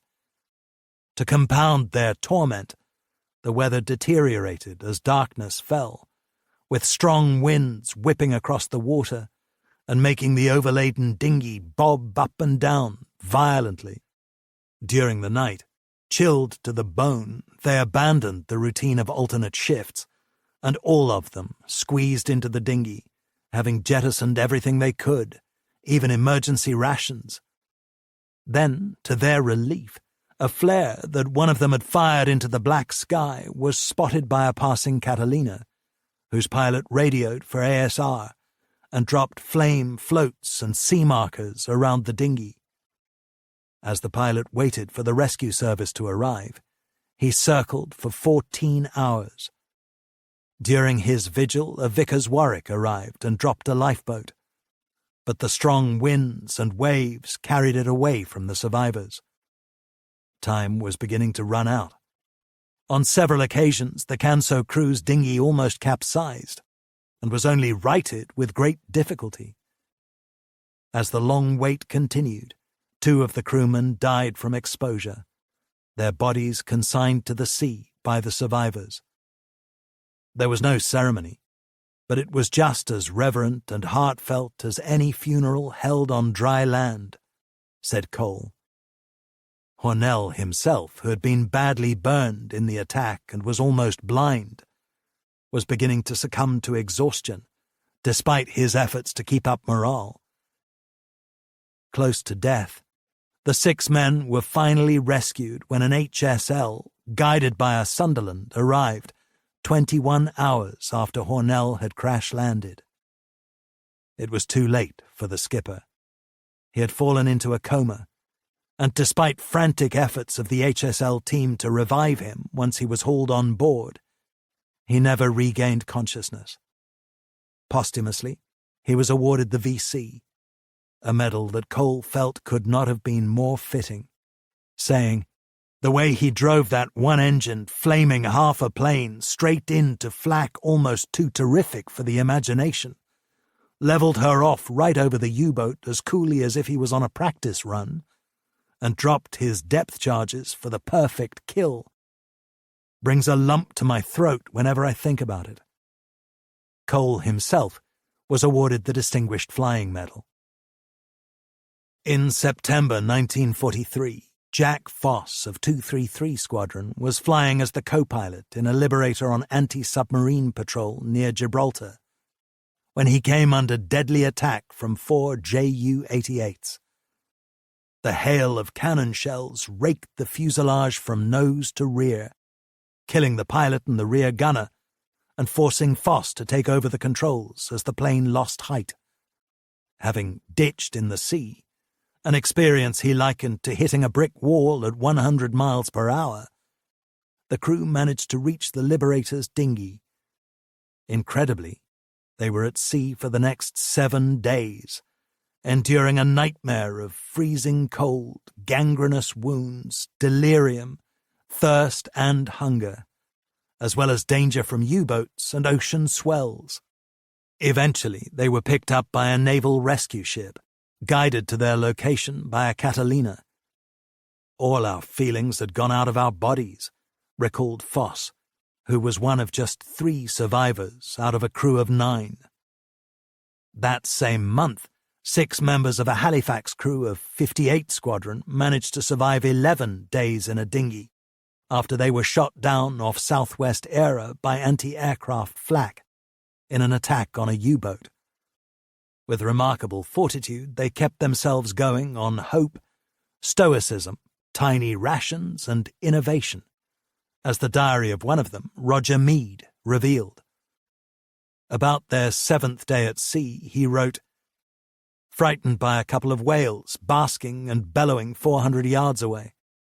All wounds healing well. Had a discussion on what action to take. Now obvious, searching aircraft are unlikely to find us. Time we did something. Decided to reach patrol area of the bay. Still trying hard to catch fish. Made fishing net from half a mast and a seat of an old pair of pants. No fish. But about 6 p.m. caught an unlimited number of jellyfish, all sizes, and what looked like baby octopi. Tried to make a drink out of them. Foul. Seemed to be mainly water, dubious stuff altogether. Kept it, in case we got thirsty. Night warm and dry. Sea calm." His last entry for the 11th day was much shorter. "Weather cleared midday. Divided 1 tin of water among us, 2 ounces each. a little chocolate.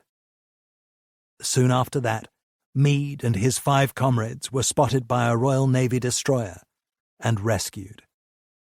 At the opposite extreme, Kenneth Harper, a Hudson wireless operator and gunner, had a far briefer time at sea when his crew had to ditch west of Gibraltar in late 1941, after their plane was hit by anti-aircraft fire from a Portuguese ship, which then rescued them.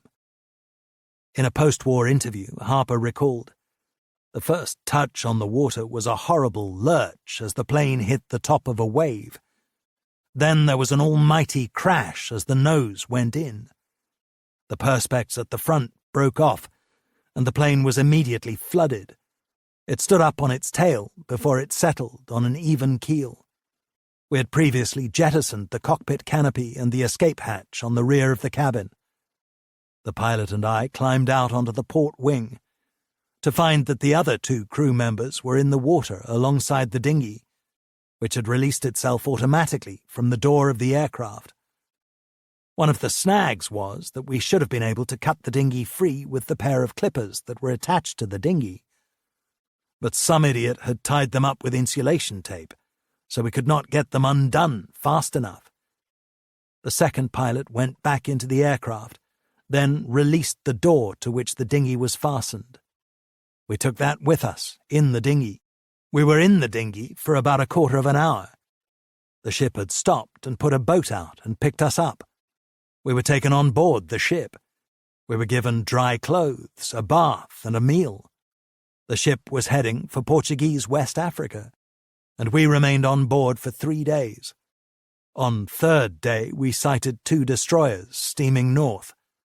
The captain of the steamer sent them a message, and one of them stopped to pick us up. We reached Gibraltar. Jim Hunter of 217 Squadron was less fortunate in the nature of his rescue when his Beaufort was shot down during an attack on the Scharnhorst in July 1941. Heavy anti-aircraft fire from the ship set the plane on fire, wrecked the controls, shot away much of the nose and killed the wireless operator, though the captain of the Scharnhorst was deeply impressed by the courage of Hunter's crew in trying to press home their strike. The aircraft did not allow itself to be deflected by fire, he recorded. Forced to ditch in the sea, the 3 surviving crew were picked up by a craft from the battleship, taken aboard, given dry clothes and hot drinks, before being incarcerated for the remainder of the war. Even when crews made it back to their bases, landing in wartime could be difficult, especially in the dark or with a damaged aircraft. The complexity of guiding a Sunderland down off Gibraltar was described by Leslie Baverstock of 201 Squadron, who recalled that the technique was utterly different to that used on an airfield. There was no glide path indicated to bring us in at the right angle of descent. Neither was there a long runway with its double row of lights. Instead, the way was indicated by lights powered by car batteries and mounted on masts held by a series of dinghies, which were spaced at 800-yard intervals. As it was necessary for the lights to be visible from all directions, reflectors could not be used to increase their intensity. They were so dim that they were only just visible from a circuit height of 1,000 feet. The layout of the dinghies was organized by a flying control officer in a pinnace, which doubled up as an emergency crash boat. Emergencies occurred regularly on land, as Bernard Powoniecki witnessed before a mission in 1944, when a Wellington was in obvious trouble as it made its descent. The crew must have failed to perform the cockpit drill prior to landing. They had not changed the pitch of the propellers to fine so that the engine could develop full power on demand. They left it on course. This, with the undercarriage and flaps down, meant that the pilot could not get the engine to deliver enough power. As we sat in our aircraft waiting for our takeoff clearance, we could hear the engines laboring. Both my skipper and I, as second pilot, had our radio telephones switched on and our microphones ready to transmit. Yet we watched the aircraft losing height until it crashed, engines laboring to the last. We guessed what was wrong, but neither of us had the presence of mind to shout over the radio telephones, "Pitch! Pitch! Fine!" I can see and hear the scene now. There was a flash as the ammo started going off, sounding like machine gun fire. Then, after a brief silence, one enormous bang as the whole plane exploded. No one had a chance. At St. Evell in 1943, Harry Platt witnessed an incendiary collision between a Whitley that was landing after an aborted takeoff and an American Liberator which was waiting to go on a sortie. I dived on the concrete of the perimeter trench as the first explosion blew everything about 20 or 30 feet in the air. After standing up, I noticed the familiar pinkish sparks arising, and threw myself down again as a second explosion occurred. From about 300 yards away, the blast of hot air from each explosion could be felt. It was thought that the petrol tanks and the American anti-U-boat bombs exploded the first time, and our depth charges the second. I have never before witnessed such carnage, and didn't eat anything else that day, especially as we were all detailed to help clear the runway that morning.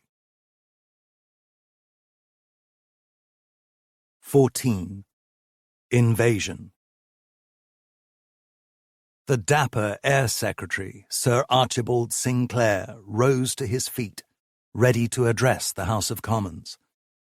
It was the end of February 1944, and now, in the 5th year of war, he was able to give MPs a positive tale on Coastal Command, as he opened the debate about the air estimates. The combination of air and naval power is the fruit not of radical changes of organization or of direction from above, but of the steady efforts of commanders and staff officers of the two services engaged in the pursuit of a common enemy, he declared, then added, "The many units of Coastal Command in which American squadrons are now serving alongside our own, stretching from Iceland to Gibraltar and the Azores, sweeping the whole of the Atlantic, have a long task of vigilance, and of danger, too. But even in the face of formidable opposition, the coastal crews had pressed home their attacks as they fly in low to drop their depth charges. Against German shipping, too, the command has had a year of extended activity and considerable success, sinking quite a proportion of the traffic between the Rhine ports and Norway." Sir Archie's optimism was infectious. The MP for Cumberland North, Wilfred Roberts, expressed his belief that the part which the aircraft of Coastal Command play in the Battle of the Atlantic is recognized more today than it was in the early days of the war. I would like to add my word of tribute to the part which has been played in that long and, at one time, rather desperate battle by the pilots and personnel of Coastal Command. The mood in Parliament reflected the growing confidence in the command's operations. On the anti-shipping offensive, 3 dedicated strike wings were now operational from North Coats, Lucas, and Wick, the first overseen by No. 16 Group, the latter pair by No. 18.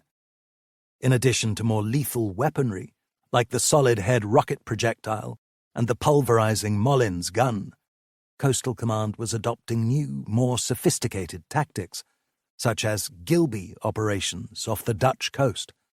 The Gilby attack, made at night, began once an enemy convoy had been sighted by reconnaissance, often assisted by decrypts from Bletchley Park about German naval traffic. Then, acting on this intelligence, the group sent a Wellington equipped with ASV to illuminate the way to target with flares, ready for the torpedoes that followed. The method was described in a private memoir by Wing Commander E.P.W. Hutton, who served with 248 Squadron.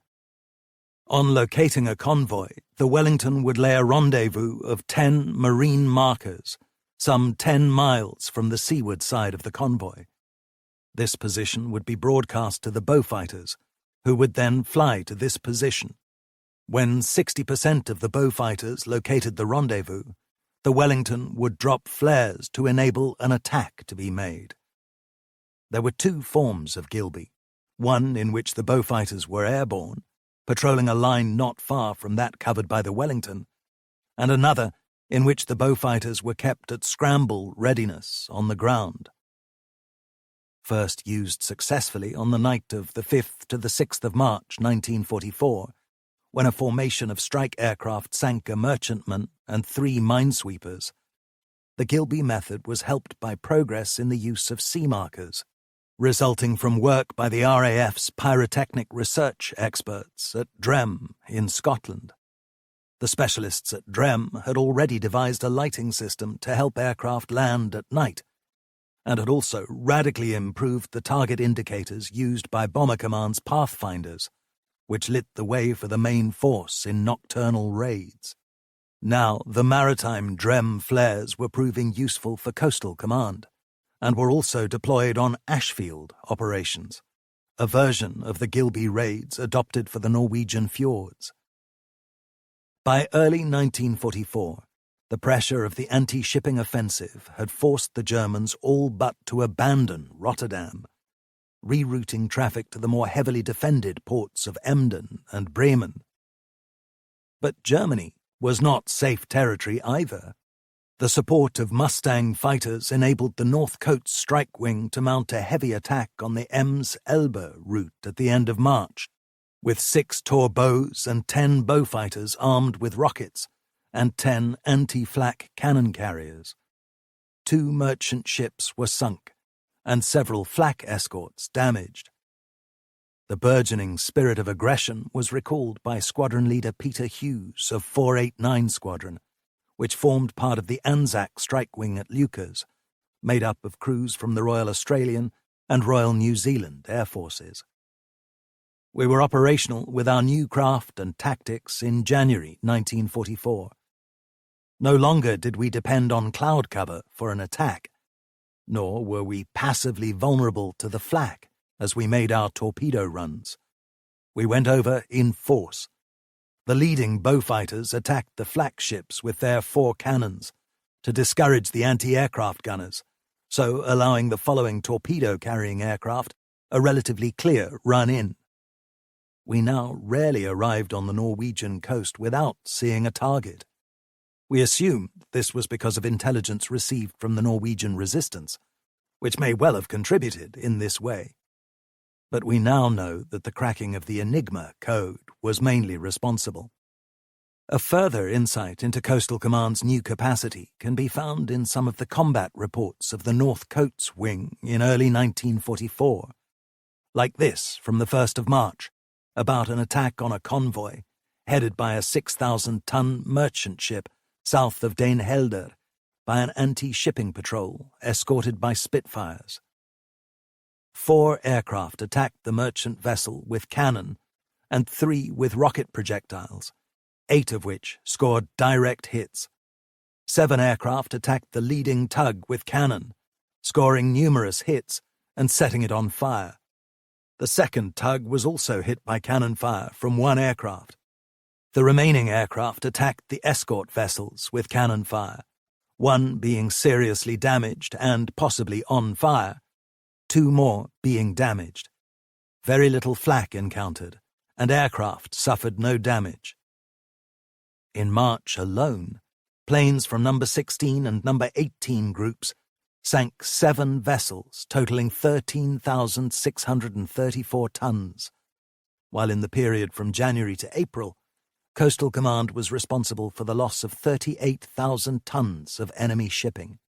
The Ministry of Economic Warfare calculated that in May 1944 the export of Swedish iron ore had fallen to 420,000 tons, compared to 1,307,000 in May 1943. The anti-U-boat offensive was also in the ascendancy, with 430 anti-submarine aircraft at his disposal, including 10 squadrons of Liberators, 5 Wellington squadrons fitted with Lee lights, and 7 squadrons of Sunderlands. Douglas commanded a force whose strength severely restricted the German scope for any recovery by the wolf packs. As Sholto Douglas wrote in his post-war dispatch, the year 1943 had witnessed the repulse and defeat of the enemy's main U-boat effort. Our shipping losses, which had averaged 215,000 tons per month during 1943, as compared to 520,000 a month in 1942, had fallen in the last months of the year to a figure which gave just cause for satisfaction. December, with losses of 87,000 tons, was the 3rd consecutive month in which tonnage sinkings were under 100,000. The success rate continued at the opening of 1944.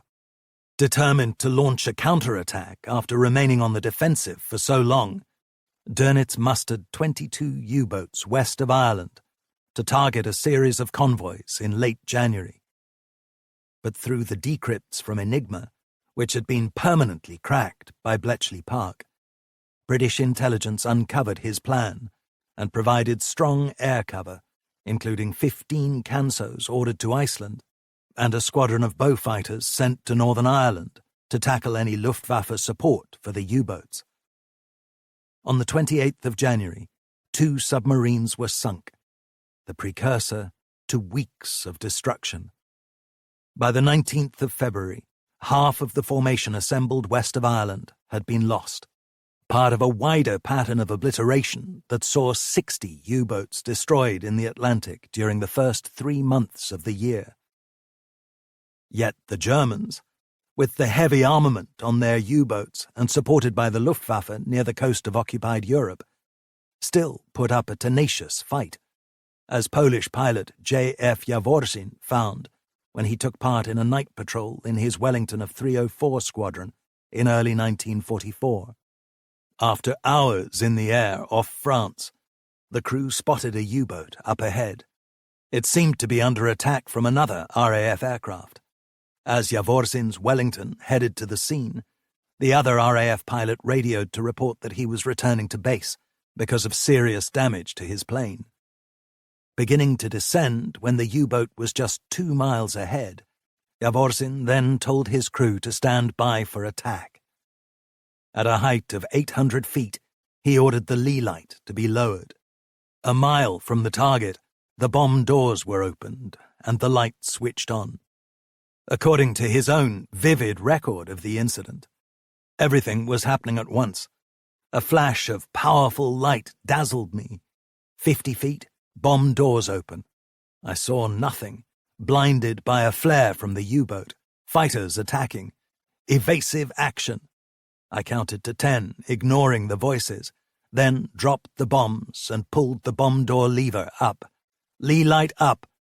I tried to turn the aircraft slowly, gently pushing the throttles forward. A single hasty move now, and we should be in the water in 2.5 seconds. Outside, in the darkness, I could see the tracers moving in our direction. Our rear gunner was firing in long bursts at one aircraft, now the other, trying to keep them away while we were in this vulnerable position. Finally, I was able to open the throttles fully and start to turn. Attacking again, turn. Tracers again. A furious exchange of fire. "The U-boat's still there," said the radio operator. The attacks continued while we flew at top speed in a westerly direction, twisting and turning. Single-engine fighters were not supposed to be keen to follow, yet the tracers seemed to be as vicious as ever. The Wellington was hit several times before the fighters broke off the chase, and Jaworsin made it back to England. The flight had lasted 10 hours. Dönitz had long recognized the great disadvantage of the standard U-boat was that it had to remain on the surface for sustained periods, to recharge its batteries and replenish its air supply. Moreover, when underwater, it could only travel at an average speed of just 4 knots. A brilliant German engineer, Professor Helmut Walter, had come up with an advanced new type of craft which seemed to overcome these drawbacks. Powered by a closed-circuit propulsion system that ran on perhydrol, a stabilized form of hydrogen peroxide, Voltaire claimed that his invention would have an endurance of 2,500 miles and could travel at 30 knots underwater, compared to 17 knots on the surface for the Type 7, the standard vessel of the Kriegsmarine's fleet. But in practice, the Voltaire submarine turned out to be a doomed project because of both difficulties in construction and problems with perhydrol, which was highly flammable and therefore dangerous in combat. Only 3 were ever commissioned, and none saw wartime action. But there was another, more practical invention, which held out the promise of a transformation in the U-boat's capabilities. This was the Schnorchel, which had been pioneered by the Dutch Navy before it fell into German hands with the Blitzkrieg conquest of Western Europe in 1940. Essentially, it was a pair of tubes fastened together that allowed the submarine to expel foul air and take in fresh air from above the surface, so its diesel engines could continue to operate while submerged. After successful trials in the Baltic during the summer of 1943, from early 1944, the device began to be fitted to operational U-boats. In all its simplicity, this breathing device apparently offered the chance to restore the U-boat's original assets of concealment and surprise that had been lost in the face of the Allies' countermeasures. Yet, although it allowed the U-boats to operate below the gaze of the RAF, the Schnorchel was not ideal. It made the U-boat permanently slow, because any speed above 6 knots would break the mast holding the tube. Nor was detection made impossible, for experienced air crews could pick up the trail from the mast or the exhausts from the diesel engines. Furthermore, in the absence of regular surfacing, garbage and waste had to be stored on board. Even worse, the ballcock valves tended to slam shut in rough weather, with the result that the diesel engines sucked air from the interior of the boat, causing a severe loss in pressure and pain to the crews, some of whom experienced perforated eardrums. The engines would then have to be shut off as the U-boat was forced to surface, thereby abnegating the benefit of the Schnorchel. Nevertheless, after the recent disastrous setbacks, it offered hope for the U-boat fleet to retake the initiative. By June 1944, half of the submarines based in the Biscay ports were fitted with Schnorchel tubes, which meant they could operate under the surface in the shallow waters of the English Channel, just as the Allies were planning to launch the greatest amphibious invasion the world had ever seen. The threat of the U-boat was a prime concern of the Allied planners, and the vital task of nullifying this potentially deadly menace fell to Douglas's force. It was a daunting responsibility, but Douglas was certain his command was up to the job, having been impressed with its spirit since he took charge. As he later wrote, "At Coastal Command I was called up to exercise a more single-minded concentration than I had known previously in any of my work," but was ably assisted by 2 crucial figures at his side in the headquarters: Peyton Ward, who never allowed his obvious pain to interfere with his work, and Aubrey Elwood, the senior air staff officer who had been a distinguished naval pilot in the First World War and was later to be Chief of Bomber Command. A calmness prevailed across the organization, he discovered. Coastal Command was constantly on the go, more than any other command in the RAF, but the whole atmosphere and tempo, which above all else was one of great endurance, were more relaxed and less hectic than in other commands, he wrote. But the planning for the invasion, codenamed Overlord, also looked at one moment as if it might cause a severe reduction in Coastal Command's resources. In February 1944, the Air Staff issued an appreciation of the needs of the Allied Expeditionary Air Force. which were estimated to be 650 aircraft and 27,000 men. This vast requirement could not be met from increased production and recruitment, so the air staff, under Portal's influence, suggested that in addition to transfer from the Mediterranean, Africa, and India squadrons, around half the men and planes could come from the shift of 17 squadrons from Coastal Command to the Expeditionary Air Force. In a paper of the 17th of March, Portal maintained that the enemy menace at sea was so much reduced that Great Britain was greatly over-insured against it. This paper was discussed at a meeting of the Air Ministry on the 22nd of March, at which Douglas mounted a powerful case against Portal's proposal, stressing the negative impact of the breakup of experienced units. Portal adopted a different approach, where he called for a study into the efficiency of Coastal Command before assessing how the air requirements of Overlord could be met. The investigation revealed how much the command had tightened its management since the introduction of the planned maintenance flying regime 2 years earlier, on the advice of Professor Blackett's Operational Research Section. Portal's scheme for major cuts was abandoned, and Coastal Command remained intact in the run-up to D-Day. In fact, its unique role was highlighted by the fact that it was the only part of the vast Allied invasion armada that was not placed under the control of the Supreme Commander, Dwight Eisenhower.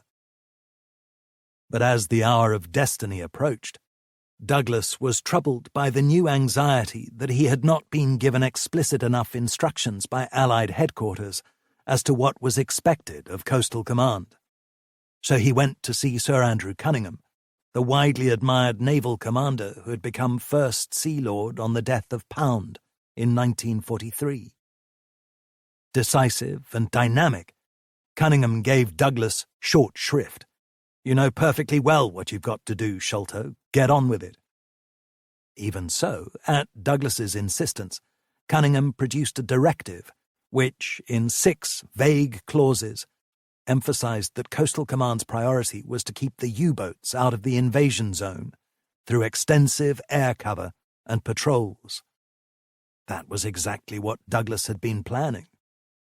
At the heart of his scheme was the idea of putting the cork in the bottle, by which the skies over the western entrance to the English Channel would be saturated with air patrols to block the movement of U-boats. In practical terms, 20,000 square miles of sea were to be divided into 12 rectangular sections, each of their peripheries covered by frequent cork patrols, mounted by aircraft from a total deployment of 21 anti-submarine squadrons, 8 of Liberators, 5 of Wellingtons, 2 of Halifaxes, and 6 of Sunderlands. Theoretically, this meant that any submarine on the surface that ventured into these waters would be seen at least once every 30 minutes. In addition to 5 further anti-submarine patrols at the eastern end of the Channel and the southern part of the North Sea, the strike wings would be deployed day and night against enemy surface vessels. There would also be 4 Fleet Air Arm squadrons to provide anti-U-boat cover and escorts to the invasion convoys. Douglas set out his plan to his group commanders in a directive of the 18th of April, which opened in appropriately stirring words. "We are now approaching the time for the supreme trial of strength between the United Nations and their German enemies, which is to take the form of the invasion of occupied Europe, and has been designated by the code name Overlord. Coastal Command has already played, and is still playing, a leading role in ensuring the safe transit across the Atlantic of the troops and war material, which has alone made it possible to launch this great offensive. It has now, in addition, to bend its energies to securing the safety of the Allied convoys of invading forces in their passage to the continent. The Germans still dispose a very formidable U-boat fleet, and may be expected to have some 200 available at any one time. they will undoubtedly use an all-out effort to disrupt our invasion convoys. His directive went on to warn that the Germans had 90 E-boats and 35 heavily armed destroyers, while they might attempt a breakout with a force of heavy ships in the North Sea. But he emphasized that the vast bulk of Coastal Command's forces would be concentrated on the southwestern approaches to the St. George's, Bristol, and English channels, flooding the areas to kill or keep the submarines submerged. Fighter cover would be vital, particularly against Ju-88s, while 16 and 19 groups would have to counter a likely offensive by surface vessels. He concluded, "The task set for all squadrons is much in excess of that now being flown. All ranks must realize that they will be required to work much longer hours than they do at present. Leave has already been cancelled, and rest periods will have to be curtailed. At any given moment, to be notified by this headquarters, all squadron training will be discontinued, and all efforts directed to the conduct of operations. Lower standards of living and domestic comfort must be accepted. Congestion on airfields will in some cases necessitate recourse to tented accommodation. Inconvenience and hardship must be cheerfully accepted, and I look to all officers, airmen and airwomen to give their best and their all to the accomplishment of this great task." A stream of more detailed instructions followed. On the Cork operations, commanders were told that each section was to be designated a closed circuit and would be covered by aircraft all flying at the same speed. The planes would be fed into the section from the datum point at predetermined intervals, so that although they make several circuits of the section, they are always evenly spaced. By this means, the entire section comes under observation at regular intervals. In almost every case, 3 waves of aircraft will be required in each section to cover it continuously, both by day and night. Guidance for Number 16, headquartered in Chatham, explained that when it is established that U-boats in large numbers are attempting to penetrate to the eastern flanks of the battle zone through the North Sea, Air Officer Commanding 16 Group is to employ the 4 19 Group anti-U-boat squadrons that will have been transferred to him in providing continuous cover. Turning to the anti-shipping operations, this paper further warned that the enemy, with his forces of destroyers and light surface craft, will make a sustained effort to interrupt our coastwise convoys sailing between Land's End to Portsmouth and North Foreland to Portsmouth, and to attack the flanks of our supply routes across the Channel. Interestingly, the instructions stated that, owing to the shallow draft of destroyers and the small targets presented by E-boats, the torpedo will not be used during overlord. Reliance will therefore be placed on rocket projectiles and bombs against destroyers, with cannon as the anti-flak weapon.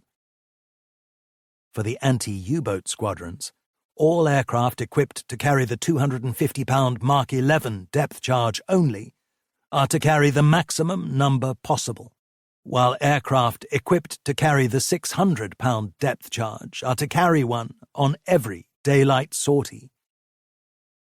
Inevitably, further concerns arose as D-Day drew near.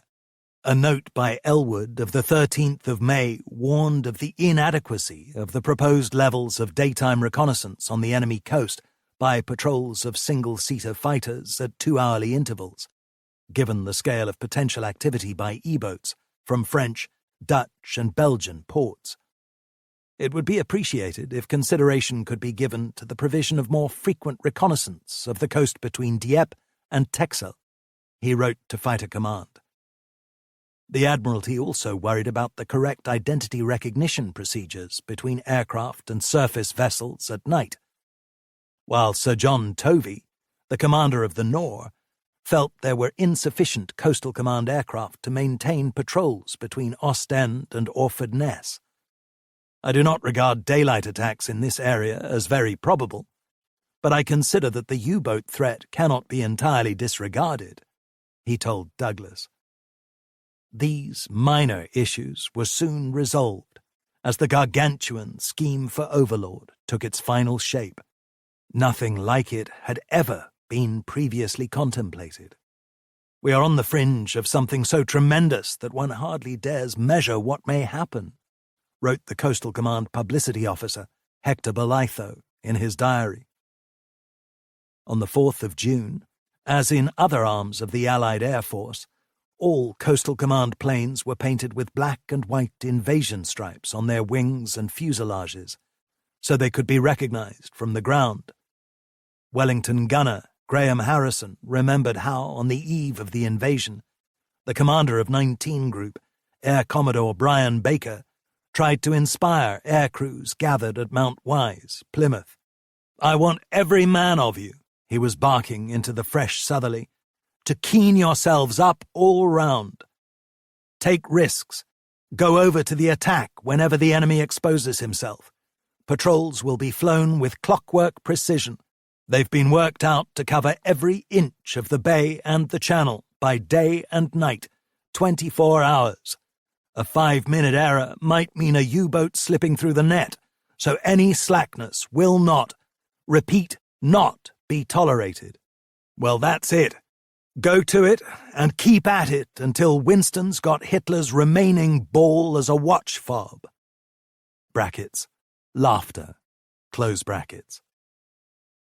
After the briefing, Harrison found that the excitement was heightened when we were each issued with a revolver, holster, and gun belt, seemingly of great war vintage.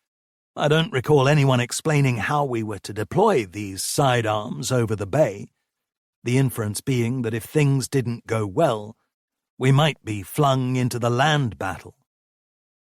The sense of apprehension at Douglas's headquarters on the momentous morning was conveyed by Squadron Leader Michael Wilson and Flight Lieutenant A.S.L. Robinson, who were both present in the Northwood Operations Room. In the southwest was concentrated the heaviest number of anti-U-boat squadrons in the history of aviation.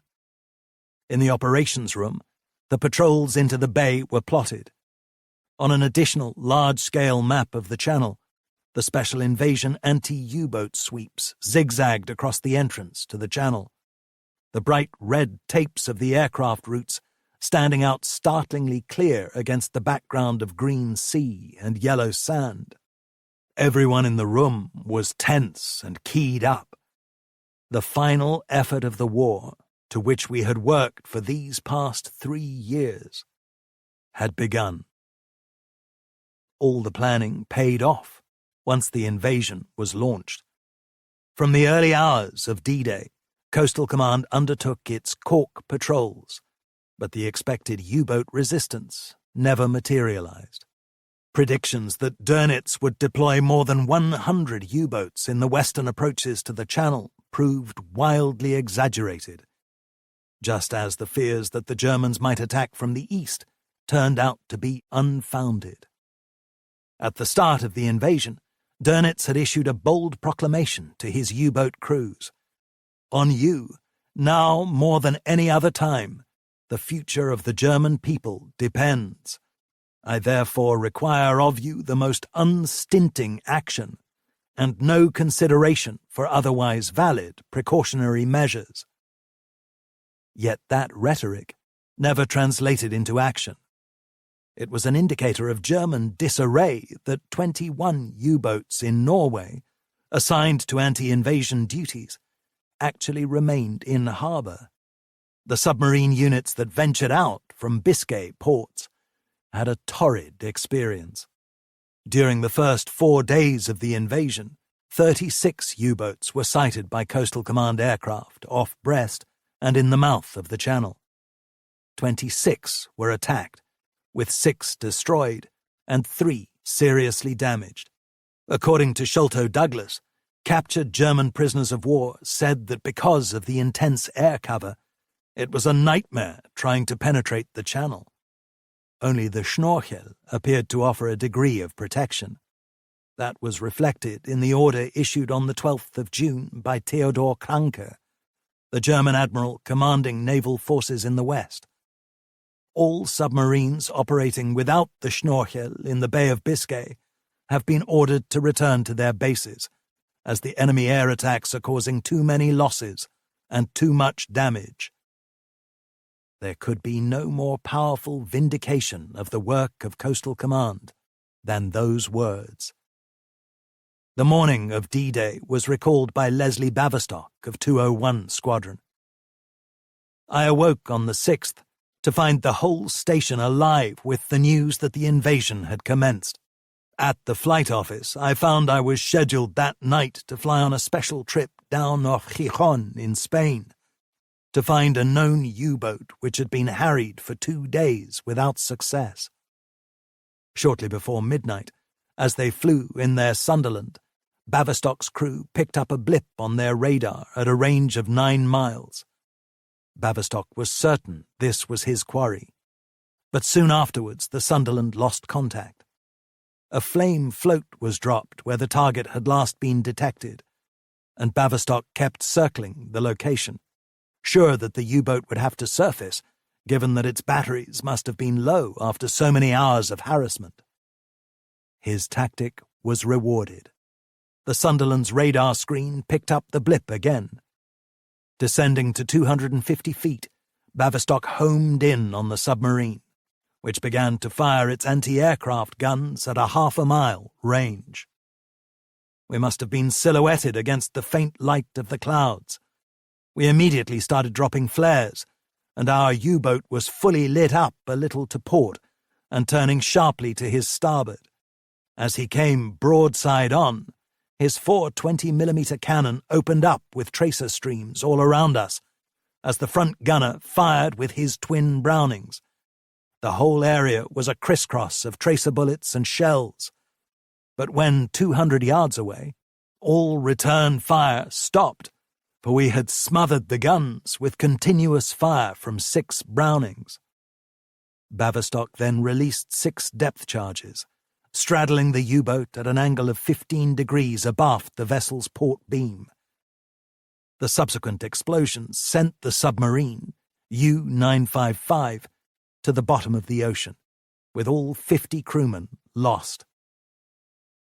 The atmosphere at the end of the first day was captured by Hector Bolitho, based at St. Evell, having just been told by the intelligence officer that 31,000 Allied airmen had been over enemy territory in the last 24 hours. He walked into the night air to reflect on the historic moment. Outside were 4 aircraft due to take off during the night. I waited beside them in the closing darkness. One imagines that aircraft become physical and alive when they have flown many times, as ships that have sailed the seas. There were drops of oil on the lips of a gun. The lee lights were ready to be switched on to their power, and the fish-like bellies of the liberators seemed stained by salt air. Based on the testimony of crews, Bolitho was impressed with the execution of Douglas's Cork plan. The entire system of patrols is so punctual that the pilots call it the bus service, and even when an aircraft attacks a U-boat, it is expected to resume its place in the continuity when the attack is ended. But amid the routine of scanning the sea, there were moments of high drama, like on the night of the 7th to the 8th of June, when K.O. Moore, the Canadian skipper of a Liberator from 224 Squadron, was on patrol between the Scillies and Ushant. His navigator, Alec Gibb, recalled that it was a wizard night, a calm sea and a full moon that just laid a white path down the water. At about 2:15 in the morning, they picked up a contact with a U-boat, and soon saw its conning tower. We flew in and attacked, opening up with the nose gun. They returned the fire, but we silenced them, said Moore, who continued, "We passed dead over the conning tower and dropped 6 depth charges in a perfect straddle, 3 either side. The rear gunner saw the plumes, and he squealed with delight. 'Oh God, we've blown her clean out of the water.' We ran in and passed over the spot once more, and saw the heaving water and distinct patches of black oil on the dark green sea. Just after the wireless operator had sent a message back to base with the news of a definite kill, another blip was picked up, so Moore dropped his height and headed towards the second U-boat. According to Gibb, it was an exact duplicate of the first attack. The U-boat was dead up-moon, slightly to port, so we did a slight turn and opened fire on him at about 1 mile. His return fire was heavy, and there was a perfect fan of tracer from the conning tower. As we passed over, the depth charges straddled a line 10 feet behind the conning tower. 4 fell on one side and 2 on the other. Initially, the U-boat looked as if it had survived, but then its bow went high in the air, and the vessel slowly sank under the water. Moore was immediately awarded the Distinguished Service Order.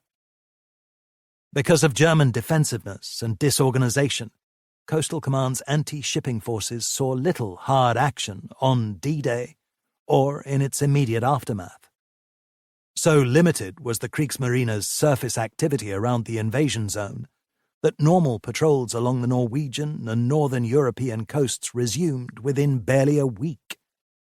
It was a sign of the command's dominance that when, on D-Day itself, a convoy of 3 heavy destroyers was spotted sailing down the Gironde estuary towards the Bay of Biscay, the North Coast Strike Wing, led by David Lumsden, was scrambled to devastating effect. In what the Coastal Command Review called a model attack, the first 2 ships were peppered by several solid warhead rocket projectiles fired by the Beaufighters, though the third vessel at the rear escaped damage. That night, the flotilla limped into Brest, where emergency repairs were carried out, then set sail again, this time escorted by a torpedo boat, only to be spotted near Ushant by a Liberator of 547 Squadron.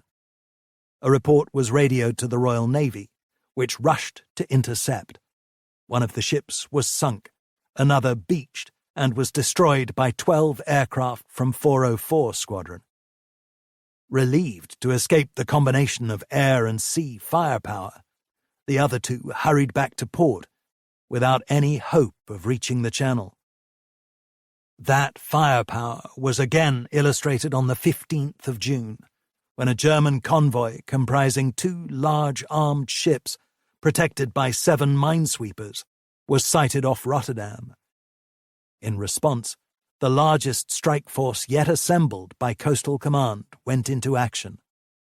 Led by Tony Gadd, an outstanding pilot who had dropped over 1,000 torpedoes in trials.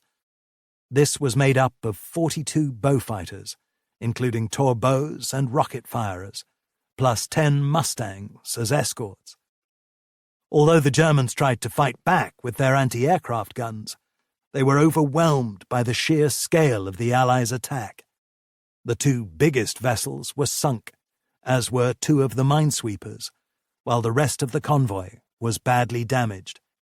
Coastal Command suffered no losses at all.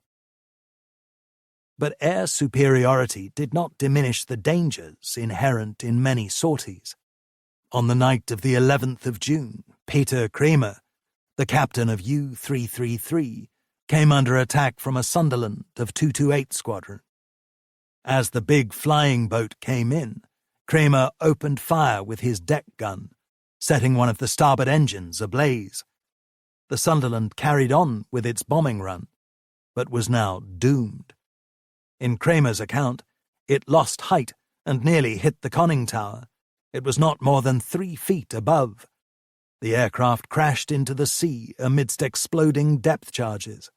The sea was burning all around us. It was an incredibly brave and death-defying attack. The fighting spirit highlighted in that tribute from Kremer was also embodied in the incredible bravery of John Cruikshank, the 4th man from Coastal Command to win the VC. Cruikshank was apprenticed in an Edinburgh bank when he volunteered for the Royal Artillery at the outbreak of war, before transferring to the RAF in 1941. He won his wings the following year and joined 210 Squadron based at Sullomvo in the Shetlands. 6 weeks after D-Day, on the 17th of July, he was flying in a nocturnal patrol off the Norwegian coast west of Narvik, when his navigator, John Appleton, picked up a blip on the Catalina's radar. Cruikshank began to home in on the target, whose status as an enemy U-boat was confirmed by fire from its 37mm gun. In Appleton's memoir of the incident, the skipper manoeuvred into a perfect attacking position astern of the submarine, just keeping out of range of the enemy gunfire. He gave a blast on the klaxon and started the attack run-in from about 2 miles. At this, I got up on my lookout position again and looked over Cruikshank's right shoulder at a textbook attack. The flak was coming up fast and bursting around us at the rate of about 2 a second. As we got closer, the 2 pairs of 20mm cannon on the U-boat's bandstand opened up. Even confronted by this increasing barrage, Cruikshank flew on and appeared to release the depth charges to perfection over the conning tower. But the bombs had hung up. The disappointment of all this happening after an attack was indescribable, wrote Appleton. Miraculously, all the German fire seemed to have caused little damage to the Catalina, so Cruikshank then took the plane to 250 meters, out of range of the U-boat's defenses, while his crew rearmed their own guns and checked the bomb release mechanism. "Everyone ready? Here we go again," said Cruikshank over the intercom. Of the second attack, Appleton recounted, "This time all the flak was bursting much closer to us, and I was surprised at how thick it could be. We seemed to be flying into a wall of black explosions. The skipper went straight in without hesitation, and again the aircraft passed precisely over the conning tower. Seconds later, the plane was caught by more bursts of enemy fire. Flames and smoke began to fill the aircraft. The radar was wrecked. The nose canopy was shattered. 1 crewman was dead, and 4 others were badly wounded, including Cruikshank, who had been hit in his chest and legs and was bleeding heavily. But all was not lost. With the use of extinguishers, some of the uninjured crewmen put out the fire. As the co-pilot took over the controls, Cruikshank was carried aft to lie down. The tremendous pain he was suffering was obvious, yet he refused any morphine from the emergency safety kit because he wanted to keep his faculties in order to help bring the Catalina home to Sullomvo. With almost superhuman fortitude, he insisted on being carried to the co-pilot's seat for the final descent onto the water at 4 a.m., just as dawn was breaking. On landing, water began to pour through all the holes in the Catalina's hull. But with a final burst of power from the engines, the plane was run up the beach before it sank. When Cruikshank was taken to Lerwick Hospital, a total of 72 pieces of shrapnel were removed from his chest and legs. He had also lost a dangerous amount of blood. Yet he survived, and after recuperation took up a staff job at Coastal Command headquarters, having been awarded the nation's highest military decoration on the 1st of September.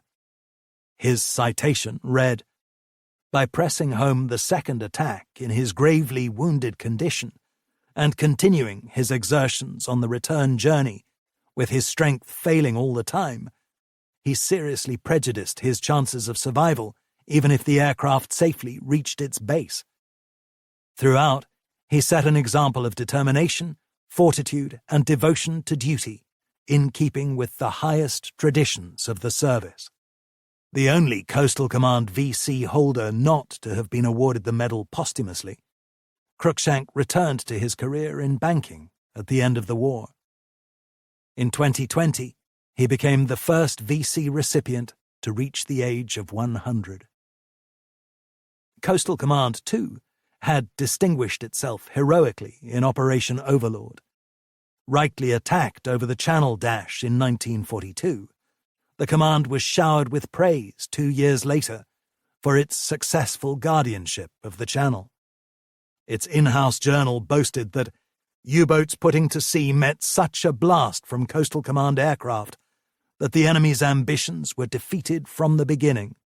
Admiral Sir Bertram Ramsay, the commander of the Allied Naval Expeditionary Force, sent a message to Douglas to record my appreciation of the important part that Coastal Command has played throughout this period, which had ensured the failure of the U-boat to achieve anything but the most meagre results within the Channel. Anti-shipping operations have been equally successful, and must have added a further unwelcome burden to the enemy's already overloaded transport system, while your aircraft so harried the enemy's coastal forces that they did not inflict the damage to our convoys which might otherwise have been expected. Even more fulsome was Winston Churchill, who telegrammed Douglas, "I send you and to all your officers and men my congratulations on the splendid work of Coastal Command during the last 3 months. In spite of all the hazards of weather, and in the face of bitter opposition from the armament of enemy U-boats and escort vessels, your squadrons have played a vital part in making possible the great operations now going forward in France. Working in close concord with the Allied navies, they have protected so effectively the host of landing craft and merchant vessels that the enemy campaign against them has been a complete and costly failure." In private, Portal, who had been an advocate of slashing Coastal Command only months earlier, now gave Churchill a glowing, detailed endorsement of its work. The U-boat threat to our sea communications with France appears to have been dealt with so effectively between D-Day and D+4 that during the first 3 weeks of Overlord, not one U-boat is believed to have reached our shipping lanes to Normandy. In all, during June, Coastal Command aircraft made 109 sightings and 64 attacks in the course of over 40,000 flying hours, an effort some 11,500 hours greater than in any previous month. The results were 15 U-boats sunk, or probably sunk, and 15 damaged. Thus, from the 15th of May to the end of June, Coastal Command aircraft sank, or probably sank, no fewer than 21 U-boats, and damaged 18. These results entailed considerable casualties to aircraft. During June, 26 aircraft were lost on anti-U-boat operations, i.e., 2 aircraft for every 5 U-boats attacked. Portal then turned to the other plank of the command's operations, telling Churchill, "The anti-shipping activities of Coastal Command reached their peak in July. In June, they were confined principally to the attack of E-boats and destroyers in the Channel and its approaches, involving approximately 2,000 sorties and 190 attacks. Since over 60% of the attacks occurred at night, information about the results has necessarily been meagre.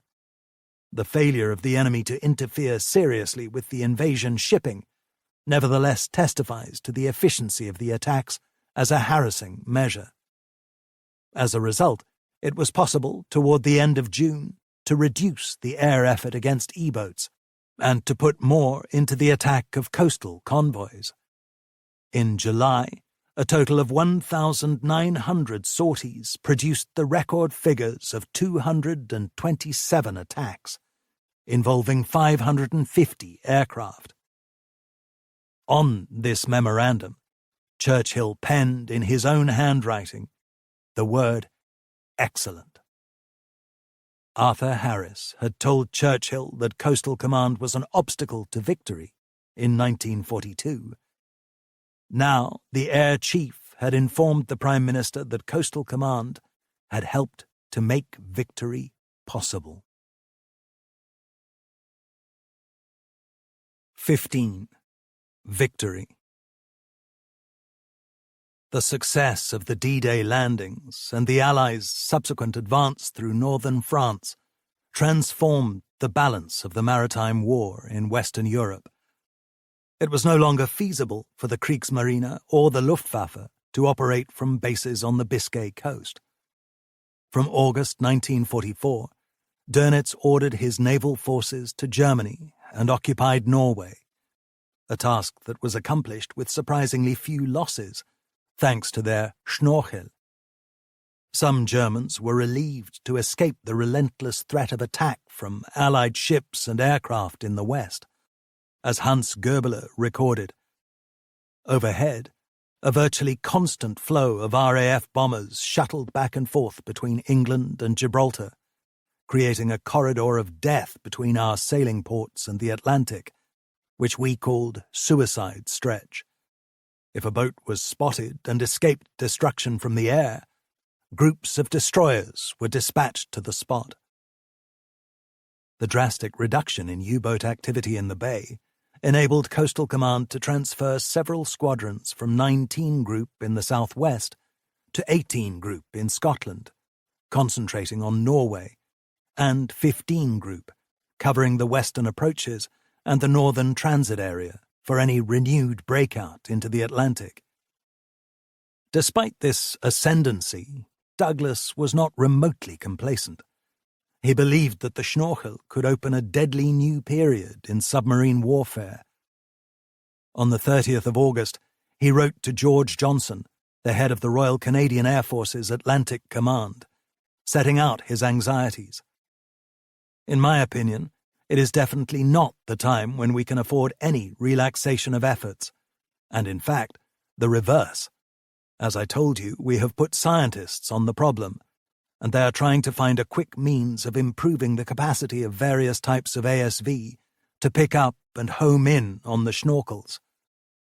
Furthermore, I am starting an intensive training campaign designed to improve the efficiency of our radar operators to pick up and home in on the schnorkels by day and by night. Nonetheless, Douglas feared that however effective the training and equipment, we shall never be able to pick up the schnorkel at the range at which we used to pick up a fully surfaced U-boat. The only answer, he thought, was to flood the area of enemy operations. He concluded, on the assumption that the European war will last for another 6 months, we shall require more and better aircraft in order to achieve success against this new U-boat threat. The Schnorchel problem also featured heavily at a Coastal Command conference on the 7th of September, where Douglas warned that the enemy use of this equipment was affecting the number of sightings of U-boats by Coastal Command, and it might be that some changes in tactics would be necessary.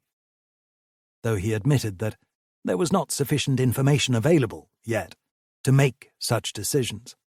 Among the countermeasures discussed were the possibility of laying long wires across the surface of the sea in targeted areas in order to catch the masts of the Schnorchel submarines, an increase in the setting for depth charges, and the use of infrared equipment for detection. None of these ideas, however, was implemented that autumn or winter, mainly because of their impracticality. The possibilities of infrared at this stage could only be highly speculative, one meeting was told, while another learnt that subsequent trials of infrared were very discouraging. Douglas's concerns had some justification, especially because Schnorchel allowed the U-boats to penetrate British waters. The enemy has found it possible to operate inshore in a manner that would have been certain death if it had still been necessary to surface periodically for a few hours in order to charge, warned an Admiralty paper in September. For the first time since Bowhill's spell in command, the U-boat menace was close to home.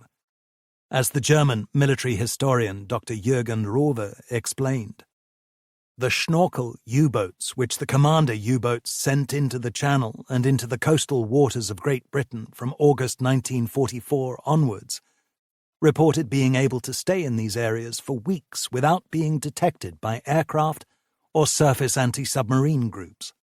Even when they attacked single ships or convoys and escort vessels tried to hunt them to death, they could often evade pursuit by using high-density layers in coastal waters, which reflected the sonar beams. And now, HFDF, Huff Duff, was only of limited use, because the U-boats received their orders before departure or by radio signals in special cipher settings for individual boats, which could not be broken by analytical means. The U-boats were, however, almost stationary and could not intercept the traffic. They mainly had to wait for the targets to come their way, because air coverage was so dense and the surface anti-submarine groups so efficient. The reality of the threat was highlighted by U-482, a Type 7C, which sailed from its new base in Norway to the west of Ireland in late August, and in just 9 days sank 5 Allied merchant vessels, totaling more than 33,000 tons. Emboldened by this success, Dönitz reorganized his U-boat forces to concentrate them in the north, St. George's and Bristol channels. In October, 9 Allied ships were sunk by U-boats, followed by another 9 in November, with the total more than doubling to 22 ships of 72,000 tons in December. But the impact should not be exaggerated. Even in the worst months of late 1944, these were nothing like the losses that had been sustained at the height of the Battle of the Atlantic in 1942 and 1943. Moreover, despite Schnorchel, the combined superiority of the Allied air and naval forces was overwhelming. In August, 40 U-boats were lost, followed by 21 in September, 13 in October, 7 in November, and 15 in December. What made the German position all the more difficult was that U-boat production was not keeping pace with these crippling losses due to the Allied bombing offensive, which was now devastatingly effective after gaining mastery of the skies over the Reich's homeland. It was not so much that the German yards themselves building the U-boats were being wrecked in 1944, for the submarines were constructed in huge, reinforced concrete pens that were almost impenetrable to conventional bomb attacks, but that the workforce, transportation networks, and supply factories were being disrupted by constant air raids. Coastal Command's own superiority in northwestern Europe was reinforced later in 1944 by the transfer of 202 Squadron, now equipped with Catalinas, from Gibraltar to Castle Archdale in Northern Ireland, and the move of 2 Lee Light Wellington squadrons from the Mediterranean Theatre to No. 19 Group in the southwest to enhance convoy patrols. Equipment was becoming more sophisticated, epitomized by the Sono Boy receivers, codenamed High T, that were now installed in an increasing number of Liberators. Coastal Command also staked a claim for the powerful new Mark 7 radar, developed by the Telecommunications Research Establishment. Following a lull after D-Day, the Mark 7 program was given a fresh impetus by the advent of the Schnorchel, and an Air Ministry meeting in November agreed to proceed with further research and trials. The end of the war came, however, before the new ASV radar could go into service with Coastal Command. There was a brighter story with the ASV Mark 10 and Mark 11, which operated on even shorter wavelengths, initially the X-band at 3 centimeters, and later the K-band at 1.25 centimeters.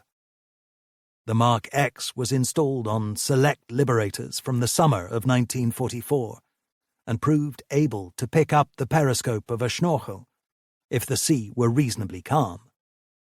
The Mark 11 was mainly used by Fairey Swordfish of the Fleet Air Arm, though its bulk meant that there was no room for a torpedo, so any Mark 11 Swordfish had to be accompanied on a bombing mission by another aircraft, equipped with a bomb, but without radar.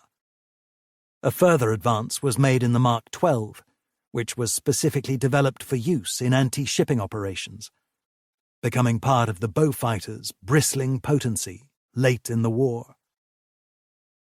Coastal Command was now in by far its strongest position of the conflict, exerting a dominance over the U-boat fleet. The value of radar was captured in an account left by Flight Lieutenant Gilbert Potier of 53 Squadron of a nocturnal attack on a submarine in his Liberator in the eastern Atlantic in mid-August, having made a contact. Everything depended on the radio operator. If he failed, we might easily be shot into the sea. We were flying at 200 feet, but we could not see the water. Then Potier heard the radar operator's voice. "Steady, skipper, steady." And, "Oh, she's a wonderful blip. Steady as a rock, skipper. Oh, she's a beaut." The lee light went on. For a fraction of a second, I could see nothing at all. Then all hell broke loose. Our front guns were blazing away for all they were worth, and I saw little red balls of fire coming up towards us and racing away beneath our starboard wing. The bombs were released on the target as the plane straddled the U-boat just aft of the conning tower. The lee light went out, and the blackness was intense. At 7 o'clock the next morning, the Navy found the U-boat limping along under the surface, so badly damaged that it was moving at only a mile an hour. They finished off what we began, and one more of the bastards went to the bottom. By the end of 1944, 158 U-boats had been sunk by the Allies, 51 of them by Coastal Command alone, plus an additional 9 kills shared with the Royal Navy. The scales had also tilted dramatically in favour of Coastal Command's anti-shipping force, which was now able to flex its considerable muscles.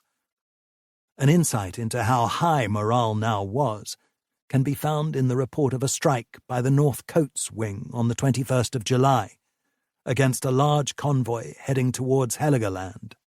Doug Young, a bowfighter navigator of 489 RNZAF Squadron, was amazed at the sight of a flotilla as he flew towards it as part of the large Coastal Command formation. Over several square miles of sea, indeed as far as the eye could see, an ordered array of ships was proceeding like a great armada. The Germans opened up with their anti-aircraft guns, but the wing could not be deterred, said Young. Down we went, and our 4 cannons burst into life with a shattering roar above the noise of the engines. His bowfighter hit one vessel, which seemed almost to leap out of the water as we pulled out of our dive only feet above the now smoking decks. In the space of perhaps 3 or 4 minutes, absolute havoc had been inflicted from the skies on that convoy. Almost every ship was belching thick clouds of oil smoke. By the end of August, German naval activity in the west had almost ceased, and strikes on the Norwegian coast acquired increasing significance, as a Coastal Command paper stressed. The attack on shipping on passage between North German and Norwegian ports has assumed great importance. In particular, it is vital to the enemy that he should be able to maintain his sea transport in the Kattegat and Skagerrak, both for the movement of troops and supplies, and for the maintenance of his U-boats in the Norwegian ports.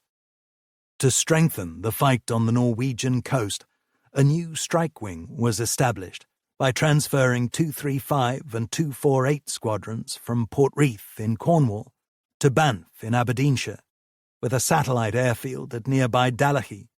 Further south in Lincolnshire, another wing was set up at Strubby as a lodger unit at a bomber command station, having been previously based at Davidstow Moor in Cornwall. Initially, the Strubby wing concentrated on the German and Dutch coasts, but as Coastal Command Review explained, the enemy was wary of exposing his shipping to the risk of air attacks, and targets for daylight strikes had to be sought further afield. So patrols were mounted into Heligoland, Bight, and southern Norway. Altogether, the wings now had 4 squadrons of Mosquitoes, the ideal aircraft for anti-shipping operations because of its unique capacity to carry a range of weaponry, its tremendous maneuverability, and its ability to outpace most German fighter escorts. According to Roy Conyers Nesbitt, the Mosquito handled more like a fighter and was better in combat than a Beaufighter, but the Bristol plane was more robust flying into flak. Its radial engines could absorb phenomenal punishment, and it was a safer aircraft to ditch in because its stressed skin acted like a skin on the water, whereas the wooden ply of the Mosquito, with little tensile strength, could easily rip off on contact. In one typical spell in mid-autumn, 18 Beaufighters and 8 Mosquitoes rendezvoused on the night of the 9th of October over a pattern of markers laid by a Coastal Command Warwick on reconnaissance, then attacked their targeted convoy off Egersund, sinking a freighter of 2,000 tons and an escort vessel. On the 15th of October, 21 rocket-carrying Beaufighters and 17 Mosquitoes sank a tanker and a flagship off Kristiansand South without any loss. 6 days later, 11 Mosquitoes and 6 Beaufighters attacked a convoy in Haugesund Harbour and sank 2 merchant vessels. In these missions across the North Sea, Coastal Command made extensive use of Norwegian expertise. As the historian Christina Golter noted, one of the Mosquito squadrons, based in the north of Scotland, was manned by Norwegians, and during the year this unit developed one chief function: advanced reconnaissance guide to other anti-shipping squadrons operating over Norway. Known as Outriders, these aircraft squadrons flew ahead of the main force, seeking out enemy shipping which could be reported to the following strike aircraft. With their intimate knowledge of their homeland, the Norwegians proved invaluable. Halifax pilot James Sanders gave a description of a bombing mission at night to the Norwegian coast in September 1944. Approaching the shoreline, the radar operator picked up a contact from a ship 8 miles ahead. I rely on the advice of my radio altimeter and feel my way along the surface of the waves at 200 feet. Now begins a very close and meticulous liaison. The radar operator must guide us on to the target.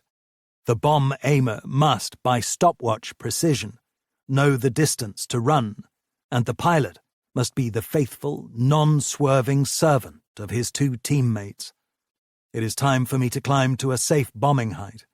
I power the Halifax to 1,200 feet and begin our bombing run. We are very tense. Sanders followed the aimer's instructions as the target came into view and the bombs were released.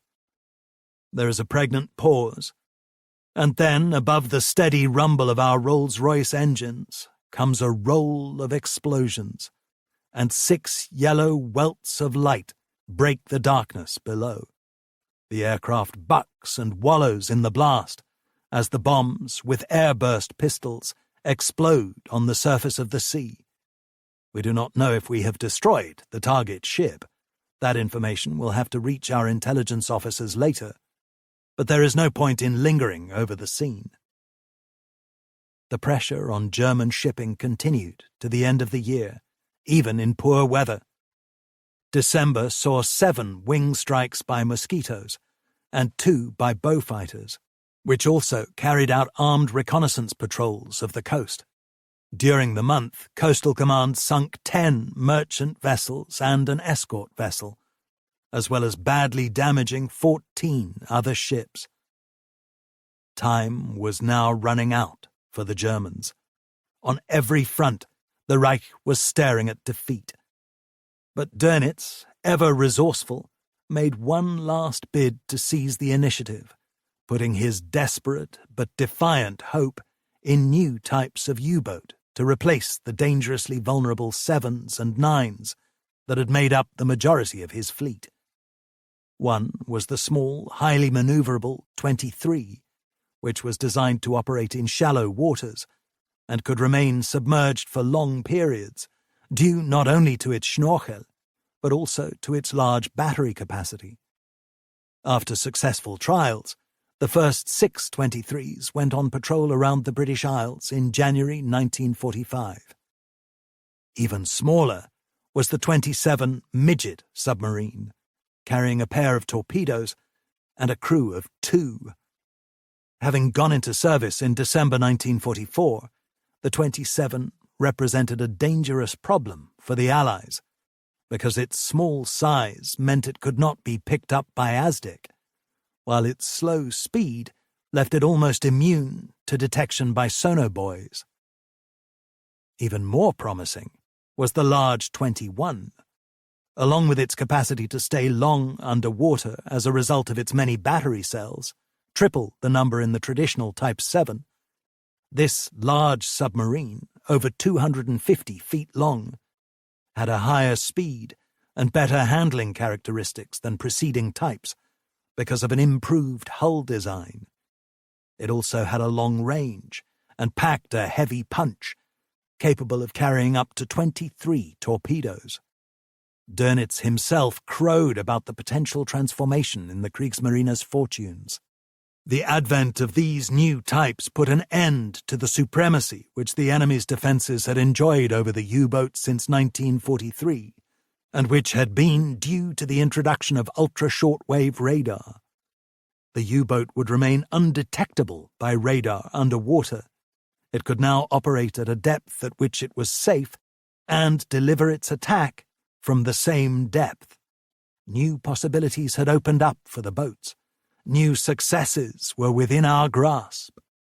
British apprehension about a renewed threat was explicitly set out in a paper of the 7th of December 1944 by Lieutenant Commander Dick Raikes, a Coastal Command staff officer who had previously served with distinction in the Royal Navy. In gloomy tones, Raikes warned that the moment is psychologically for the Germans to launch their greatest U-boat campaign of the war. There is a feeling of acute disappointment in Great Britain at the prospect of another year of war, after the unprecedented advances across France and Belgium. Citing the devastation caused by the V-1 and V-2 rockets in 1944, Raikes continued that the new types of U-boats are, in fact, something quite revolutionary in performance. Yet the Allies had shown little urgency in countering them. We are basically muddling along with what we've got, in the vague belief that the enemy is again too late. Raikes's point seemed vindicated in January 1945, when 20 ships of 89,500 tons were sunk by U-boats, almost all of them in the waters off the British Isles. Particularly grievous was the loss of the aircraft carrier HMS Thane, which was hit off the Clyde by a torpedo from U-1172. In the middle of the month, Douglas proposed to go on the offensive through cooperation on an unprecedented scale between air and surface forces, by switching the focus of the air patrols from inshore waters to the northern transit zone, targeting 3 areas: between the Shetlands and the Norwegian coast, between the Shetlands and the Faroe Islands, and north of the Shetlands. In conclusion, he wrote to Portal that the enemy has, for the present, put us at a serious disadvantage. He is, in fact, compelling us to play into his hands by dispersing our air and surface effort in areas unsuited to either air or ASDIC search. It seems, therefore, that we should strike out with a bold offensive with air and surface craft in close cooperation. U-boats must no longer be allowed to arrive unhurried in their inshore billets. They must be hunted remorselessly while in transit. For this, the maximum number of aircraft and surface ships will be needed, and must be provided at the expense of close escort to convoys. The Admiralty, however, were not supportive of the plan to focus on the northern transit area, believing that effort should, for the time being, be concentrated on the Irish Sea in an endeavour to drive the U-boats out of that area. They further considered that the implementation of such a plan should be postponed for a month or 2, until better weather conditions and longer hours of daylight can be expected. As it turned out, the Admiralty's hesitancy was justified. There was no need for alarmism. By the first months of 1945, Germany was so battered that Dönitz was unable to mount any sort of powerful new offensive. Only 2 Type 21s actually entered wartime service, and neither sank any ships. The hope that there would be a big expansion in numbers was dashed when RAF Lancasters, using the colossal 22,000-pound Grand Slam bomb, destroyed the huge concrete bunker under construction at Fager, near Bremen, where the 21 would be built. Similarly, only 6 of the maneuverable Type 23s went into operational service. Far more of the Type 27, known as the Seehund, saw action, 285 of them having been constructed. They sank a total of 9 merchant vessels, but 35 were lost, most of them to poor weather. Sir Charles Little, the naval commander-in-chief of Portsmouth, expressed the relief of many when he said, "Fortunately, these damn things arrived too late in the war to do any damage."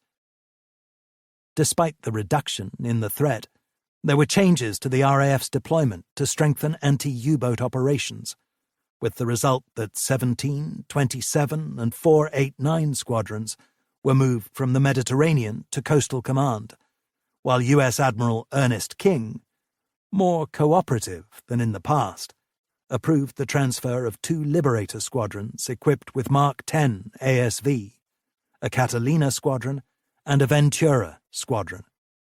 The numbers of Fairey Swordfish with Mark 11 ASV were also increased, and proved useful in hunting midget U-boats off the southern English coast. The Admiralty refused, however, to shift 2 Sunderland squadrons from West Africa, explaining that these planes were almost the sole protection in that area, since practically all surface escorts had gone. Contrary to the dark predictions in January, it was the German maritime forces that were endlessly harassed. By the spring of 1945, Coastal Command had reached the peak of its wartime strength, with 1,115 aircraft, including no fewer than 225 Liberators, of which 84 belonged to the U.S. Navy and U.S. Army Air Forces, but were under Douglas's control. The Commander-in-Chief himself admitted, "I had formidable air power under my control." That power made itself felt in the final weeks of the war, as the Reich crumbled. Anti-submarine sweeps across the Baltic and the North Sea brought a savage harvest in German losses.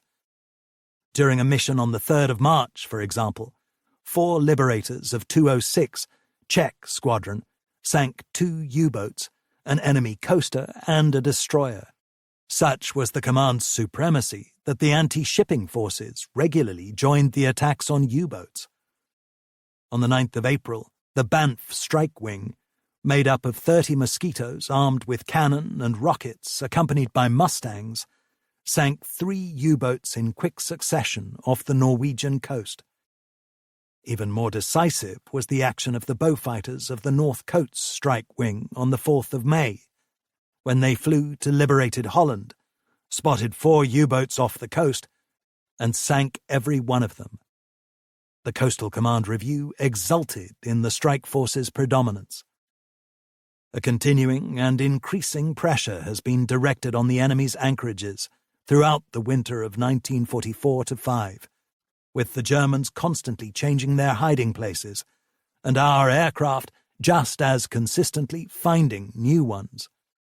The enemy has tried hard to meet this situation by selecting remote fjords, by anchoring still further up them, and finally by tying right up under steep cliffs. But the Mosquitoes and Beaufighters of the Banff and Dalekey wings have succeeded for the greater part to overcome these obstacles. The journal noted that these 2 wings alone had sunk over 75,000 tons of shipping, and seriously damaged another 28,000 tons. Yet even at this late hour, the anti-shipping arm could still suffer disastrous losses due to the continuing resilience of the anti-aircraft and fighter defences. Indeed, in Norway, the Luftwaffe's presence was the strongest it had been since 1940. In the Trondheim area alone, there were 85 single-engined and 45 twin-engined fighters, plus a squadron of night fighters. Furthermore, just as with the U-boats, improved types of aircraft were now available, such as the Focke-Wulf 190D series, which was 40 miles per hour faster than the Messerschmitt 109. Casualties in Coastal Command's anti-shipping operations actually increased in the last 17 weeks of the war, not least because of limited fighter cover as a result of the need from the advancing Allied armies for tactical air support. No ordeal illustrated more gruesomely the dangers faced by the strike wings than Black Friday on the 9th of February, when 32 Beaufighters, armed with cannon, machine guns and rocket projectiles, set out from Daleki on course for Førdefjord, east of Vevring, where a Narvik-class destroyer had been seen by reconnaissance. The crossing was uneventful, but that changed once they reached the target, as Spike Holly of 144 Squadron, on the last trip of his operational tour, recalled.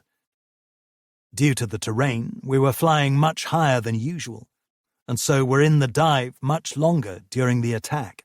It seemed an age before the cannons opened up and filled the fuselage with their thundering racket, shuddering vibration and fumes. As we started our dive, there was another bow 100 feet on our port side. Suddenly, without warning, it exploded into a ball of orange flames. One of the tailplanes broke off and fell away like an autumn leaf. Holly's plane completed its attack, then climbed away, only to come under attack from a Focke-Wulf 190. As the shells tore into the aircraft, one engine and the intercom were put out of action, while Holly himself was badly wounded in his stomach and legs. He was drifting in and out of consciousness when the broken plane came down in the water. Having just managed to get out through the escape hatch before the Beaufighter sank, he was then rescued by 2 local men in a fishing boat. After 6 weeks in hospital, he spent the remainder of the conflict in a POW camp. Stan Butler was another airman whose plane was attacked by a Focke-Wulf 190. Even before then, Butler had endured a barrage of flak as he dived at the German ship. Being the last into the attack, and probably their only remaining target, we were getting plenty of unwelcome attention. It was a frightening moment. Just before we cleared the destroyer, there was a loud bang, and a spurt of liquid gushed up from the front of my cockpit. My jinking caused it to splash over the windscreen and over me, seriously impairing my vision. But Butler managed to weave his way out of the fjord and away from the fighter, pumping the control column backwards and forwards quite violently at random intervals. Despite the damage, he managed to nurse the Beaufighter back to Daleki, where he had to make a belly landing, a shell having pierced the fuselage on the port side, puncturing the hydraulic system. Butler's crew was among the luckier ones on Black Friday.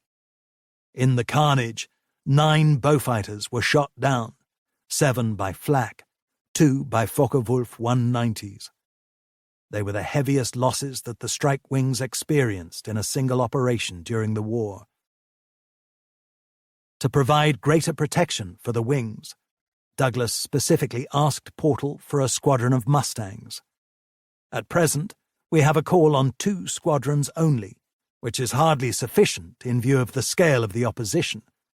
I realize, of course, that my demands conflict with those of Bomber Command, but I feel that in view of the weakness of the defences in Germany, the withdrawal of 1 Mustang squadron from bomber escort work would make all the difference to my anti-shipping strikes. It was a sign of how important the command had become that on the 11th of April, more Mustangs were transferred. nor did Black Friday inhibit the anti-shipping operations in the final period of the war. In early March, the Banff Strike Wing was equipped with long-range 100-gallon drop tanks, enabling it to penetrate deep into Norway. The results were compelling. Indeed, 1945 was to be the most successful year for these squadrons, accounting for 81 ships, 73 of them off Norway or in the Kattegat, though Coastal Command lost 103 aircraft in the process. In April, the command had sunk 24 vessels, totaling 48,500 tons, prompting the Coastal Command Review to claim that the past 7 months have been outstanding in the war against enemy shipping.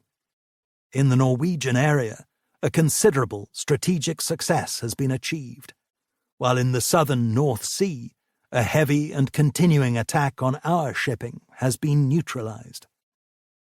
The last major sortie was conducted on the 4th of May, when a formation of 48 Mosquitoes, escorted by 18 Mustangs, attacked a 7-strong convoy in the Kattegat, sinking a 3,750-ton merchantman and damaging 2 other vessels. Further operations planned for the 5th of May were cancelled, as it became clear Germany was about to surrender. The end of the war was also close for the anti-submarine arm. The last U-boat to be sunk by a Coastal Command aircraft was U-320, a Type 7, which was hit on the morning of the 7th of May by a Catalina flown by Flight Lieutenant K.H. Murray of 210. Although the Catalina's depth charges did not immediately sink the vessel, so great was the damage that the German skipper just managed to limp to Norway, where he scuttled the boat the following day, just as the Allies accepted the unconditional surrender of Germany from none other than Admiral Dönitz, whom Hitler had chosen as his successor before his suicide in his Berlin bunker. In a reflection of Dönitz's ruthless stubbornness, his U-boat fleet had fought on to the bitter end. Even after the capitulation of the land forces, the Allies were concerned that the Kriegsmarine would not abandon the struggle.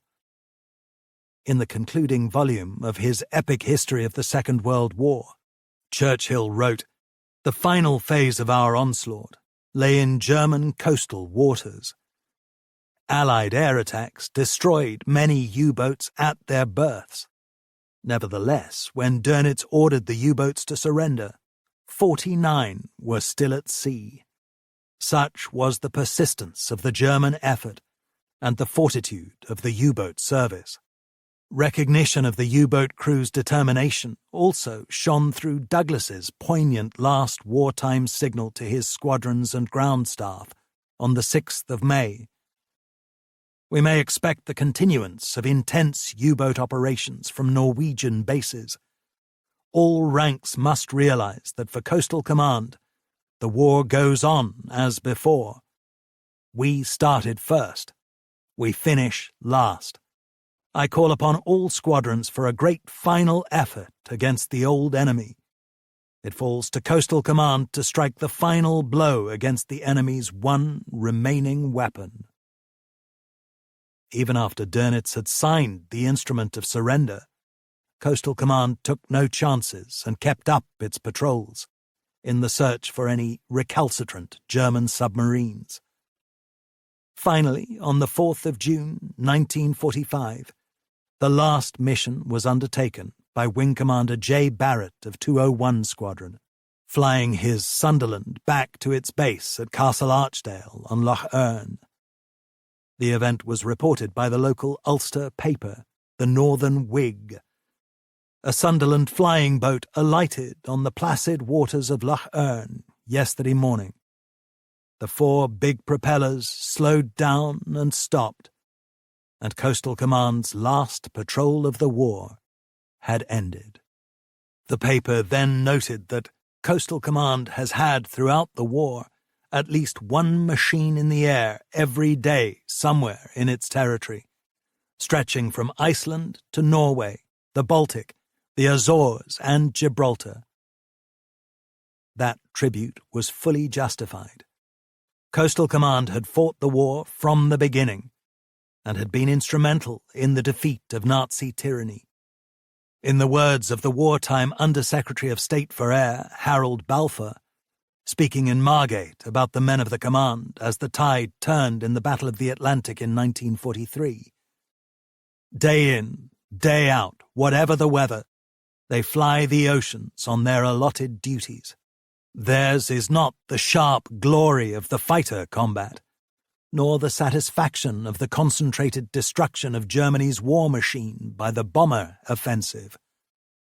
Theirs is the physically arduous and equally hazardous job of flying far out to the west in the front line. Their constant attacks and wide sweeps of the seas for scores, sometimes hundreds of miles, at the extreme limit of aircraft range, had thwarted the enemy." He concluded by telling his audience, "Give praise to Coastal Command for their unsung glories and feats." Epilogue. Exodus. The motto of Coastal Command was constant endeavour, words that were triumphantly fulfilled by its part in the war. From a troubled start, the service had emerged as a decisive factor in the Allied victory, helping to defeat the U-boats, protect Britain's shipping routes, and degrade the enemy's naval capacity. Its journey from a limited force, restricted mainly to reconnaissance duties in home waters, to a global arm of the RAF with bases throughout the Western Theatre, was symbolized by its wartime beginnings with wildebeest biplanes and its wartime end with radar-equipped, rocket-carrying liberators. The story of that odyssey is also told in statistics. In the first 3 years of the war, Coastal Command sank just 3 U-boats, with 1 additional kill shared with the Navy. In 1944, the command sank 48 German submarines and shared in 10 further kills. Its own wartime research showed that altogether its planes were probably responsible for the destruction of 209 U-boats during the war, including 21 shared with naval forces. Another 290 U-boats were damaged by its aircraft, quite an achievement for an organization once dubbed the Cinderella service. From 1939 to 1945, the service escorted over 1,250 convoys, flew 123,372 anti-U-boat sorties, totaling 905,000 hours in the air, made 1,664 attacks, and dropped 4,236 tons of depth charges. The impact of Coastal Command on the German submarine fleet was brought home to the Allies immediately after the end of hostilities, when a group of senior RAF officers visited the headquarters of the U-boat staff at Flensburg, where, according to an internal report, they learned of the high opinion of Coastal Command aircraft held by the average U-boat captain. The U-boat staff stated that of the air opposition they had encountered, Coastal Command was by far the most effective. When questioned about the aspect which impressed them most, the Germans agreed that the efficiency of our air-sea cooperation was uncanny. It would seem that it was almost an everyday occurrence for a U-boat to dive on sighting a Coastal Command aircraft, and then, some hours later, for surface craft to arrive and start hunting. Like the anti-U-boat offensive, the attack on enemy surface craft grew more deadly as the war progressed. From March 1941, when the campaign against shipping started in earnest, until May 1945, Coastal Command sank 166 merchant vessels of 470,000 tons and damaged another 351 of 1.1 million tons. In addition, the command sank 107 German naval vessels and damaged another 401. During the war, Coastal Command anti-shipping planes flew 85,382 sorties, amounting to 244,295 hours in the air, and fired 10,214 rocket projectiles and 749 torpedoes. But this was not just a question of direct losses inflicted on the enemy's shipping. The threat of air attack meant the Reich had to pour resources into defending Axis shipping, from armaments to Speerbrechers, a process that denuded the capacity to fight in other theatres. Around 204,000 Germans were engaged on minesweeping and merchant escort duties. As Christina Gulter has pointed out, half the material allocated to the 64 merchant vessels in the emergency shipbuilding program for 1944-45 could have been used in U-boat manufacture. The effectiveness of the anti-shipping offensive was highlighted after the war by the British Bombing Survey, which concluded that for 3,000 man-hours spent on the strike wings, the cost to Germany was 8,000 man-hours, a factor of almost 3-to-1 in the wings' favour, whereas, according to this analysis, the bombing of Germany cost Britain more in man-hours than the value of German manpower expended on the damage it caused. The only conclusion that can be drawn from these findings is that it would have been far more advantageous for the Allied war effort if resources had been diverted from Bomber Command to Coastal Command, wrote Roy Conyers Nesbitt. The command's own statistical research outlined the extent of the overall effort. In total, 238,313 sorties were flown by its crews, who spent 1.3 million hours in the air. At a conservative estimate, this represents over 200 million miles, or 800 circuits of the globe, declared its in-house journal. Every part of the service fought tirelessly. Over 3 million images were taken by its photographic reconnaissance unit. Its meteorological flights undertook around 12,000 missions. More than 10,500 people were saved by its air-sea rescue operations. Its planes shot down nearly 300 Luftwaffe aircraft and laid 1,200 mines.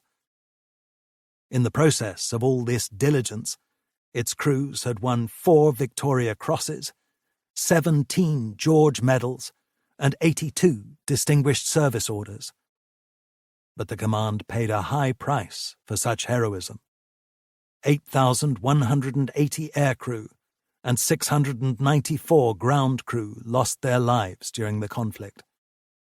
Another 141 were missing in action, 516 were taken prisoner, and 2,601 were wounded. Coastal Command's eventual triumph was not achieved without a tremendous struggle within the government and the top ranks of the armed forces, driven in part by the RAF's continuing faith in the primacy of the bomber offensive. It was a fight epitomized by restrictions in the supply of liberators, which had a decisive influence on the Battle of the Atlantic once they became available in sufficient numbers.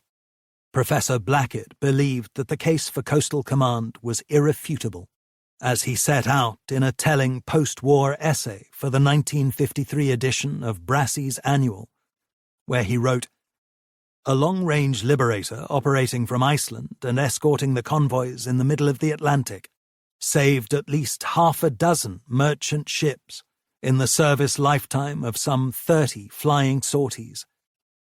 If used for bombing Berlin, the same aircraft in its service life would drop less than 100 tons of bombs and kill not more than a couple of dozen enemy men, women, and children, and destroy a number of houses. No one would dispute that the saving of 6 merchant ships and their crews and cargoes was of incomparably more value to the Allied war effort than the killing of 24 enemy civilians, the destruction of a number of houses, and a certain very small effect on production. In his own autobiography, Slessor wrote that the whole story of very long-range aircraft for convoy cover is one of misunderstanding, argument, procrastination, and delay. Much of the responsibility can be put on Churchill, Portal, the air staff, and Harris, whose collective attachment to urban bombing undoubtedly distorted the RAF's strategic priorities. Stephen Roskill even described the Prime Minister's failure to support Coastal Command sufficiently as his most tragic and far-reaching error, given that the shipping limitations delayed every offensive by the United Nations in every theatre. In his magisterial 3-volume account of the war at sea, Roskill wrote that, in the early spring of 1943, we had a very narrow escape from defeat in the Battle of the Atlantic. Had we suffered such a defeat, history would have judged that the main cause had been the lack of 2 more squadrons of very long-range aircraft for convoy protection duties. Another distinguished historian, Corelli Barnett, believed that the RAF's approach was too heavily influenced by Harris's dynamic personality.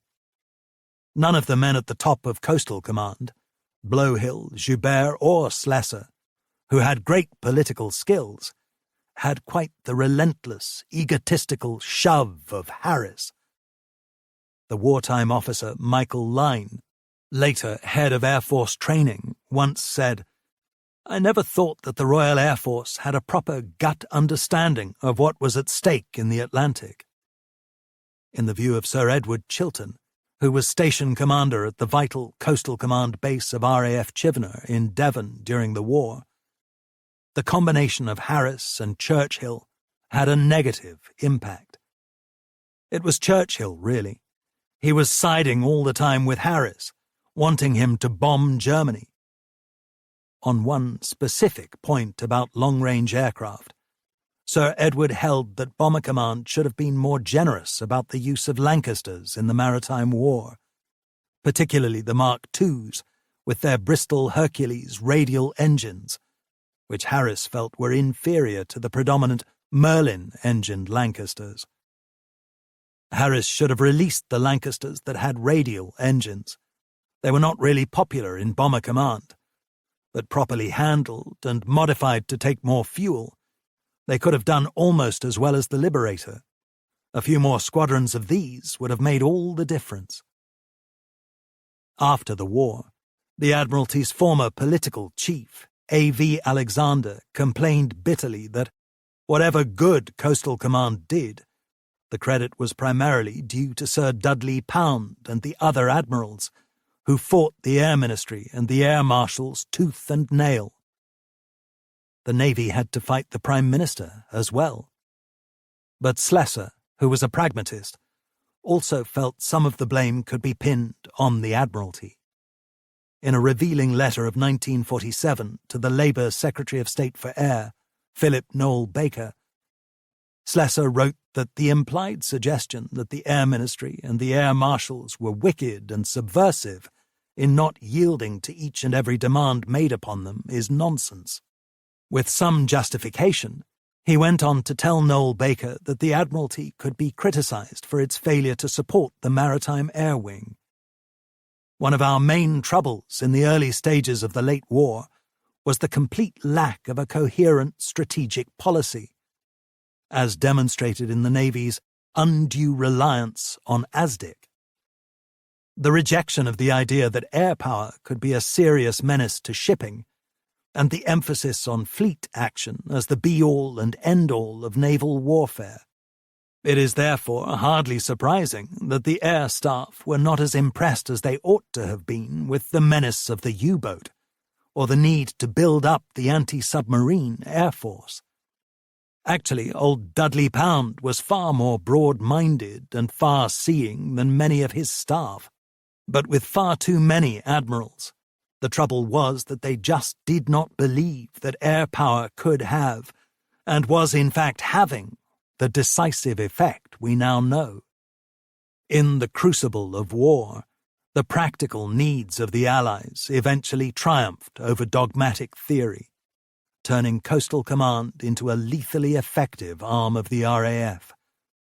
By the time of victory over Germany in May 1945, it was a formidable organization with 1,115 aircraft, including 225 Liberators, 88 Mosquitoes, and 78 Sunderlands. Inevitably, the arrival of peace brought a rapid contraction. Within just a month, 22 squadrons had been disbanded. All the remaining Liberator units had been transferred to Transport Command, and the strike wings had been drastically cut. Very substantial reductions have already been made. In consequence, approximately 4,000 aircrew and 30,000 ground crews will become available for disposal. Douglas Evell, Vice Chief of the Air Staff, told Churchill just a month after VE Day. The wheel now went full circle as Coastal Command became the Cinderella service once more, with low priority for new equipment and its scope of operations limited. It saw action again briefly in late 1948 in Palestine and in the Berlin airlift, where its increasingly elderly flying boats were invaluable in transporting bulk salt. But the rundown continued with final disbandment of the strike wings and the transfer of the Photographic Reconnaissance Unit to Bomber Command.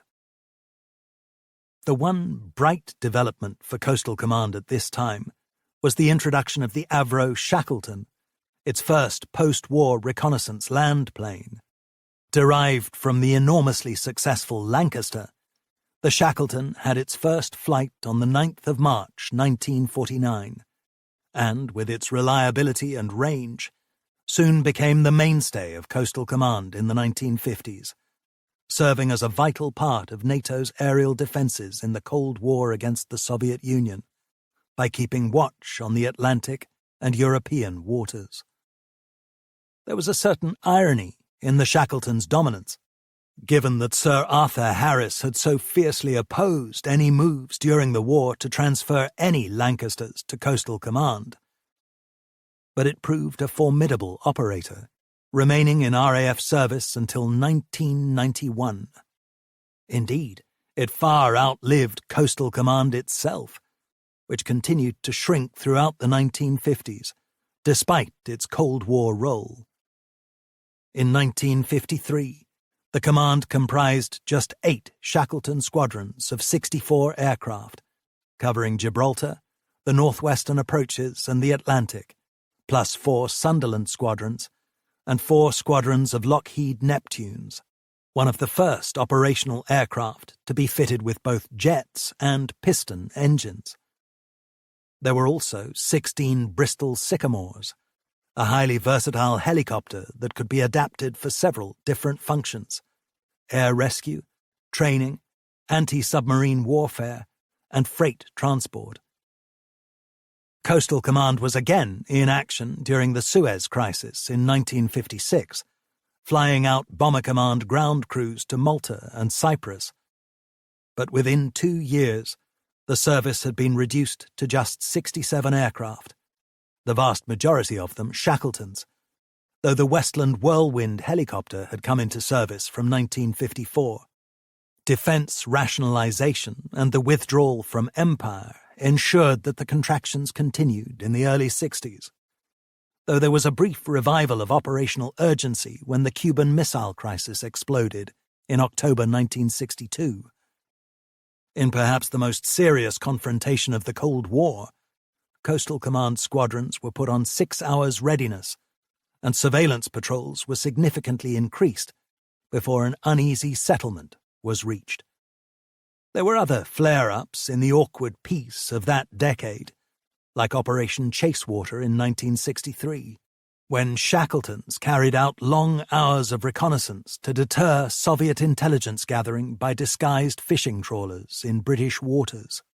But, despite further overseas deployments, such as the Aden emergency in 1967, the end was near for Coastal Command. In late 1969, the RAF took delivery of the Nimrod, a derivative of the Comet jetliner that was designed to replace the Shackleton.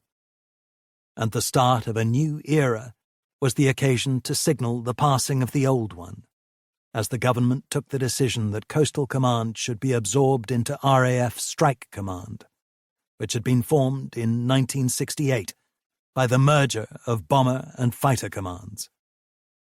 The formal disbandment came on the 27th of November 1969 at St. Morgan Airfield in Cornwall, when the last Commander-in-Chief, Sir John Lapsley, who had flown Gloucester Gladiator biplanes from a base on Malta during the war, took the salute from 9 Shackletons, 2 Whirlwinds, and a Nimrod. Coastal Command's existence, lasting 33 years, was over, but those who had served in the force had left behind the richest of legacies. The defeat of tyranny might well have been impossible without their valor and endurance. This is Peter Noble. We hope you have enjoyed this unabridged production of Cinderella Boys by Leo McKinstry, presented by John Murray Press. Listener feedback means a lot to us, so please remember to leave a rating or review. This audiobook was produced by Stefan Zwak at 2020 Recordings. Text, copyright 2023, Leo McKinstry. Production, copyright 2023, Hodder and Stoughton Limited. The moral right of the author has been asserted. All rights reserved. No part of this audiobook may be reproduced, stored in a retrieval system, or transmitted in any form or by any means without the prior written permission of the publisher. For more information about John Murray Press's unabridged audiobooks, please visit www.johnmurraypress.co.uk. Thank you for listening. Audible hopes you've enjoyed this program.